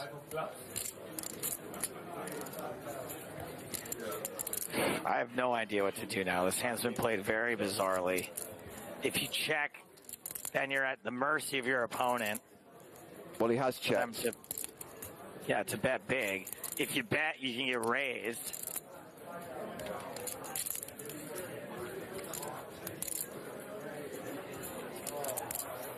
Oh, loading up and firing the lot. All in for just over 1.4 million. Dude, I think we're going to be bluffed here sometimes, but I think you have to fold. I just don't know. Like, you did it to yourself. If you were doing this to induce, you should have called already, and if not, you have to fold.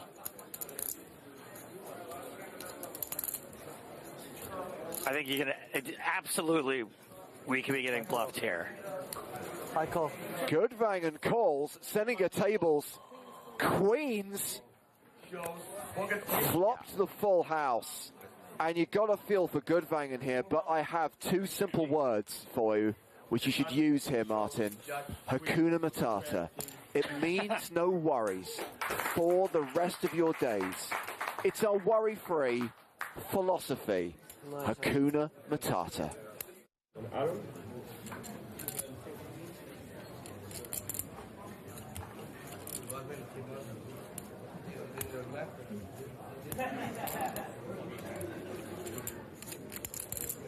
Goodvangen, by the way, has got 10 bigs because the blinds right now are 61-20. Nico raises up to 275,000. I hope if Aaron Gustafson wins this event, he'll be less sad.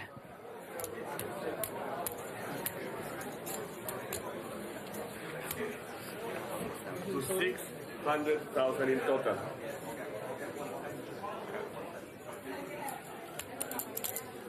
Actually, Peter Eastgate always looks like he is trying to figure out where a bad smell is coming from.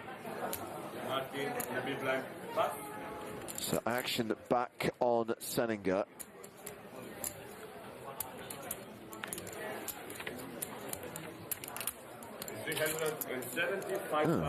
Simba's fallen over. That's a tell. That's his Oreo cookie tell.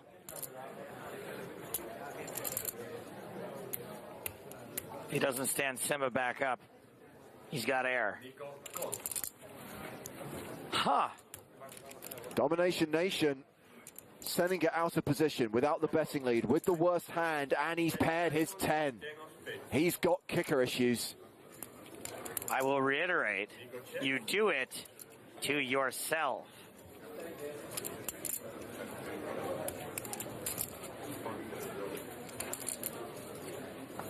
It's a pre-flop call, very optimistic. And man, oh man, is he gonna feel the pain?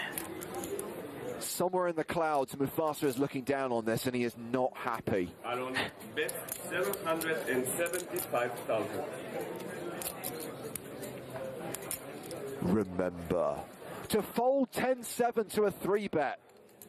Yeah, somebody needs Rafiki to walk in here and whack him with a stick.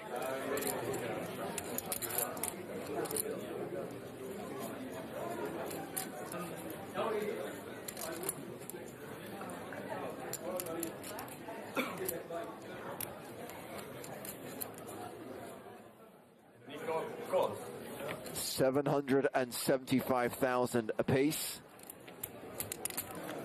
They go to the turn, which is the 4 of clubs. Gustafsson now a 93% favorite. Top pair, top kicker. Senninger checks. Yeah, this 4 is not a particularly bad card for top pair, top kick. Yeah, there he goes. I don't bet 2 million. No reason not to keep betting. 2 million. A double yang. I thought a yang was $1,000 a month for life. Jerry, not Andrew. Oh.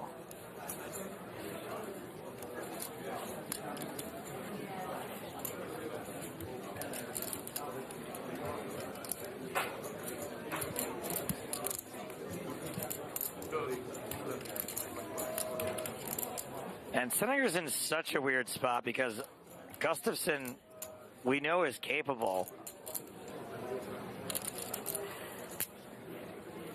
of having nothing here, of having a draw here. Hey, good laydown. Wisely lets it go. And I imagine that's going to see Gustafsson reclaim the chip lead at this four-handed final table.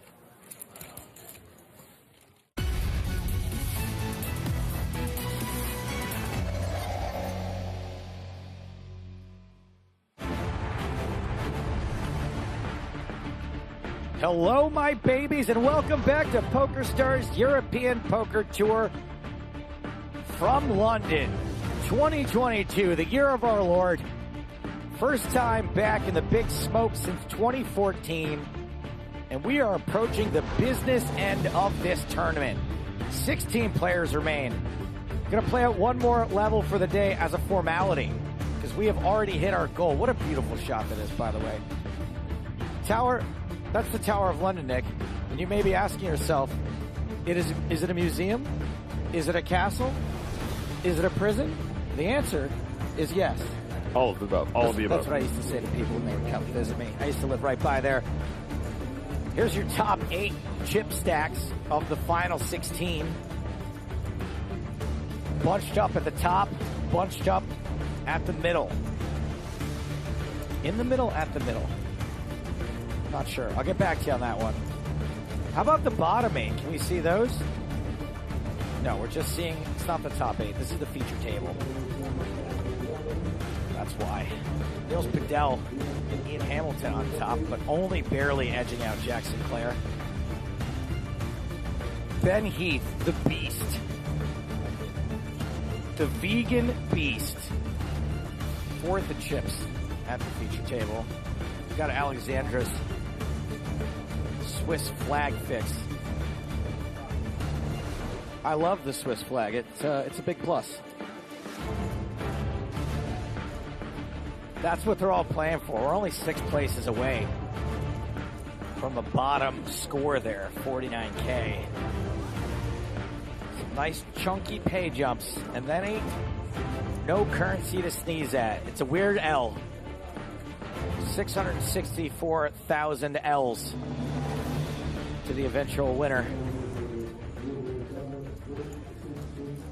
And as I mentioned, the aim for today was to play down to the final 16. We're there. We're just going to play out one more level so we don't end up having an extra long day tomorrow. It's kind of like when you're on a road trip and you're like, if we make it to Phoenix by 8, maybe we drive a couple more miles. Maybe we stop for the night in Scottsdale instead. We have a little bit less to do tomorrow. Scottsdale a lot nicer. I'm so sorry, Joe Stapleton, Nicholas Walsh, just running off at the mouth here. I haven't started a segment this whole week. It's all good, Joe. You know, it's the people could sense my presence regardless, right, chat? You guys knew I was here. I like the bit about the Tower of London, though. If you guys have never been before, it's very cool, and it's got a lot of history. a lot of weird stuff happened there. Pound for pound, it was my favorite place to take tourists to. That and the London Eye. Yeah, and obviously now that the crown jewels are in there as well, so you get, you know, you get a lot of bang for your buck. Yeah, who doesn't love the crown jewels? I was waiting for a bit, Joe. I know. I gave you a pause there. Crazy Carl, yes, I did get some pizza. Thank you, buddy. Pound for pound isn't worth that much anymore, Joe. Yeah, I know. It still looks cool.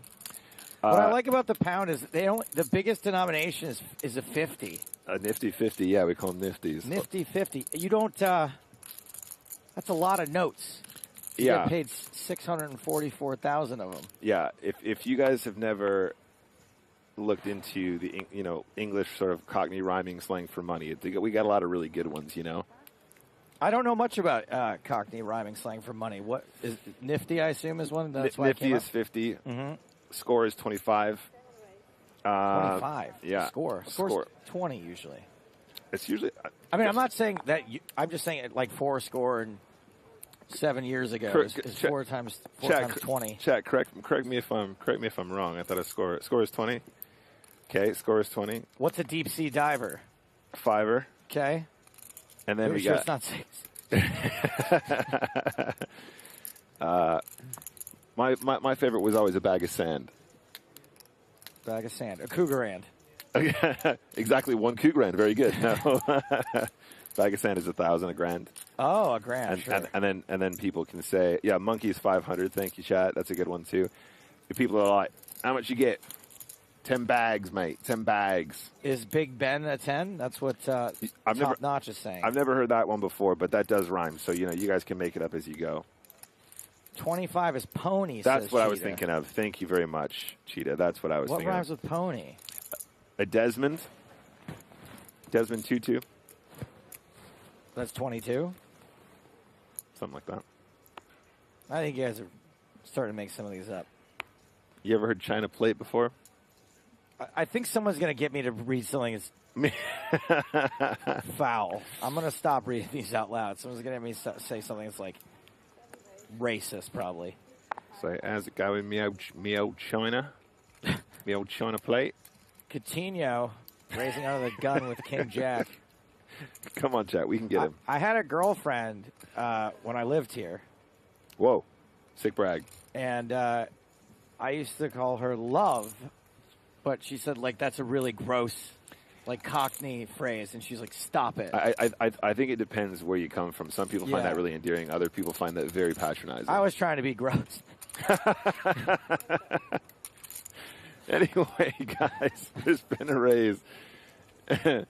Sinclair decides he's going to come along. Jack 10 of hearts here. Sinclair's got about 74 big blinds here, guys. And the initial opener here, Coutinho, has about 28. So significant discrepancy between these two chip stacks. Sevens are also going to play this multi-way pot. It's cool to have sevens as a call here. Obviously, the more players in the pot, the better, because not only is there more dead money in there already, but you also have more players that you can stack when you flop a set. There's more people that can connect in a meaningful way when you flop. One of the best situations you can get in Texas Hold'em.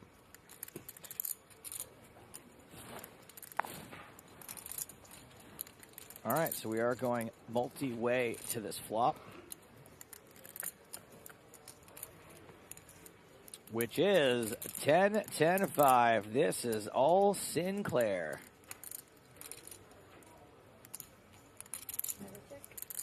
Yeah, Yanni says, love is what a 70-year-old man calls a young lady, and everybody is just sad. Yeah, that's more or less what she told me.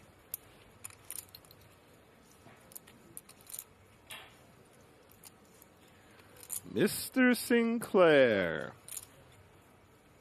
I don't know Jack Sinclair very well. I'm a big fan just based on his style of play and how accomplished he is. He looks very intimidating, though.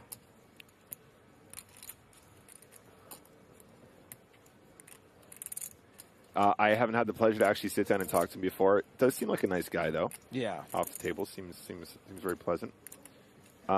Sinclair picking up on the fact that there's probably going to be some pocket pairs like, I don't know, sevens or something he can get value from. The Ocho is not going to improve to the boat, though, for the sevens. And it does not. Yeah, it doesn't do anything for the sevens. Doesn't change a whole lot, but the Ocho might be low enough that the sevens does want to continue if Sinclair does decide to bet the turn here. A couple people in the chat keep saying he looks like Mr. Beast. I'm not getting that. I don't think so.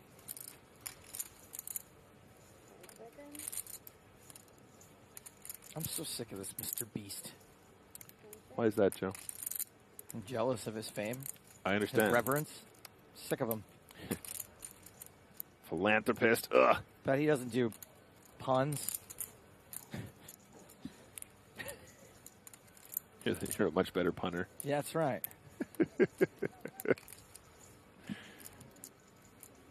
I bet he's not 3 years away from being eligible for AARP. I have no idea what that is. It's the American Association of Retired People. Oh, I didn't realize. Okay, so Mr. Sinclair slows down here. Doesn't want to increase the size of this pot.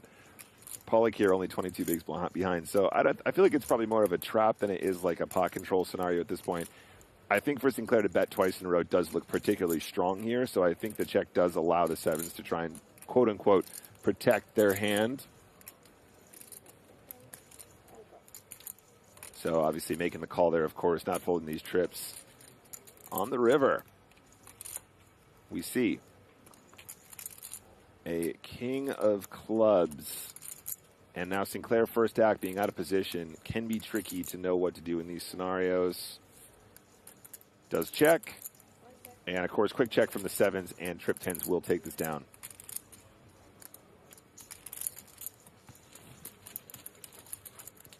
Well handled, Nick. Thank you. Not good enough. Yanni Pup says Mr. Beast seems like a genuinely nice guy, and it's infuriating. Agreed. I mean, he may have lost. Hate him. He may have lost the pot, Joe, but what a handsome guy, huh? So Benjamin Pollock, when I did briefly, on a brief stint working in the World Series, I went out and bought a little mini Eiffel Tower and gave it to him on camera as a good luck. Mm-hmm. And he's a magician. He's an amateur magician. So we did like a little bit on camera where I sort of found the Eiffel Tower behind his ear. Okay. I thought you were going to say he made it into a medallion and wore it around his neck forevermore. No, but he went broke in horrific fashion, like one hand later, and he like walked out and put it back. He put it on the desk in front of me and just left without saying a word. I felt terrible. I felt so bad. This is like Joe's going to be like, "Oh, hey man, you remember that $5 here you go, here you go, Nick." And you're going to find it like outside your door. I'm just going to leave it. Like don't carry anything that Joe States has from me. Yeah. During a poker tournament. He's never looked at me the same way. He's like, he doesn't make eye contact with me. That is a kick right in the Pollock. You're right.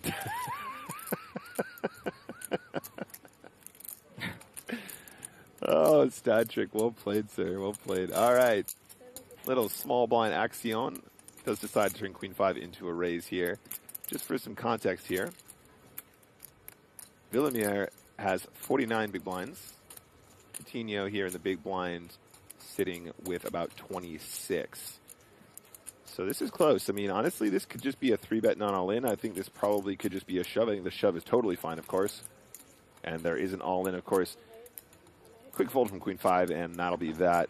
Remember, guys, there is a lot of ICM pressure in these situations. Playing combos like nines, alternatively, not just a raise, does open up a lot of opportunity for your opponent to get lucky post. So I think being a little bit more cautious here makes a lot of sense, although nines getting up there.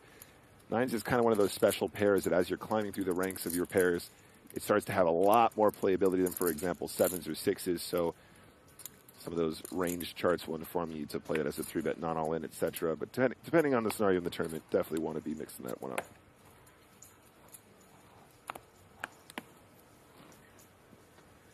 Hand number 70 now, Sinclair UTG, ace deuce of clubs. I think he's always playing this.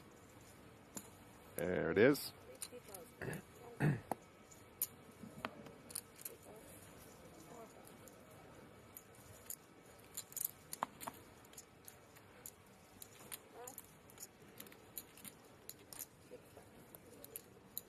I was recently lamenting how few hands I play. What a nit I am when I play poker tournaments with Adam Levy, with Ruthless. He was like, "You're raising ace-2 suited under the gun, right?" And I was like, "Yeah, of course I am." Yeah. Well, do you remember that spot earlier, Joe, where you're like, I mean, guys under the gun, you can't shove ace-10 here. You're just always crushed. You see how those two things coalesce? I do. It's all coming together now, Joe. It really does make a huge difference now that I'm like thinking about playing a big poker tournament. I'm like genuinely more interested about how to navigate these situations. That's good. Yeah, that's good, guys. We're all learning together. Nothing's going like it's not sticking. It's not sticking. No. Well, I find learning stuff in poker is just a force of habit situation, and then eventually it becomes like second nature, right? But you sit like when I do these I've recently been uploading some stuff to my new YouTube channel, guys. Some sort of educational GTO stuff. What is your YouTube channel? Nick Walsh TV, if you guys want to go check it out. It's only a new channel, but I upload highlights, and I also do some nice educational stuff that I hope to do a little bit more frequently with some of my new GTO partners. And I give this whole amazing speech about like why I think they're doing so and so, and I'm like, we've learned so much. Isn't this such a great lesson? And then I go back and watch my own video and have to learn from it the second time around when I'm not recording myself talking about it because it doesn't go in the first time. But that's cool because then you have something to go and make reference to after the fact. I'm putting out some new videos with my partners, but they're going to be on X Hamster. Fair. Another ace deuce suited.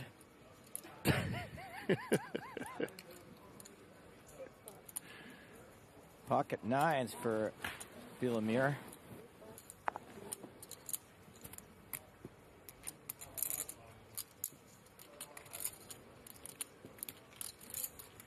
And another ace deuce suited. What is going on?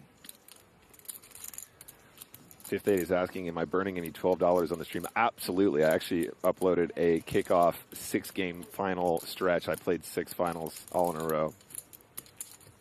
And yeah, so if you want to see me burn $12 that I don't care about, go and take a look. If you know, you know. There's an inside joke there, guys. Don't take it too seriously.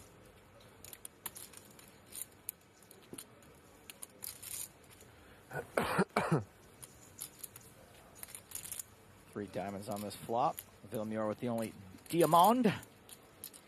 And the best hand. We do have the wheel, though, huh? The wheel draw? Yeah, it's a goofy wheel, though. Those diamonds are very, very, very scary. Dirty outs. Does anyone say that anymore? Dirty outs? Sure. If you got clean outs, you can have dirty outs. Sure. The pocket nines, you know, this is actually one of the nice spots where the 1-over card isn't so bad because you know those diamonds are going to be good a lot of the time, especially being second to act here. So being in position against the ace deuce here, you get a lot of info. If there's no continue, he probably doesn't have a king that often. So I think betting here for protection is cool because he can still check with, you know, queen of diamonds, ace of diamonds, stuff like that. So a little bet here seems good.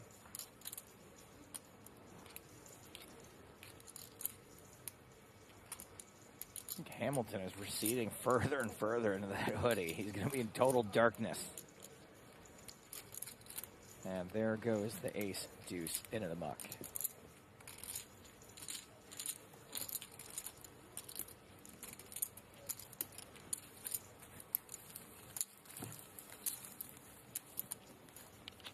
Man, Villamir this is a great shirt, I'm not going to lie. I like it. It suits him. Stylish. But yesterday, the red on red was really something. I was a fan. Joe, are you a little bit colorblind? Yes. Do you have that thing where I'm not diagnosed, but I oftentimes will describe a color completely different than other people see it. I think we're in the same boat where it's just certain colors, right? You know, and not like the whole spectrum. But do you ever get that thing where there's two colors next to each other and they clash so hard they look like they're like glowing in the dark to your eyes? Yeah, I do get that. Yeah. Come on, chat. I know that the color blindness is a predominantly male affliction. If anybody else in the chat knows what I'm talking about, get those claps in. Queen 8 suited from Heath. 56 big blinds now after he makes that raise. So approximately 58 to start the hand. Pocket nines for Coutinho. Again, a reminder, he has about 30 bigs, so I imagine this is going to be played as a flat or a shove. Does decide to call in position. I like this a lot, especially when you face the UTG open here. Unless you think your opponent's going very, very wide. Like I said earlier, nines has a lot more playability than some of the smaller pairs here. So calling in position, knowing that you have position against that initial opener, very powerful, and you don't necessarily need to put all of your chips at risk to win the dead money that's already in the pot.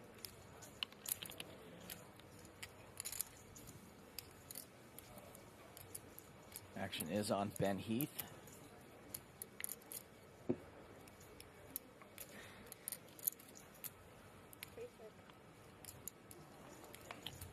Checks. Yep, easy check. I think this is just a check and a give up. We see a lot more of this, Joe, don't we? Especially since we've been doing a lot of like W-cube covers and stuff like that. Yeah. People just knowing, just like they're like, okay, this guy flatted in position here. This is just one of those boards. It's just over. It's all good. I don't have any equity.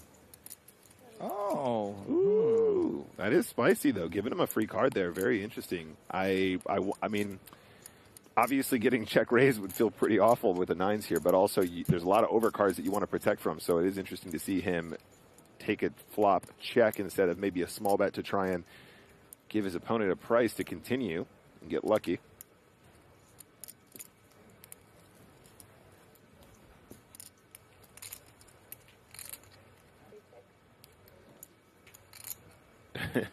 Even Ben Heath is like, bro, can you just bet now? What's going? He looked at him just then like, I don't know what you're supposed to have here. I know this range so well. Why aren't you betting with those 9s, buddy? You got. That's how good Ben Heath is. He's like, he's like, you're misplaying your hand, sir. Exactly. Even Ben was like, bro, just do it. I'm giving up. It's pretty obvious at this point. Let's go. Next hand. Next hand.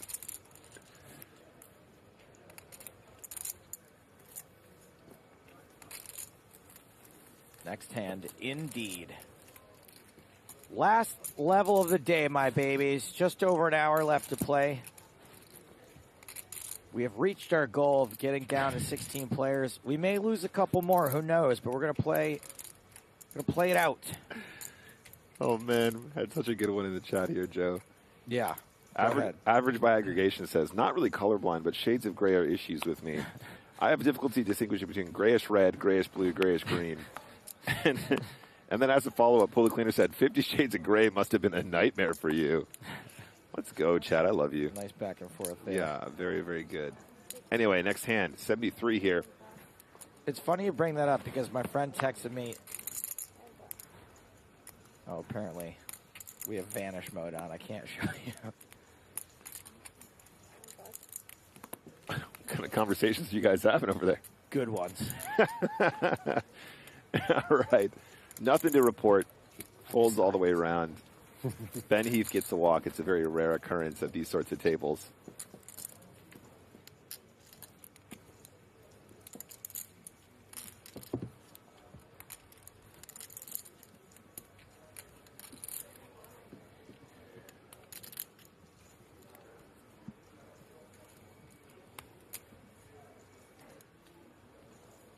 Hand number 74.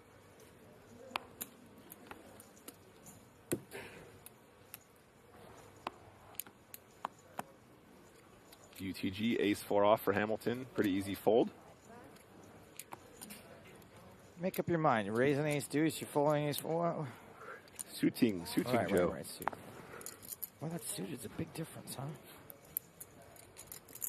It's interesting, you know. In equity, the difference is very, very small, assuming that all cards are shown and played to showdown. But, you know, playability. You got it, Joe. You got it.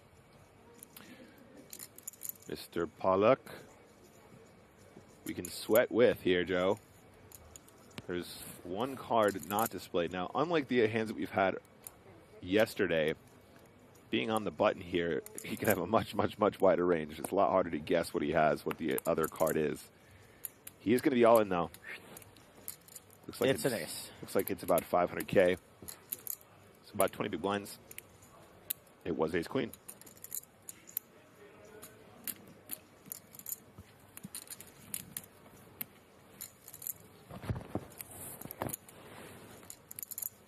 I'd like to see Benjamin Pollock do some magic tricks.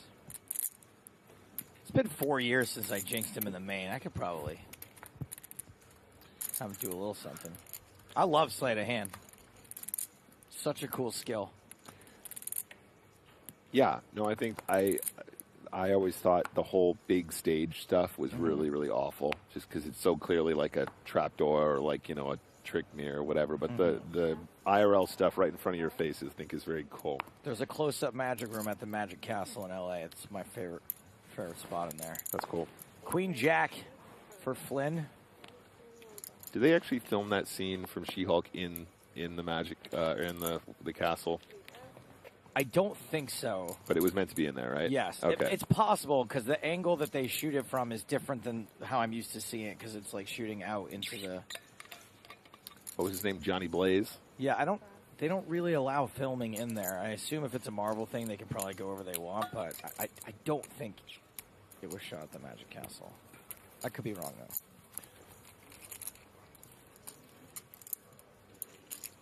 Oh, did somebody take Burger's sword away? Now I can give him the timeout. He was taunting me that I couldn't. There you go. Enjoy, you banned. Get wrecked, Ferg. No, that's all right. I like Burger.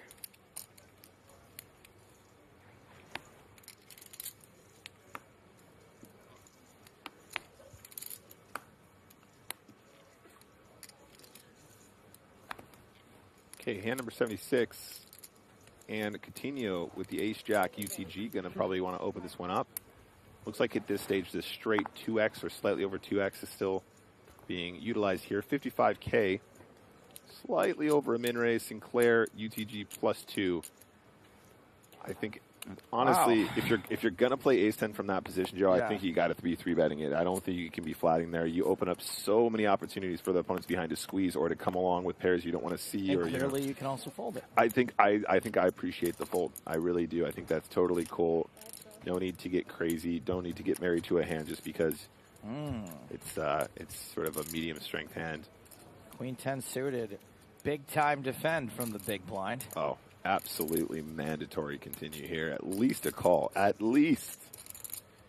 I don't know. I don't really see him getting too crazy here with a 3-bet or anything like that. I think the call is the easiest way to go. Queen 10 suited, such a playable hand.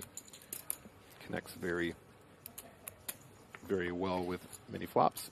And that flop is ace 9-4. Top pair for Coutinho. 1 club.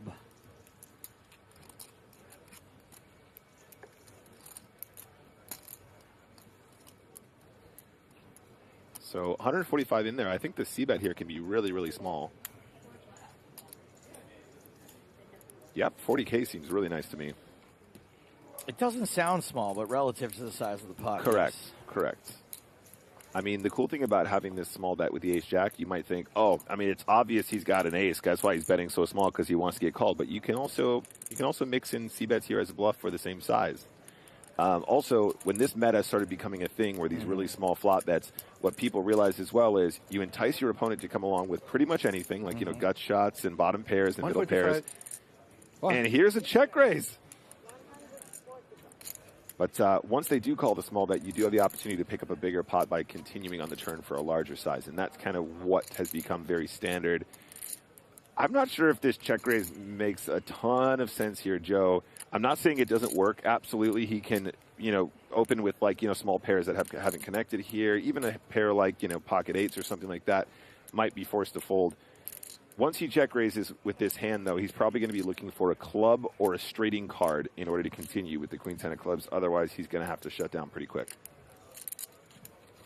Yeah, I would agree that there aren't a lot of value hands that you would expect your opponent to have in the big blind, other than, like, you know, Ace-4. Ace-4, Ace-9. Yeah. I think a more natural check raise here would actually be a hand like 3-5 of spades or something like that. You know, a suited sort of gut-shotty hand. If indeed you do even want to have check raises against a UTG open. He does pick up a gut shot. I wonder if he's going to decide to continue here. Because I suppose it's still possible for his opponent to fold 10s, jacks, queens even. You know, I don't know how sticky he's going to be in those scenarios, but he is going to continue. Thank you, Ed, for reminding everyone in Twitch chat. I'm going to do it verbally now. The mini EPT London online, the $11 high roller. Starts in 5 minutes. Is it 50K guarantee? Is that right? It's a lot of, oh man. An $11 tournament? I don't know, chat. Pretty cool. I feel like there's a lot of added value. I mean, when we talked about added value in this series, Nick, we did stress that not only are we adding the tickets, not only are we adding the Prague package, but I think it's fair to say that the guarantees have been set quite aggressively in some cases. Yeah. So, yeah, there might just be a little bit of added value in the prize pools. I mean, guys, just go log in and take a look. Look at first place for an $11 bind right now. Obviously, that's going to change when we get more entrants, and that's going to change depending on how many entrants exist. But just tons of dead money. I'm kind of jealous I can't jump in that right now with you guys. Yeah, Joe, so in the same way that the mini-main event is going to be like the main for 1,000th of the buy-in, the same with the high roller. Instead of 10K, it's $11. Wow, absolute commitment to this bluff. Absolute commitment. And if you are going to check raise with Queen 10 on this board, why not go for the whole hog? Follow through. And he pulls it off. Let's go. It's over. The unconventional check raise on the flop. I mean, Joe, like, how many times have we said this week, okay, this is a bit of an unusual line, but then they follow it up with all of that. I just made it look like a set, made it look like a, you know, 2-pair, ace-9, ace-4, something like that, and just followed all the way through. Yeah, I guess the worst thing you could do there is make a raise in a spot where it doesn't really make a ton of sense for you to have value, but just completely tell that story to the bitter end. So while I've been away, Joe, I see that quite a few people are asking about what the plan is. Are we getting down to the final table today? When does this finish? So there's 63 minutes. It's nonstop. Left on the clock, guys. An hour of play on day 4. So we could get to the end of this level still with 16 players, maybe 15, maybe 14, but we're not playing to a target anymore. We're just going to play out the rest of this level. Tomorrow, there will be a hard target. We want to get down to the final 6. So we don't just play to the final table, we play beyond. And then the final 6 come back on Friday. Now, we call that our final table stream. We call that our cards up final table coverage, and that's where we play down to a winner. All right, Chad, this is James's call. Should I reg the 11 and just absolutely punt it into him? No, you should try to win it. Punt it, punt it. All right, we're doing it, guys. If you're on my table, you're going to see some all-ins. You're going to see a lot of them. Confirmed, registered. Get involved, guys. Mini EPT London 8, $11 high roller. Go. What's your all-in range? What's the worst hand you're going to shove with? I feel I might be able to. Can I randomize this with like Twitch chat or something? Like every time I see somebody write Kappa, I'll just be all in with that hand. There's going to be a lot of Kappas. Oh, Joe, you picked up on what I'm talking about here. Adoy. Ace high flop, ace, deuce, 6, 2 spades. And another pair of nines. Nines holding. Look at the chat.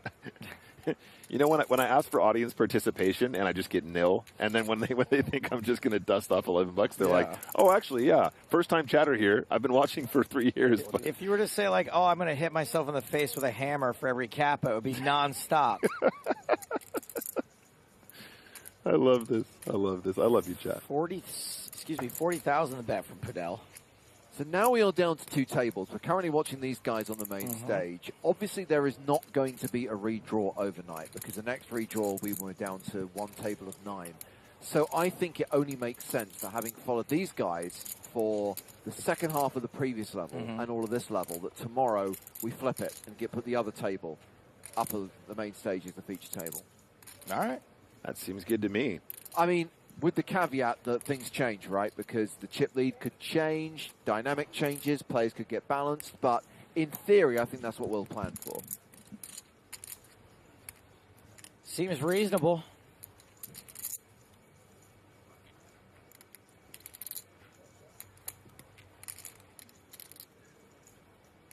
King on the river. So a couple of scary cards for nines, but none of them connecting with Padel.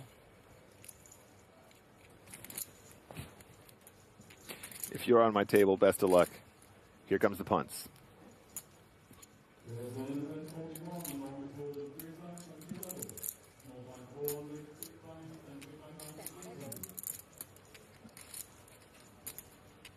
Oh, man. That bluff, though, Joe, huh? Honestly. There'll be your checks. Padel with a chance to bluff. That does not take it. Takes the queen high showdown value, of which there is none. This is a good question for James. Will James Hardigan be commentating today? No. Thank you for your question. Vescu 91 in chat says, I'm on your left. Who's sitting to your left? It is Vescu. It is Vescu, yes. No, and also Vescu is a reg, so if I'm going to punt it in any direction, it's going to be that way. Although I'm feeling like, oh, there was a Kappa in the chat. All right, guys, good luck. J-Lex says, Stripes is killing it. It's Stapes, not Stripes. Just kidding. I think he's talking about Alexander here. I preferred yesterday's attire. Same. Oh, it was awesome. I didn't like it at first, but it was really a power ensemble. Oh, God. So, yeah, first hand I was all in against Kings. Are you out? It didn't work. It didn't work out. 200 big blinds deep. Is it re-entry? Yeah, Go one more. We can go one more for the check. Isn't that a meme on your stream? Like, what's $11? Yeah. Who cares about $12? That's it. Yeah. Yeah, exactly. This is one less than that. All right. Okay. Good luck to whoever's on this table now. Anyway, Ace King. Big slick energy here. Yes, indeed.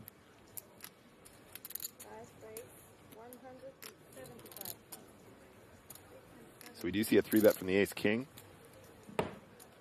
in the cutoff. Again, this sort of like hijack cutoff 3-betting sort of thing, James, you know, it does change the ranges significantly. It's not one of those situations. For your next one. I told you I don't want your money, Joe. It's bad luck. It's bad luck. All right. Joe is the only person I know who carries pounds. Like, no one I know carries cash. Joe is the only person I know who really, really wants a punt so bad. He's like, go on, do it again. I'll give you the 15. Here's $10. Also, 15 pounds is nowhere near $11 at the moment, mate. Wait, what? It's over, right? Huh? 10 pounds is pretty close to $11, isn't it? You gave me 15. Oh. That's pretty closer.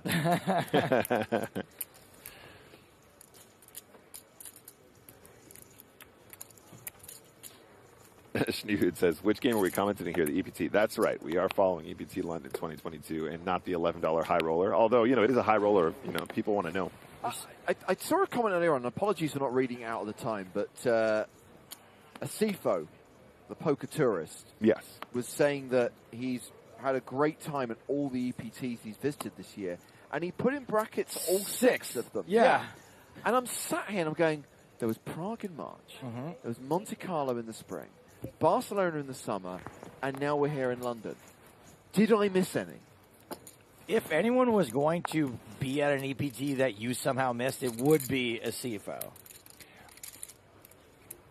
All right, the cat's out of the bag, guys. We need to tell James at some point. All right, we've done 2 without you, buddy. Okay, we just didn't know how to tell you. We felt bad. Bastards. It's like Vindicators on Rick and Morty. They're like, wait, there's been a Vindicators too? Queen Jack Trey. Oh, you know what? Raksha is a good point. I think he's counting UK IPTs. I love the UK IPT, but you cannot count that as an EPT. I mean, they literally have different names.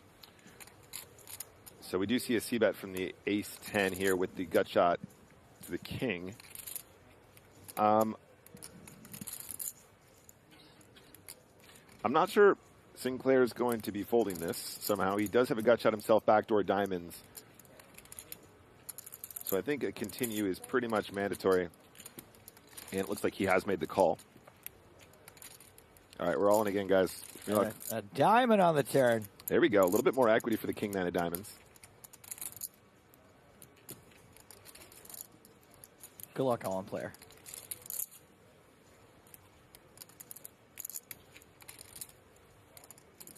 Sinclair holding on to that stack of 2 million. And a chance to increase it if he can hit on the river as the action goes check, check.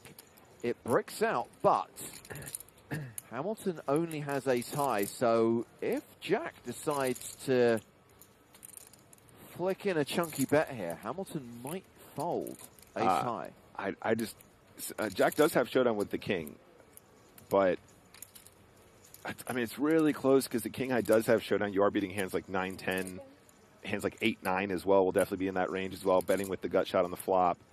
So it's really, really close, but if he thinks he can get, like, you know, pocket 5s to fold, pocket 6s to fold, there's a chance that he might decide to go ahead and go for it. Looks like he's checked. Or has he? Sorry, did I misread that hand movement?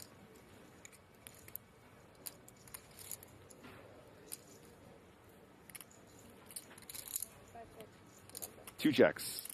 Ace high will take it down. You can see what Jack was thinking there. If he has a weaker hand, I think he puts in a bet, but like I said, he's going to be beating quite a lot there, so I think he just doesn't want to turn what is considerable showdown on a paired board into a bluff. Okay, so Asifo is back and confirms that he did include the UK IPTs to, quote, make it simple. You say simple, I say inaccurate. And Prague will be 7. No, Asif. Prague will be 5 EPT. And the GUK PT will be 8. World Series makes 9. Well, Asif was also at the Irish Poker Tour with me as well. So are we going to include? Yeah, we're up to 10 EPTs. Let's go. In all honesty, Asif, it's probably easier to list the live events we won't see you at. Asif, prolific tourer. Nobody loves it more. He is the poker tourist. Trademarked. I believe that is actually trademarked by Asif, by the way. Again, if there is anyone who is going to trademark that, it would be Asif. Shout out to my boy.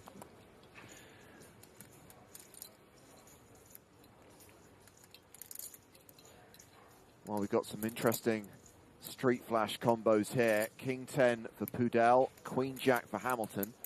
Both suited in spades. A raise and a call. And round to the blinds now. Jack Sinclair folds the small. Benjamin Pollock. By the way, I appreciate this is a niche lookalike and violates all of my rules of poker lookalikes. Oh, no. Do you not think that Benjamin Pollock has more than a passing resemblance to graphical James of the Sea?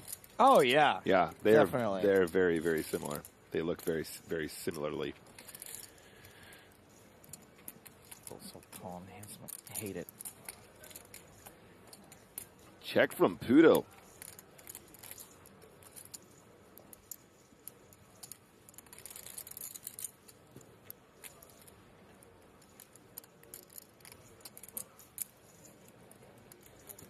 Two checks. Double check.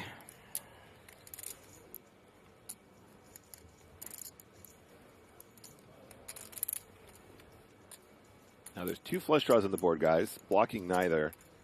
I wonder if Poodle's going to use this opportunity to try and get some value. I think two checks is also kind of interesting here as well, given the fact your opponent didn't want to try and do something on the flop. So you know we've got Calamusa, the poker player. Yes. His name sounds like a strange dish, which is a mixture of calamari and tiramisu. Dessert, yeah. A poodle. Fishy dessert. A poodle is a chocolate pudding and strudel combo. That one I'd actually eat. Poodle. Or it's what happens after you eat strudel.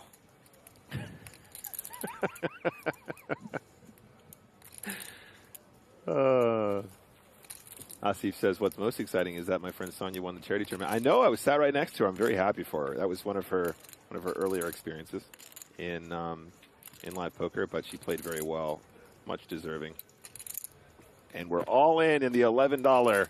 Good luck to whoever's on my right.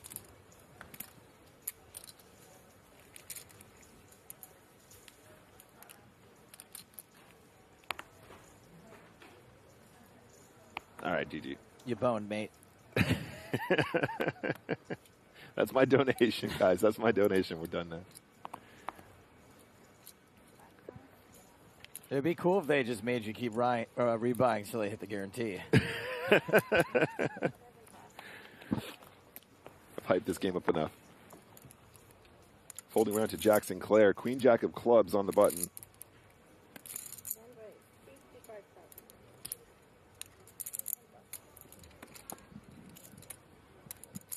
And Heath in the big blind with Jack 9.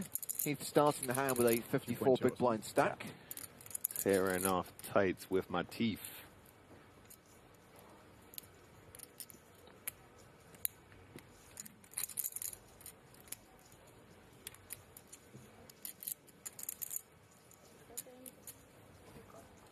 Domination like situation. 1-3, right?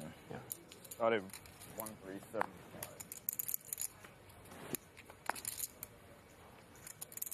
Oh, it is a jack high flop. Action check to Sinclair. How much is Heath going to lose on this hand? Stat Trick says, love how Nick is here to give strategic advice while simultaneously free bet shipping 166 big blinds with Queen Jack off. A true professional as ever, you guys. And I had at least 50% equity in that hand, so all I'm saying is, there was a chance.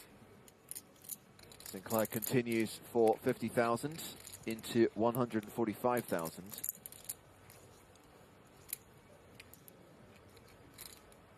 Biggest Biscuit asks, Mr. Stapleton, can you explain what angle shooting is? Yes, absolutely. Thank you for your question.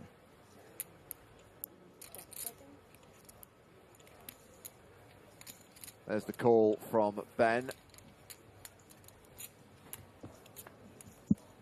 Turn card is the king of clubs. All right. Sinclair not only has a pair of jacks with a better kicker, also has the flush draw. Yeah, these are really tough spots, guys, because, of course, you're aware that Sinclair is going to use the king of clubs as a bluff card a lot of the time. He's going to barrel this turn as a bluff very frequently, so you've pretty much got effectively what's going to be top pair a lot of the time. And you need to continue here. I mean, having the gut shot is usually a bonus here.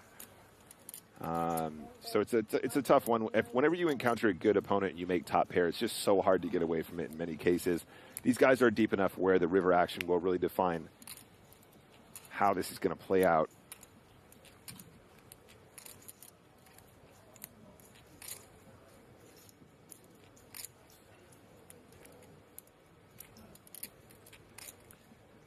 Yeah, I don't know. I think folding a jack here, you get exploited so often. I think we're going to see at least a call. Yes, it does make the call indeed. And that means we are going to the river with 625,000 in the pot. That river card is the ace of hearts. Barry Greenstein makes an appearance, and that will give Jack Sinclair Broadway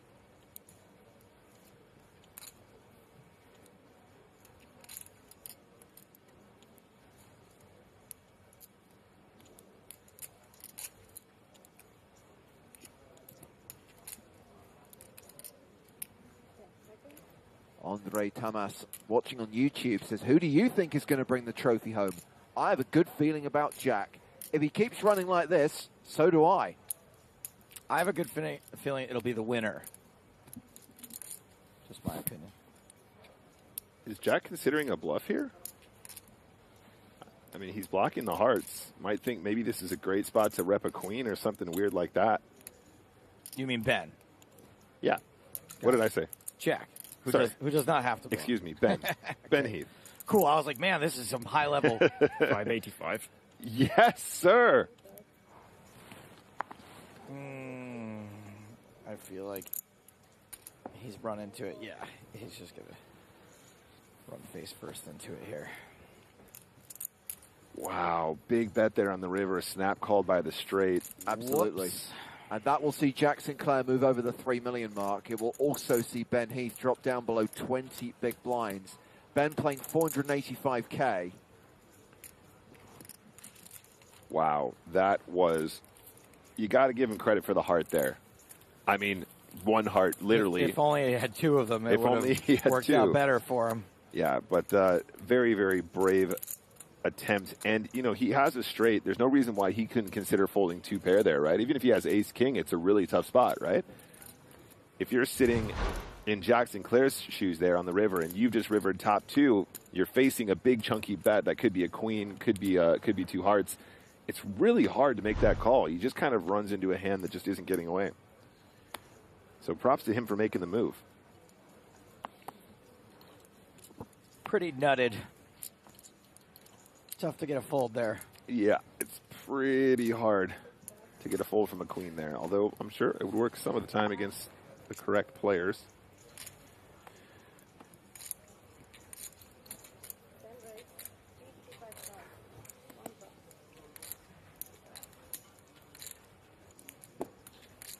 So remember a couple of minutes ago when you said Jack Sinclair was looking good to maybe be the winner?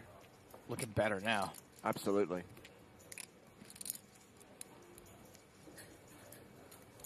Currently playing 120 big blinds. And finds himself once again with a dominating hand. Sinclair raising from the cutoff with King-Queen and called by Pudel with King-Jack.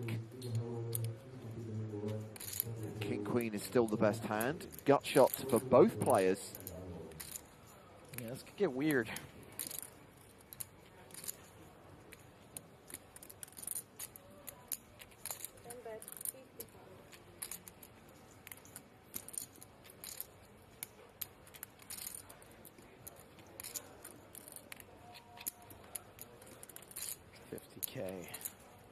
From Sinclair. Poodle in.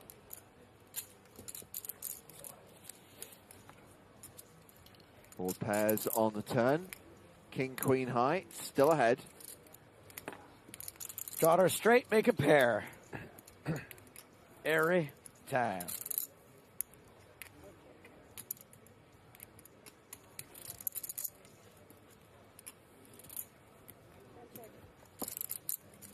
Free river. Which is the 5 of diamonds. So Boring. Sinclair set to win another pot. Both players with showdown here, king high. Gonna be a showdown.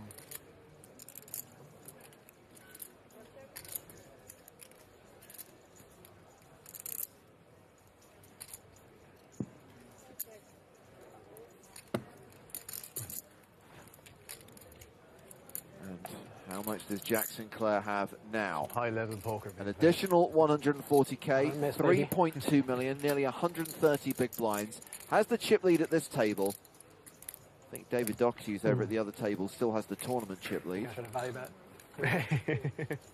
That would have been even higher level.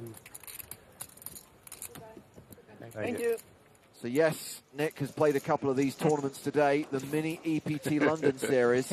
He's played a couple of them in the last 5 minutes. The pot limit Omaha is running. The no limit Hold'em mini high roller $11 buy-in is in late reg right now. And later this evening, there is a $2.20 Turbo PKO. All mini EPT London tournaments have added value, mostly WCOOP tickets. But the mini main event on Friday has an EPT Prague package going to the winner. They should give away mini fridges. I would love a EPT mini fridge. Yeah. That's dope. That would go straight behind me on stream. That'd be amazing. I like to chill my drinks. Dr. Ham is asking, am I going to play any tournaments there? I've already played quite a few. Yeah, we jumped into some UK EPTs. I jumped into the charity event for EPT as well, obviously doing a lot of commentary for the main, so not that much more time. I managed to come 7th in the charity event, though, for just under 2,000 pounds. So that was a nice little score. Definitely could have gone deeper, but you got to win your flips, which is anybody who watches my stream will know is probably my weakest aspect. Winning flips, what's that?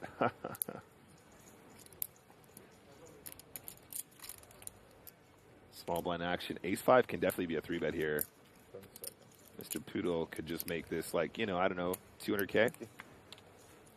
150. 150, so a 3X instead. Seems good. It's fun. Ace-5 off as a 3-bet here, I absolutely love. It's just one of those nice combos to have here as a 3-bet. You've got the ace blocker.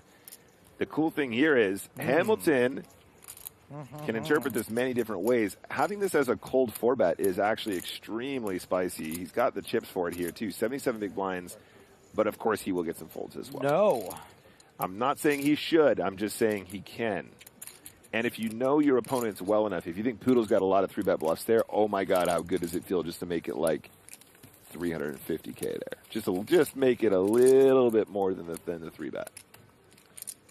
Based on the positions of the action before that, can you cold 4-bet a little lighter?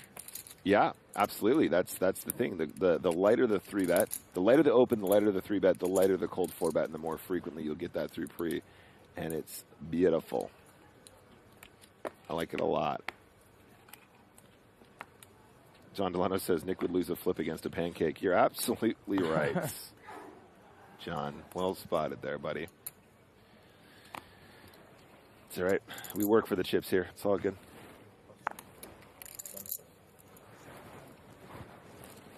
That chippopotamus, I love that.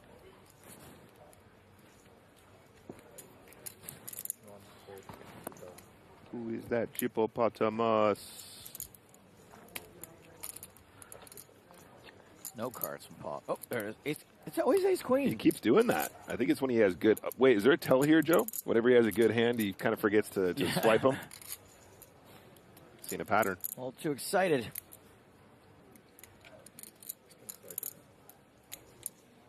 Mr. Heath in the cutoff. Yeah. Pocket sevens. Wow. Wow, just lets it go. Don't forget, guys. 17 big blinds here, James. Yes, so really, true. I think he's got to commit or give it up. Guess just didn't feel the hand was good enough to commit. Yeah, in the cutoff there, you know, there's still a lot of players act behind him. You can see what's going through his head. I imagine if he's last to act, it's a much easier push, or even if he's, you know, on the button, makes a big difference.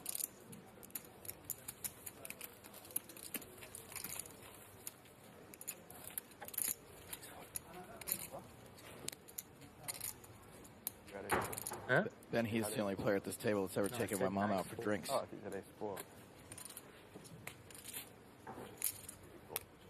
Hashtag, that's a hashtag fun fact. Well, I hear that Jack Sinclair's going to the East Coast soon, so maybe he can be the second. She just texted him HMU.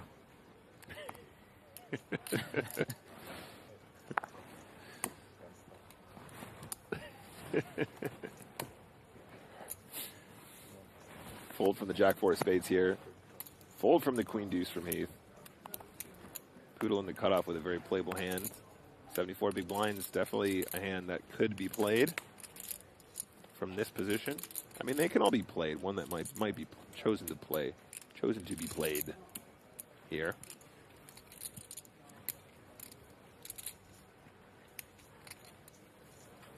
Let's go. 50K. Gets a fold from A6.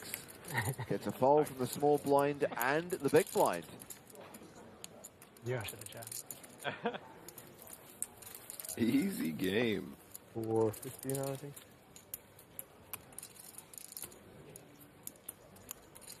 Noticed his hat, Joe, made me think of what you said last night. Sometimes you mind the sets, and sometimes the sets That's right. mind He's got you. the pickaxe for the Denver Nuggets. Absolutely beautiful. That's a great set mining hat. I lulled. Joe got me again. A few people watching on YouTube, including Goran, Himanshu, and DJ Funnybone, asking about Eric Seidel. He is still in. Eric is at the other table, along with chip leader David Dougherty. Looking forward to seeing some more action from Seidel and our chip leader, who's been running like absolute God. And I also appreciate what you guys said. You know, when he goes, I just don't get it. I'm running so hot today. I'm just running the hottest I've ever. I love that. Yeah. I love that. I think that's very. You don't hear that very often. You show a lot of humility, and I think that's a very good thing to have in the game of poker, especially if you're going to play tournament poker. You know, there's, as we know, there is a lot of luck involved with winning big tournaments like this, and it's really cool to see him acknowledge that. A lot of entitlement in poker. I deserve this.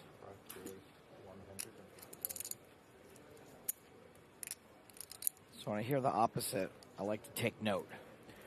Naskicker observing the action has slowed down considering how fast it was earlier on. But to be honest with you, that's one of the reasons why we want to continue. We want to be at a point where the average stack is close to 50 big blinds than 70 big blinds. So keep going, let them play through the blinds, let the average stack get shallower so that when we get to tomorrow, they can play the correct number of levels, as it were, to get down to the final 6. It went very fast, much faster than it should have done to get down to 16. Yeah. Having said that as well, I don't think anyone's playing particularly slowly. I think this is to be expected. I think it's also a symptom of the fact that people are just extremely deep as well, right? You know, yes, it's not exactly. So we were saying how quickly we got to the bubble, how quickly we passed the bubble, but a symptom of that is that people are just deeper here, and there's just going to be slower by its very nature.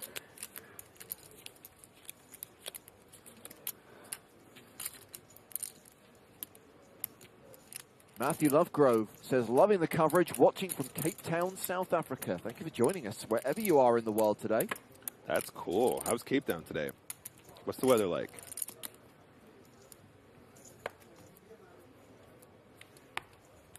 Careful, Nick. You're going to open a can of worms and we're going to get weather reports from every single city watching the stream. Oh, when you say that, James, yeah, it's going to happen now, isn't it, buddy?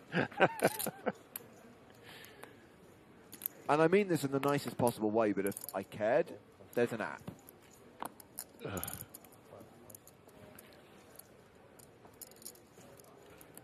Folding round. Cut off 10-3 of diamonds, not interested. He's done his big bluff for today. He's done. Small blind, easy fold, 6-2 of diamonds. Let me take a look here. Sinclair did have 7s, the big blind here. Jamie Flynn with a hand. Yeah, he's kind of on the shallower side. He had about 17 big blinds in that situation. Not a lot you can do. I think theoretically there might still be a limp once in a while, but the fold, I think, is also very straightforward. I mean, the table is literally divided straight down the middle. You've got half the players who've got big stacks, like 70 big blinds plus big stacks. Everyone else, the other 4, 20 or fewer. Yeah. So Pollock dead on 20, and then Heath and Flynn 17 bigs. Sergio Coutinho 16 bigs. Absolutely, yeah. I think it's really cool to see players like Poodle, Hamilton, Sinclair really widening up those ranges and taking advantage of that. There is so much pressure on these short stacks to just pick a good spot or, make some folds and find good spots to get the chips in with strong hands. So why not exploit that? ICM exists even at this stage. We talk a lot about it on the final table, and certainly at the final table, it's probably when it's at its most prominent, when there's those big, big pay jumps every 1 knockout or every 2 knockouts. In this case, still a lot of pressure on those stacks to survive, allow their opponents to knock each other out, and cash for significantly more. We're getting into some serious money now. Everybody guaranteed $29,800 at the moment. This is live chat at its best, in amongst all the weather reports. And by the way, don't give me temperatures in Fahrenheit. I've no idea what they mean. We've got one random comment from Flavio on YouTube who writes, "I pet a penguin. They are so adorable."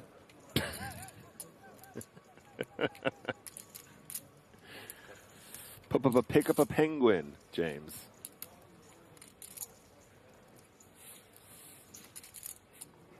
All right, so there's a raise and a call here pre-flop.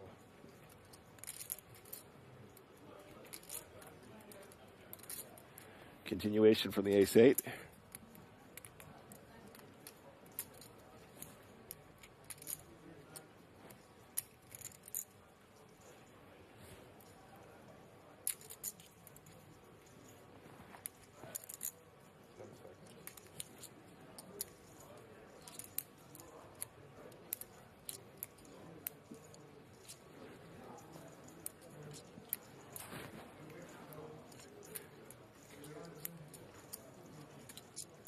Pollock calls, of course. King high with the gut shot, excuse me. No, he's raised. Oh, excuse me. Very spicy check raise here. I like it a lot.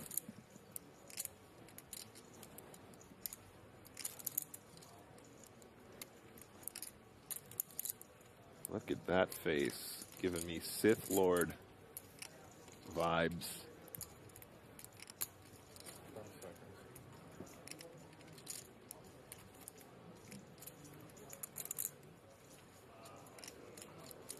Successful bluff. The semi-bluff of the century. Pollock taking it down, plus 110,000. So Pollock now hovering around the 25 big blind mark. Still one of the shorter stacks at the feature table. And half an hour remaining on the level. That means half an hour remaining on the day.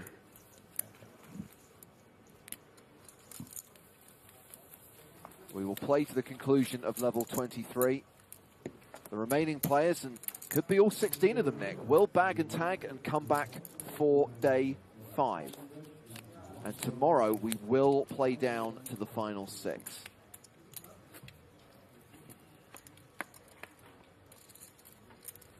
With the stream starting at the same time as today, which is 12:30 local. That's 1:30 p.m. Central European Summer Time. Yes, sir. Got that weird situation where fortunately won't affect us because we'll be done by Friday. But on Sunday, the clocks change in Europe, but not in North America. So for 1 week only, the time difference is out by an hour.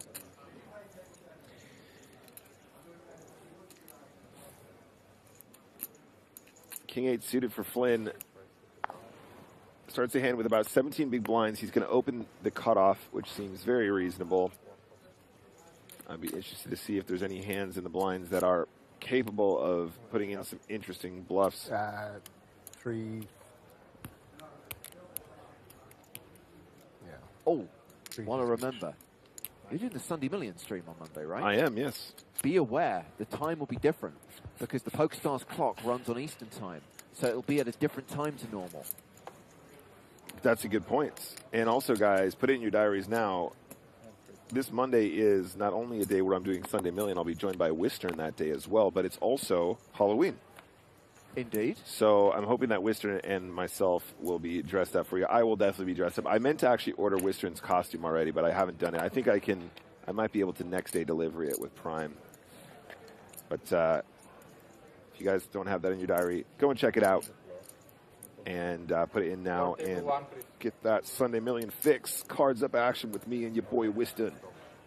Just be aware that in Europe it's going to be at a slightly different time. I'm trying to work out whether it's going to be an hour earlier or an hour. It's going to be an hour earlier, right?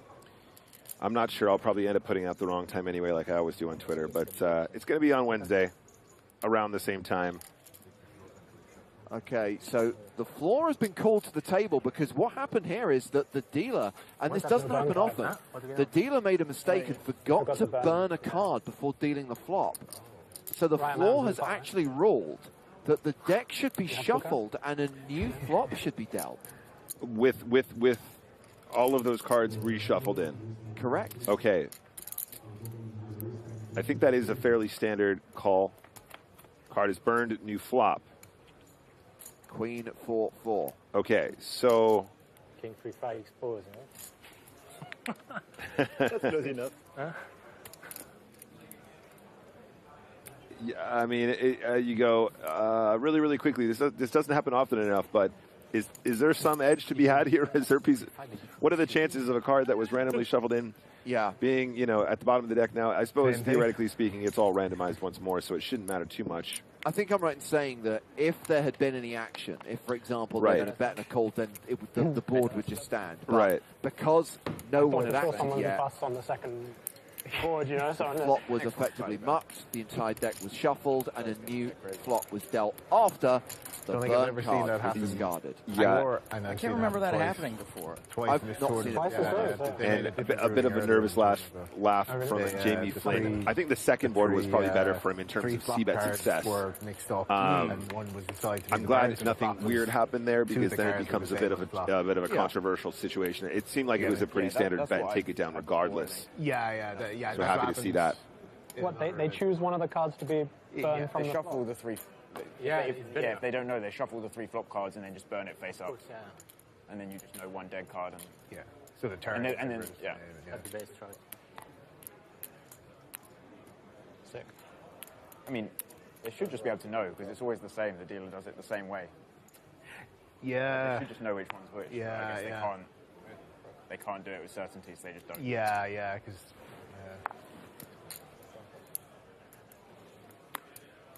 I mean, next time that happens, what do you think, guys? Just whatever's in the pot, high card wins. High card takes it down. Straight off the top of the deck. I'm fine with it. Shooter McGavin says, I worked as a dealer, and that call is standard, at least in Canada. Can you confirm that instead of felt in Canada, the cards are dealt on denim? Because you bet. Yeah.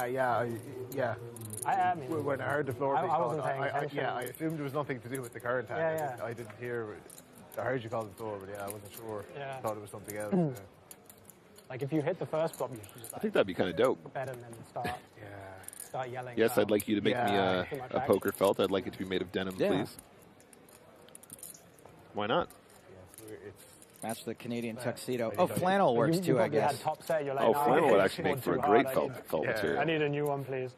Queen 4-4, I guess that will have to be. Hand number 91 now, guys. 6-4 off UTG for our Swiss friend. That would have been good, actually. If you had kings and then he plus. just hits a 4 second time. Says Joe. So round to Jack Sinclair in the hijack. 9-7 of clubs. Hi, Jack. Ben Heath, King, Queen of Diamonds on the button. Just checking how much the blinds have got here. I imagine this is probably going to be an all-in a lot of the time. He knows that Sinclair, being one of the biggest stacks here, in fact, the biggest stack at the table with 126 big blinds is going to have a very wide range. King, Queen suited does well against a lot of hands that call regardless. Daniel Ruth says he's ripping. And that is an effective all-in, still a chip behind.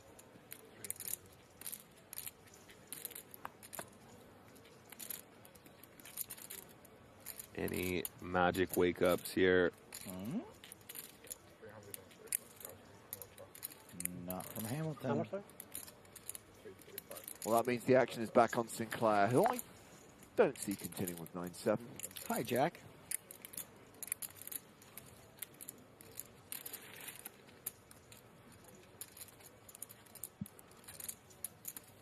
So Ben Heath, even after winning that pot, still the shortest stack at the feature table, playing 18 big blinds right now.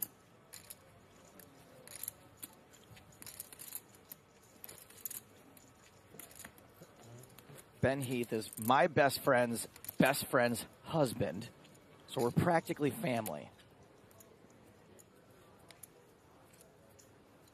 I thought I was your best friend, Joe. Well, you think I'm not even her best friend. Your best friend's husband. Yeah. I got you.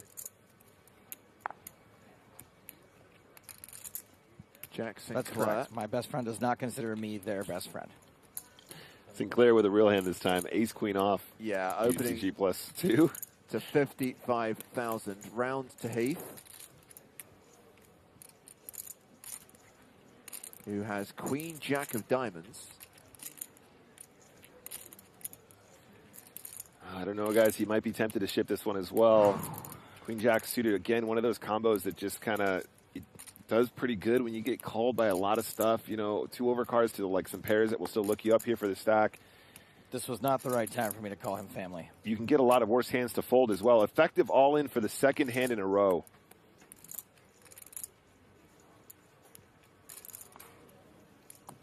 So officially a 3-bet rather than an all-in to 460,000 with one 5K chip behind. And action folded back around to Jack Sinclair. You stop. It should be 460 and I have a chip. You have a chip behind us. Okay. How many time banks? He asked him how many time banks he has, James. Well, Sinclair now shoves on Heath, who is checking out what's happening at the other table. Yes, there is a pay jump. You might use those time banks. It might be relevant. Depends what is actually happening at the other table right now. Okay.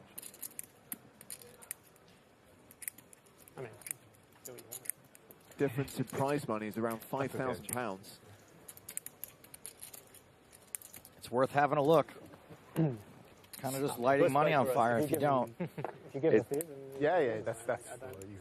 It's interesting how quickly he made his decision based on the fact he had time banks remaining. Right, he's trying to put him in the most pressurized situation possible. Mm-hmm.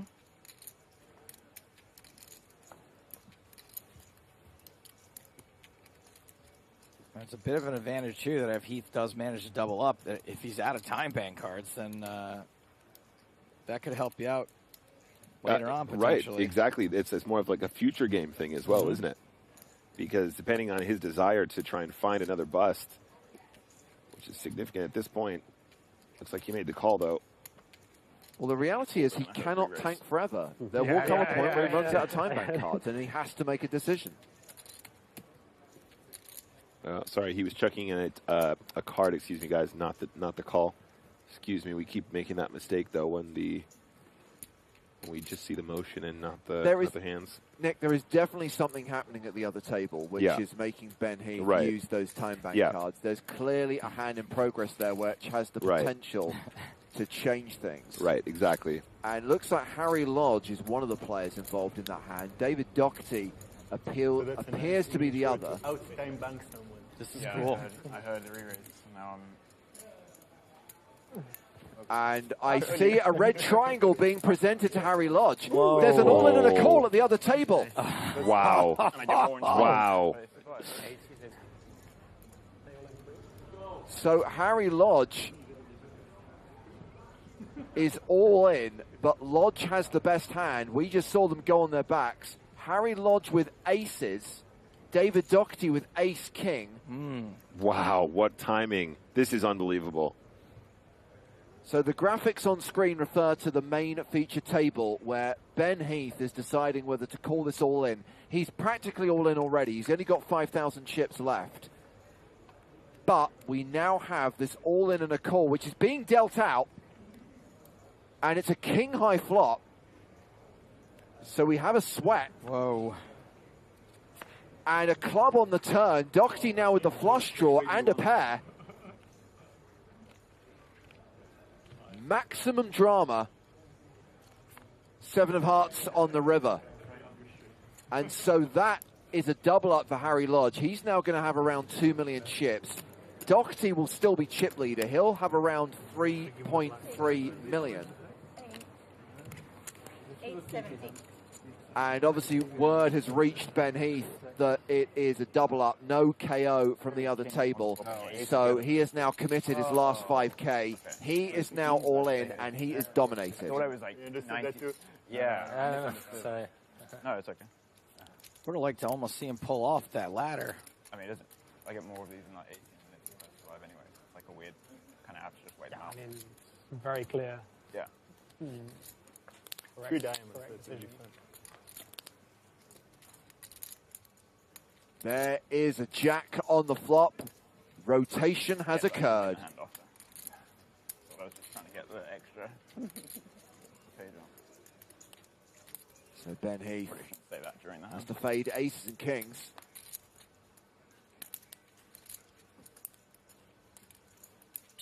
Seven cards that would see him eliminated in 16th place. But that 10 on the river, pairing the board, sees him double up. Wow. Both the short stacks double up. No ladder for anybody. We're all rooting for you.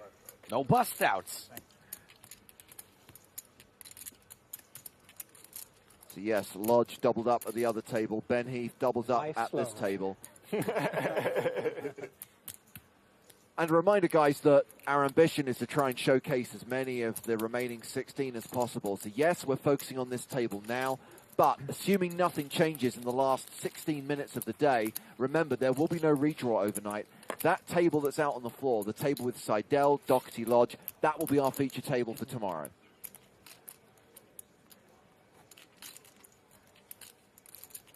Yeah, I can imagine Dougherty, even though getting cooler to super hard ace-king versus aces, is still feeling super grateful. He's had a lot of those go his way so far to be in this situation.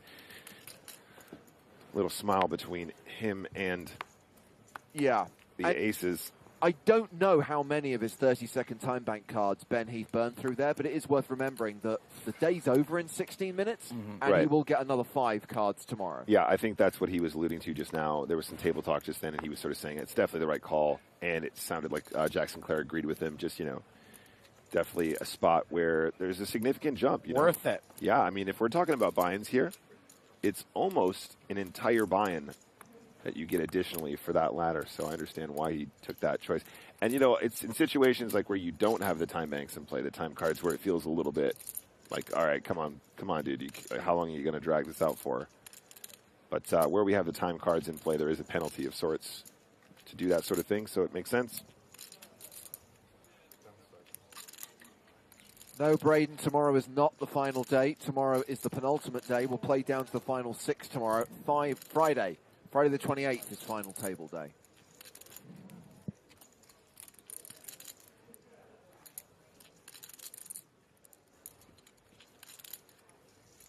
Gonna get some multi-way action. Or is Vulimir gonna ruin it?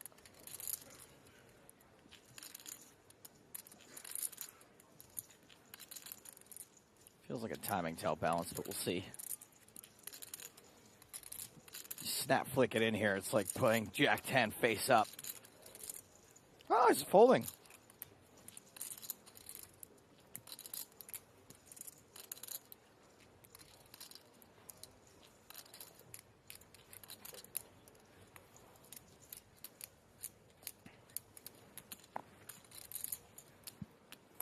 Continues in with a 7. And the flop is ace 5-3. So we know that Pudel has the best hand.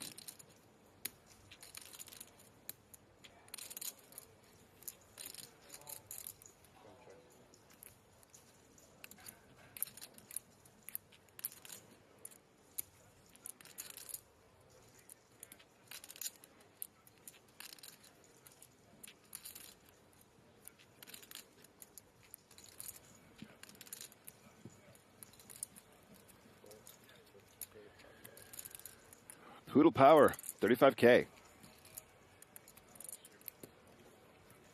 P-U-D-E-L Power.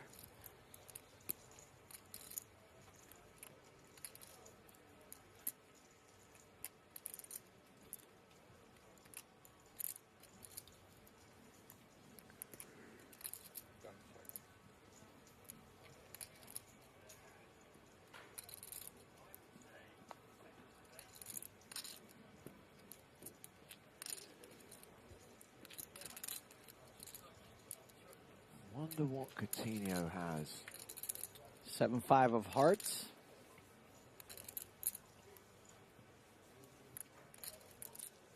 He's eating up a time bank card.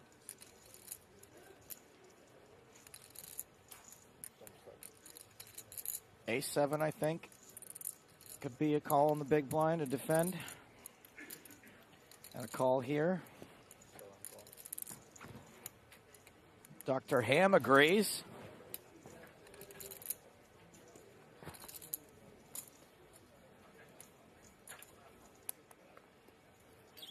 What do we think, guys? You think it's maybe like sevens in this case? Some folks in chat saying sevens. Maybe, I mean, it could be like a 7-5 as well. No reason why it couldn't be. Maybe 7-3 of hearts. Was my first guess was 7-5.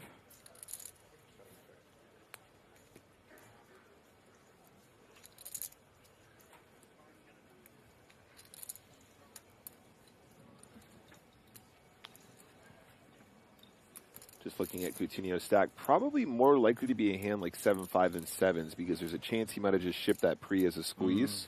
Mm-hmm. That's what Tom Mull is saying. 7-7 seems like a shove. Right. 115.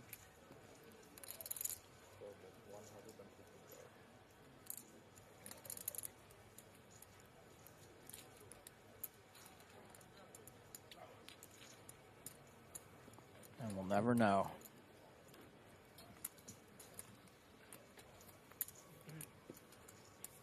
Puddle splashing around. Yeah.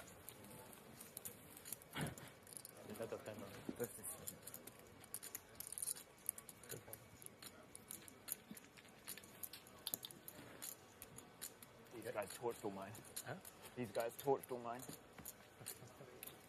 Save them. Mr. Austin USA says it's possible he could have no second card dealt. I think it is not. Redraw, right? Thank you for your comment. You know 3, 4, 5. Yeah, but if there's no redraw, then there's no point because we can't tank for a table change, right? So I think. I mean, sometimes they do it anyway. If we come back same table, then we might as well just play that. When are they drawing for hands? Right now, Sinclair with Queens, UTG. Sinclair drew well.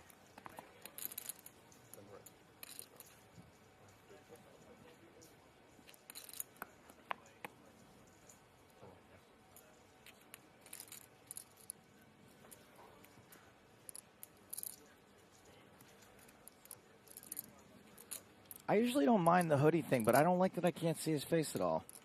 It's a very big hoodie.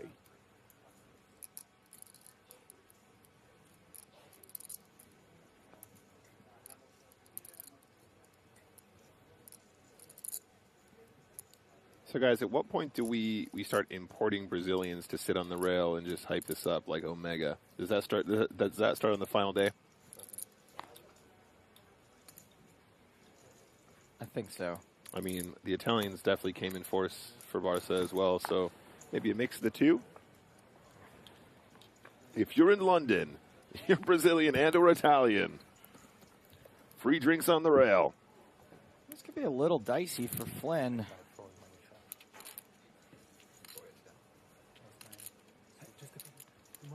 Go for the bet.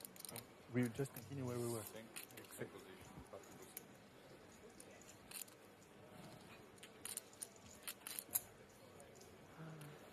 Jack Sinclair continuing the flop, putting 65,000 into a pot of 135,000.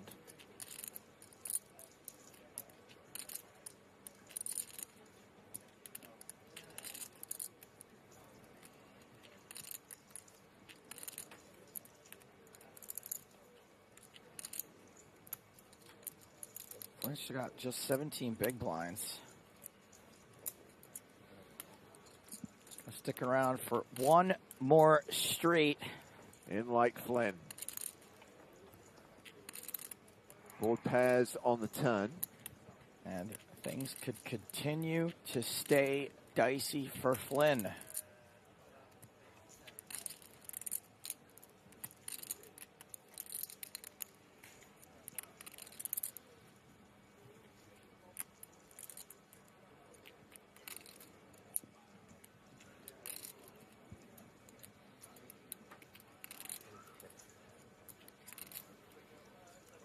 Finally checks it. Such a tough spot here for King 9. You really, really, really are going to have the best hand a lot. You don't want to be exploited. There's plenty of combos that your opponent's still going to be semi-bluffing here. There's no reason why a hand like King Queen is out of the question. Queen Jack is definitely going to be in there as well. And on the river, Queen's still the best hand. It's just really interesting now because I assume Flynn is going to try and maybe he'll try and blocker bet, something like that. But then also maybe he'll just try and check and get to showdown. That's probably more likely. At that point, you go, is this guy capable of trapping with a 10? If not, then you always have value. Then Flynn has a huge decision here to call down with the 9.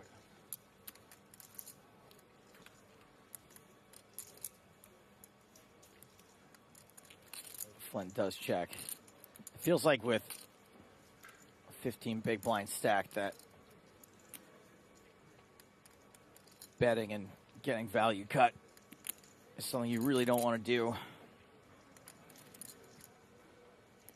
I don't know. Flynn's only got 15 bigs behind. Would he really miss the opportunity to go for value with a 10 here when the jack falls?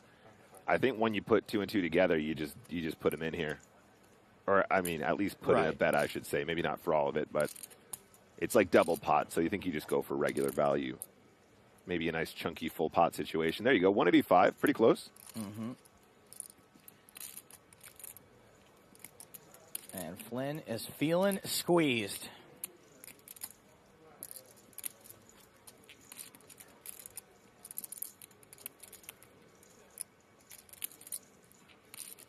Clock is still running on the level, by the way. 6 minutes left on the day. We're not going to pause and play a certain number of hands, just going to play to the end of the level. With only 2 tables remaining, it would feel unnecessary.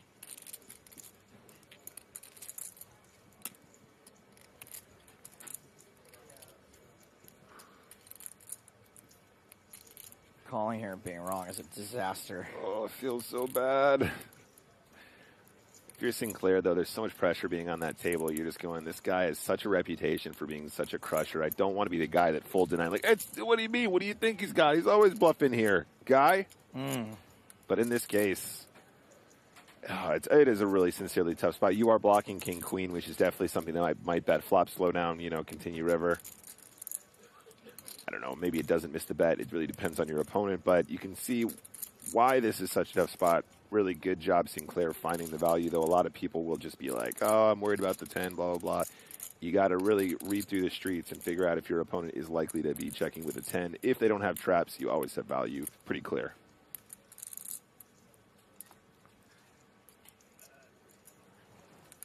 Makes a good fold. Yeah. Yeah. Good work there from Flynn.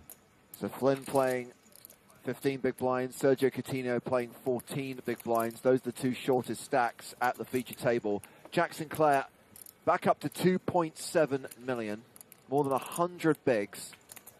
And with 5 minutes on the clock, maybe 1, 2 hands left. With the pace, 2 at the most, I would say. Yeah. At this pace.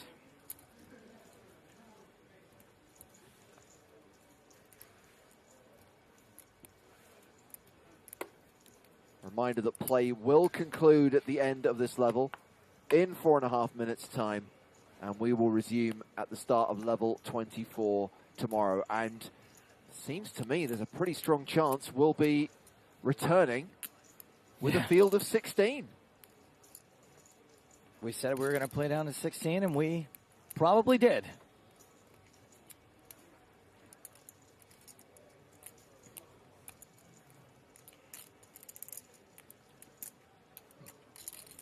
Another King Neener. Not this time for Poodle.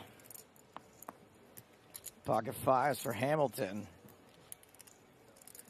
Not one of the short stacks. Not someone that has to rip it in with a pair.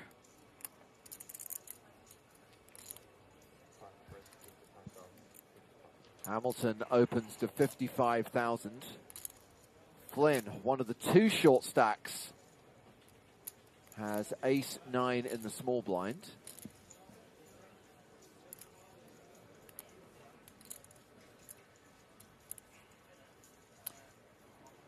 Ooh, yeah, I don't know. I think there's a chance you should be shipping that one in.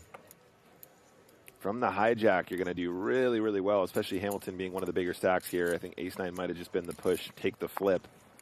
We are one hand away from day 4. I also, yeah, and I think we can't understate that as well. You really want to make day 4, and that's definitely a factor.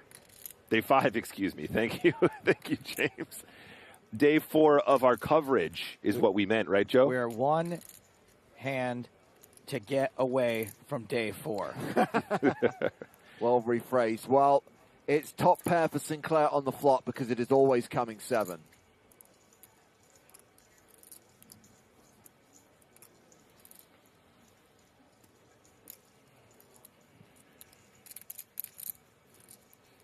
I genuinely find this spooky. Hamilton, like, it's weird. It's like if the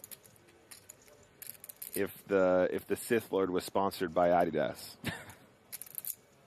Don't give Disney ideas.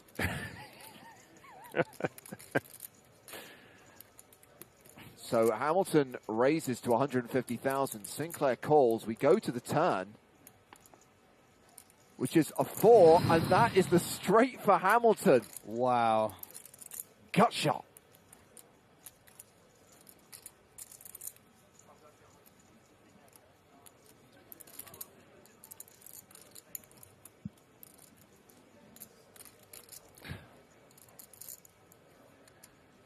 Oh, man, a club here would be so savage.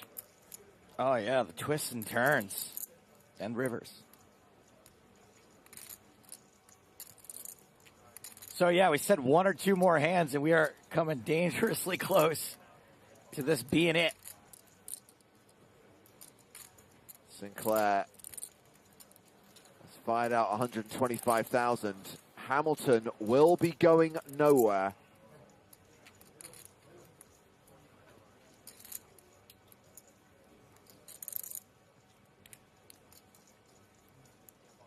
Lobster says Hamilton not throwing away his gut shot.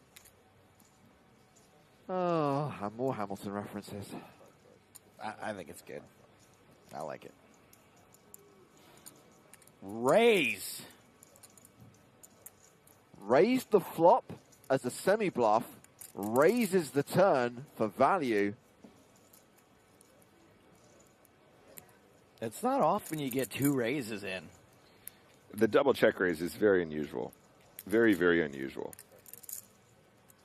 But I think Sinclair, if he is going to continue after being check raised in the flop, he's the kind of guy that knows he's capable of still calling again. That's like... I hate to be a pedant, just a raise, not a check raise. Hamilton is the player in position. Ah, I see. Excuse me. So board pairs on the river. It's 7s and 3s for Sinclair. Still the winning straight for Hamilton. Quite right, James. Thank you for pointing that out. And the clock is ticking down to 0. This will be the last hand of the day.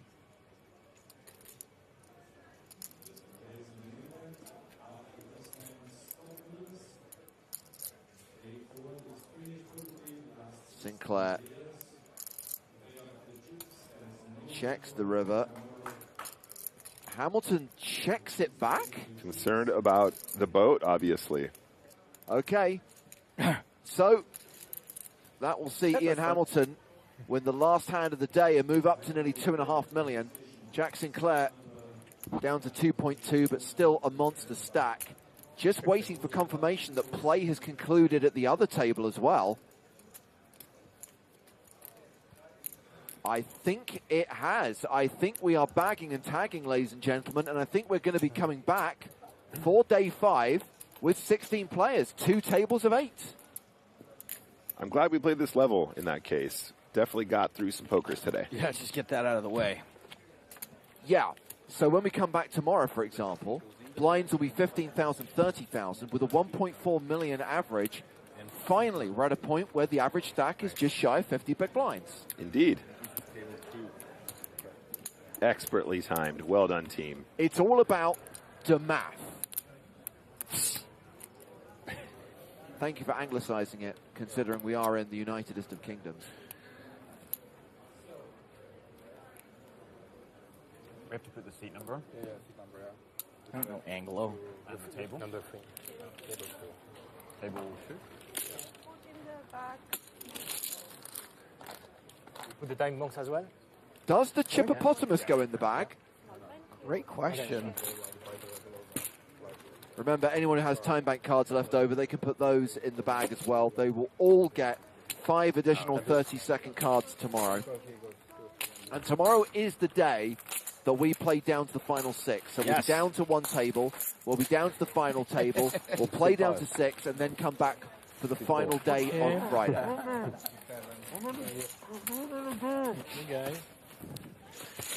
Joe in a bag. Well, see you tomorrow.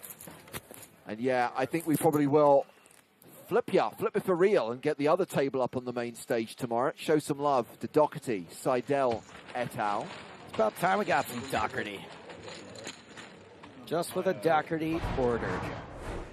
So those are the chips, the players we've been watching for the last 2 hours. Hamilton ends the day with 2.5 million. Sinclair still a very healthy 2.23 million. Flynn will come back tomorrow with 12 bigs. Coutinho with 11 bigs. So we might see a couple of early double ups / busts during the first session of play tomorrow. So make sure you're here on time, 12:30 BST. Okay, the final 16. We've got chip counts of all 16 players, so confirmation that Flynn and Coutinho are the shortest. But Seidel is also in the danger zone. Danger zone! 15 big blinds. Then you got Pollock and Tussor between 20 and 25. And kind of weird stack sizes for Kishu, Kanji, and Ben Heath. Weird! The bigger stacks belong to players like Budell, Ari Lodge, Roman Harabek, who was the start of day chip leader. The 3 biggest stacks are 3 of the British players. Sinclair 3rd, Hamilton 2nd. It is David Dougherty, who's still big man on campus, still has more chips than anyone else. 3.5 million. Woo! So yes, an earlier finish than usual, our earliest finish in years. Literally. We'll take it. As we're going off air, it's a chance for you to check out everything the PokerStars blog has to offer. All of the coverage from this festival here in London. And obviously, we want you to be with us tomorrow for the penultimate day of the EPT London main event. Back at the same time tomorrow, that is 12:30 local time, 1:30 Central European time. Day 5, the penultimate day of the EPT London main event. For now, from Nick Walsh, Griffin Benger, Joe Stapleton, and me, James Hartigan, it is good evening from London.